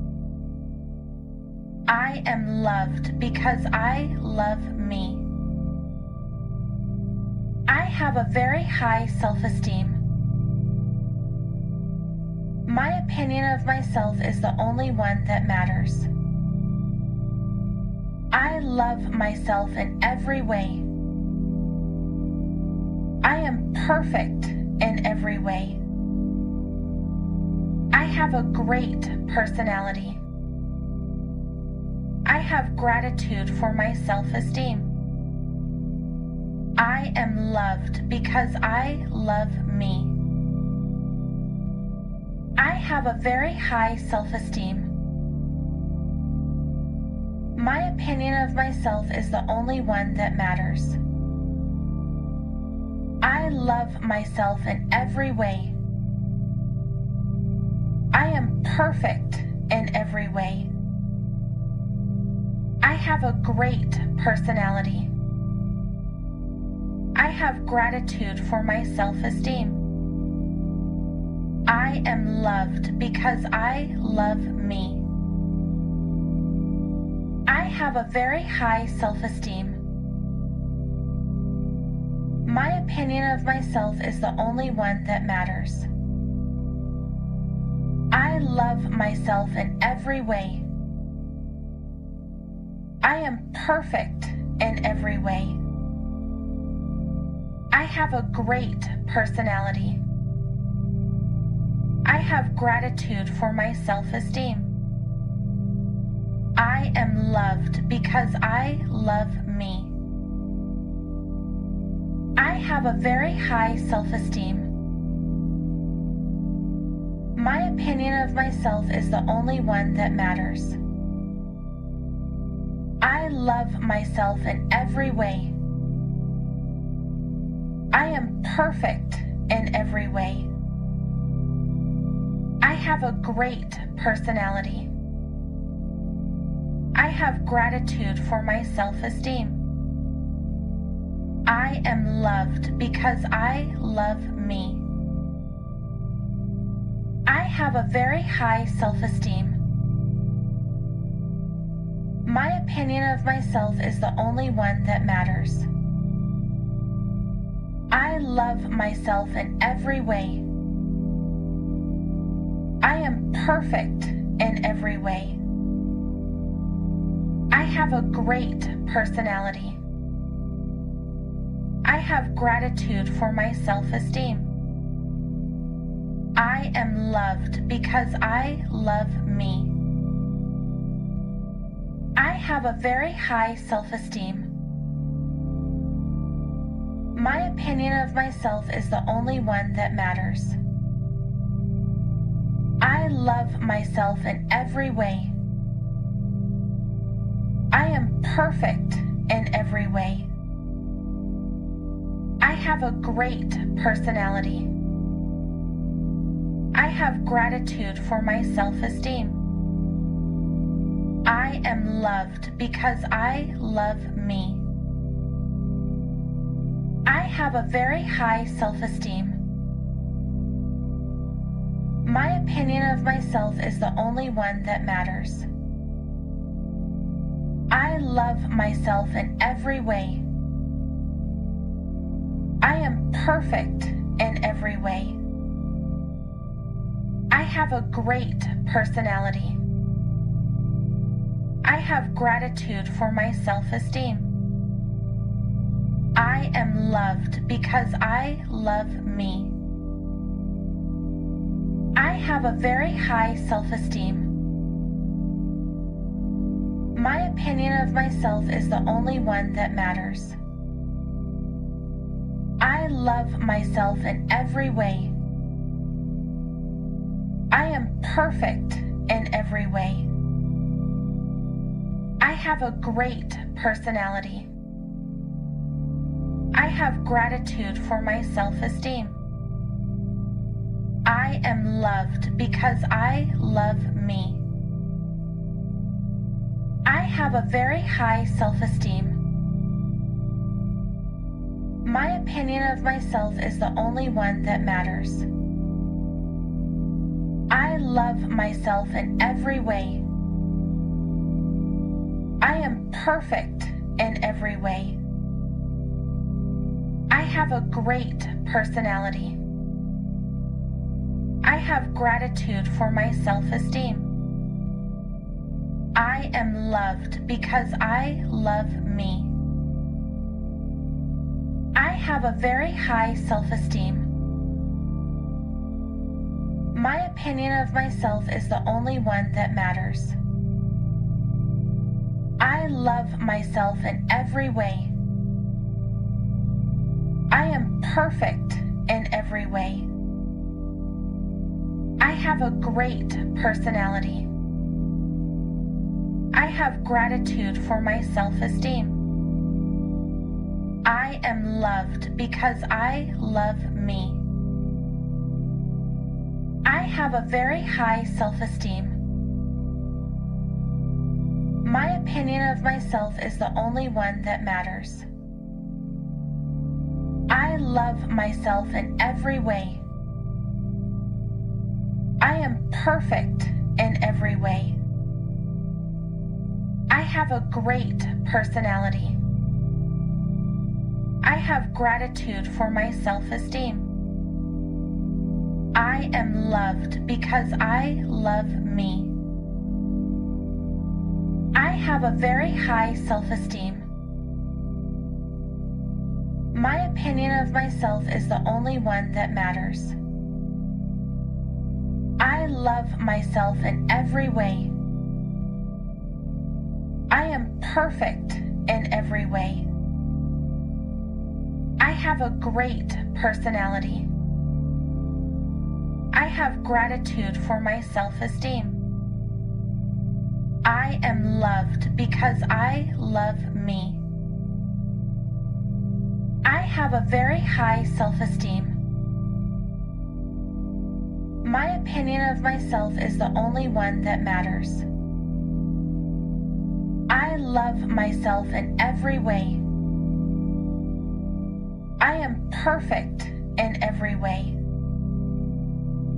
I have a great personality. I have gratitude for my self-esteem. I am loved because I love me. I have a very high self-esteem. My opinion of myself is the only one that matters. I love myself in every way. I am perfect in every way. I have a great personality. I have gratitude for my self-esteem. I am loved because I love me. I have a very high self-esteem. My opinion of myself is the only one that matters. I love myself in every way. I am perfect in every way. I have a great personality. I have gratitude for my self-esteem. I am loved because I love me. I have a very high self-esteem. My opinion of myself is the only one that matters. I love myself in every way. I am perfect in every way. I have a great personality. I have gratitude for my self-esteem. I am loved because I love me. I have a very high self-esteem. My opinion of myself is the only one that matters. I love myself in every way. I am perfect in every way. I have a great personality. I have gratitude for my self-esteem. I am loved because I love me. I have a very high self-esteem. My opinion of myself is the only one that matters. I love myself in every way. I am perfect in every way. I have a great personality. I have gratitude for my self-esteem. I am loved because I love me. I have a very high self-esteem. My opinion of myself is the only one that matters. I love myself in every way. I am perfect in every way. I have a great personality. I have gratitude for my self-esteem. I am loved because I love me. I have a very high self-esteem. My opinion of myself is the only one that matters. I love myself in every way. I am perfect in every way. I have a great personality. I have gratitude for my self-esteem. I am loved because I love me. I have a very high self-esteem. My opinion of myself is the only one that matters. I love myself in every way. I am perfect in every way. I have a great personality. I have gratitude for my self-esteem. I am loved because I love me. I have a very high self-esteem. My opinion of myself is the only one that matters. I love myself in every way. I am perfect in every way. I have a great personality. I have gratitude for my self-esteem. I am loved because I love me. I have a very high self-esteem. My opinion of myself is the only one that matters. I love myself in every way. I am perfect in every way. I have a great personality. I have gratitude for my self-esteem. I am loved because I love me. I have a very high self-esteem. My opinion of myself is the only one that matters. I love myself in every way. I am perfect in every way. I have a great personality. I have gratitude for my self-esteem. I am loved because I love me. I have a very high self-esteem. My opinion of myself is the only one that matters. I love myself in every way. I am perfect in every way. I have a great personality. I have gratitude for my self-esteem. I am loved because I love me. I have a very high self-esteem. My opinion of myself is the only one that matters. I love myself in every way. I am perfect in every way. I have a great personality. I have gratitude for my self-esteem. I am loved because I love me. I have a very high self-esteem. My opinion of myself is the only one that matters. I love myself in every way. I am perfect in every way. I have a great personality. I have gratitude for my self-esteem. I am loved because I love me. I have a very high self-esteem. My opinion of myself is the only one that matters. I love myself in every way. I am perfect in every way. I have a great personality. I have gratitude for my self-esteem. I am loved because I love me. I have a very high self-esteem. My opinion of myself is the only one that matters. I love myself in every way. I am perfect in every way. I have a great personality.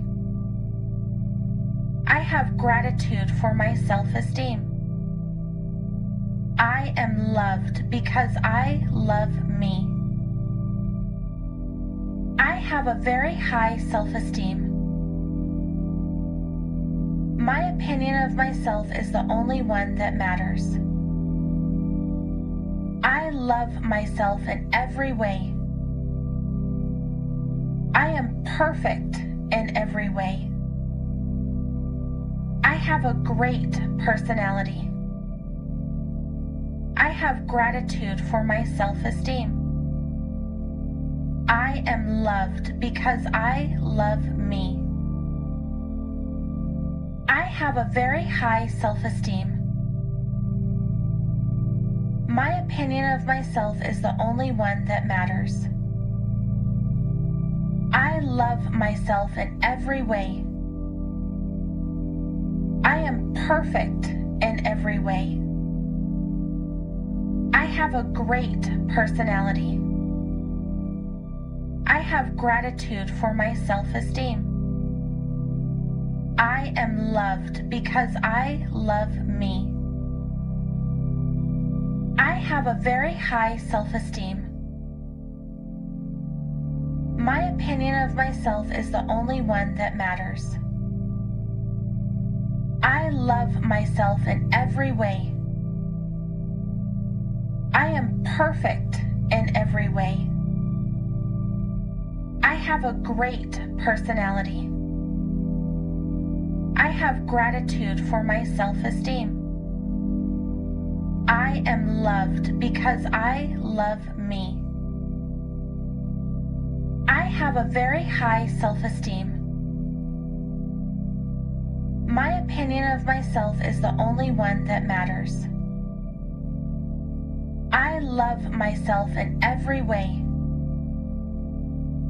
I am perfect in every way. I have a great personality. I have gratitude for my self-esteem. I am loved because I love me. I have a very high self-esteem. My opinion of myself is the only one that matters. I love myself in every way. I am perfect in every way. I have a great personality. I have gratitude for my self-esteem. I am loved because I love me. I have a very high self-esteem. My opinion of myself is the only one that matters. I love myself in every way. I am perfect in every way. I have a great personality. I have gratitude for my self-esteem. I am loved because I love me. I have a very high self-esteem. My opinion of myself is the only one that matters. I love myself in every way. I am perfect in every way. I have a great personality. I have gratitude for my self-esteem. I am loved because I love me. I have a very high self-esteem. My opinion of myself is the only one that matters. I love myself in every way. I am perfect in every way. I have a great personality. I have gratitude for my self-esteem. I am loved because I love me. I have a very high self-esteem. My opinion of myself is the only one that matters. I love myself in every way. I am perfect in every way. I have a great personality. I have gratitude for my self-esteem. I am loved because I love me. I have a very high self-esteem. My opinion of myself is the only one that matters. I love myself in every way. I am perfect in every way. I have a great personality. I have gratitude for my self-esteem. I am loved because I love me. I have a very high self-esteem. My opinion of myself is the only one that matters. I love myself in every way. I am perfect in every way. I have a great personality. I have gratitude for my self-esteem. I am loved because I love me. I have a very high self-esteem. My opinion of myself is the only one that matters. I love myself in every way. I am perfect in every way. I have a great personality. I have gratitude for my self-esteem. I am loved because I love me. I have a very high self-esteem. My opinion of myself is the only one that matters. I love myself in every way. I am perfect in every way. I have a great personality. I have gratitude for my self-esteem. I am loved because I love me. I have a very high self-esteem. My opinion of myself is the only one that matters. I love myself in every way. I am perfect in every way. I have a great personality. I have gratitude for my self-esteem. I am loved because I love me. I have a very high self-esteem. My opinion of myself is the only one that matters. I love myself in every way. I am perfect in every way. I have a great personality. I have gratitude for my self-esteem. I am loved because I love me. I have a very high self-esteem. My opinion of myself is the only one that matters. I love myself in every way. I am perfect in every way. I have a great personality. I have gratitude for my self-esteem. I am loved because I love me. I have a very high self-esteem. My opinion of myself is the only one that matters.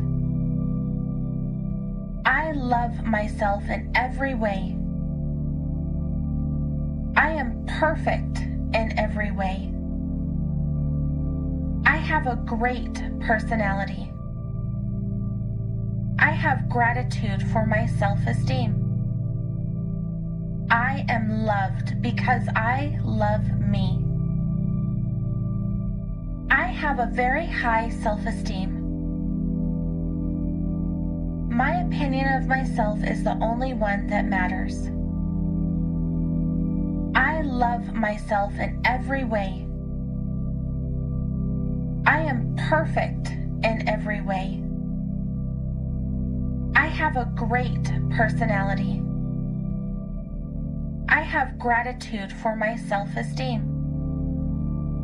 I am loved because I love me. I have a very high self-esteem. My opinion of myself is the only one that matters. I love myself in every way. I am perfect in every way. I have a great personality. I have gratitude for my self-esteem. I am loved because I love me. I have a very high self-esteem. My opinion of myself is the only one that matters. I love myself in every way. I am perfect in every way. I have a great personality. I have gratitude for my self-esteem. I am loved because I love me. I have a very high self-esteem. My opinion of myself is the only one that matters. I love myself in every way. I am perfect in every way. I have a great personality. I have gratitude for my self-esteem. I am loved because I love me. I have a very high self-esteem. My opinion of myself is the only one that matters. I love myself in every way. I am perfect in every way. I have a great personality. I have gratitude for my self-esteem. I am loved because I love me. I have a very high self-esteem. My opinion of myself is the only one that matters. I love myself in every way. I am perfect in every way. I have a great personality. I have gratitude for my self-esteem. I am loved because I love me. I have a very high self-esteem. My opinion of myself is the only one that matters. I love myself in every way. I am perfect in every way. I have a great personality. I have gratitude for my self-esteem. I am loved because I love me. I have a very high self-esteem. My opinion of myself is the only one that matters. I love myself in every way. I am perfect in every way. I have a great personality. I have gratitude for my self-esteem. I am loved because I love me. I have a very high self-esteem. My opinion of myself is the only one that matters. I love myself in every way. I am perfect in every way. I have a great personality. I have gratitude for my self-esteem. I am loved because I love me. I have a very high self-esteem. My opinion of myself is the only one that matters. love myself in every way. I am perfect in every way. I have a great personality. I have gratitude for my self-esteem. I am loved because I love me. I have a very high self-esteem. My opinion of myself is the only one that matters. I love myself in every way. I am perfect in every way. I have a great personality. I have gratitude for my self-esteem. I am loved because I love me. I have a very high self-esteem. My opinion of myself is the only one that matters. I love myself in every way. I am perfect in every way. I have a great personality.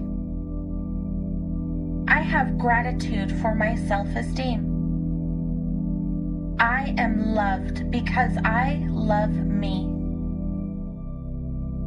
I have a very high self-esteem. My opinion of myself is the only one that matters. I love myself in every way. I am perfect in every way. I have a great personality. I have gratitude for my self-esteem. I am loved because I love me. I have a very high self-esteem. My opinion of myself is the only one that matters. I love myself in every way. I am perfect in every way. I have a great personality. I have gratitude for my self-esteem.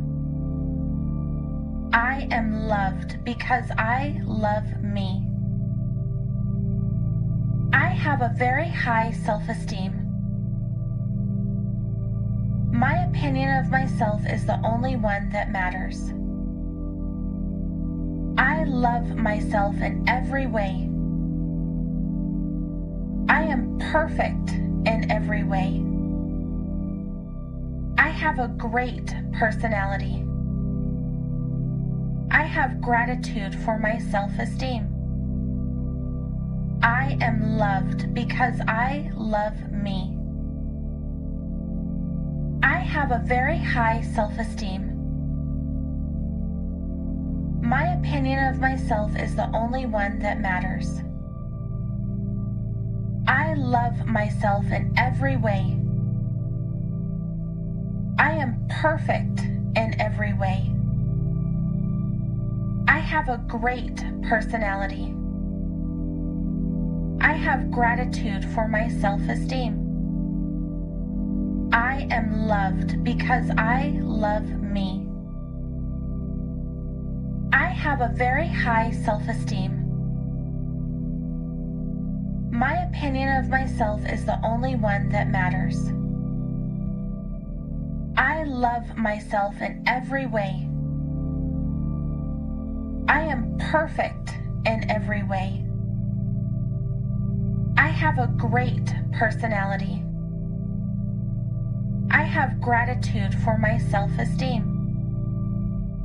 I am loved because I love me. I have a very high self-esteem. My opinion of myself is the only one that matters. I love myself in every way. I am perfect in every way. I have a great personality. I have gratitude for my self-esteem. I am loved because I love me. I have a very high self-esteem. My opinion of myself is the only one that matters. I love myself in every way. I am perfect in every way. I have a great personality. I have gratitude for my self-esteem. I am loved because I love me. I have a very high self-esteem. My opinion of myself is the only one that matters. I love myself in every way. I am perfect in every way. I have a great personality. I have gratitude for my self-esteem. I am loved because I love me. I have a very high self-esteem. My opinion of myself is the only one that matters. I love myself in every way. I am perfect in every way. I have a great personality. I have gratitude for my self-esteem. I am loved because I love me. I have a very high self-esteem. My opinion of myself is the only one that matters. I love myself in every way. I am perfect in every way. I have a great personality. I have gratitude for my self-esteem. I am loved because I love me. I have a very high self-esteem. My opinion of myself is the only one that matters. I love myself in every way. I am perfect in every way. I have a great personality. I have gratitude for my self-esteem. I am loved because I love me.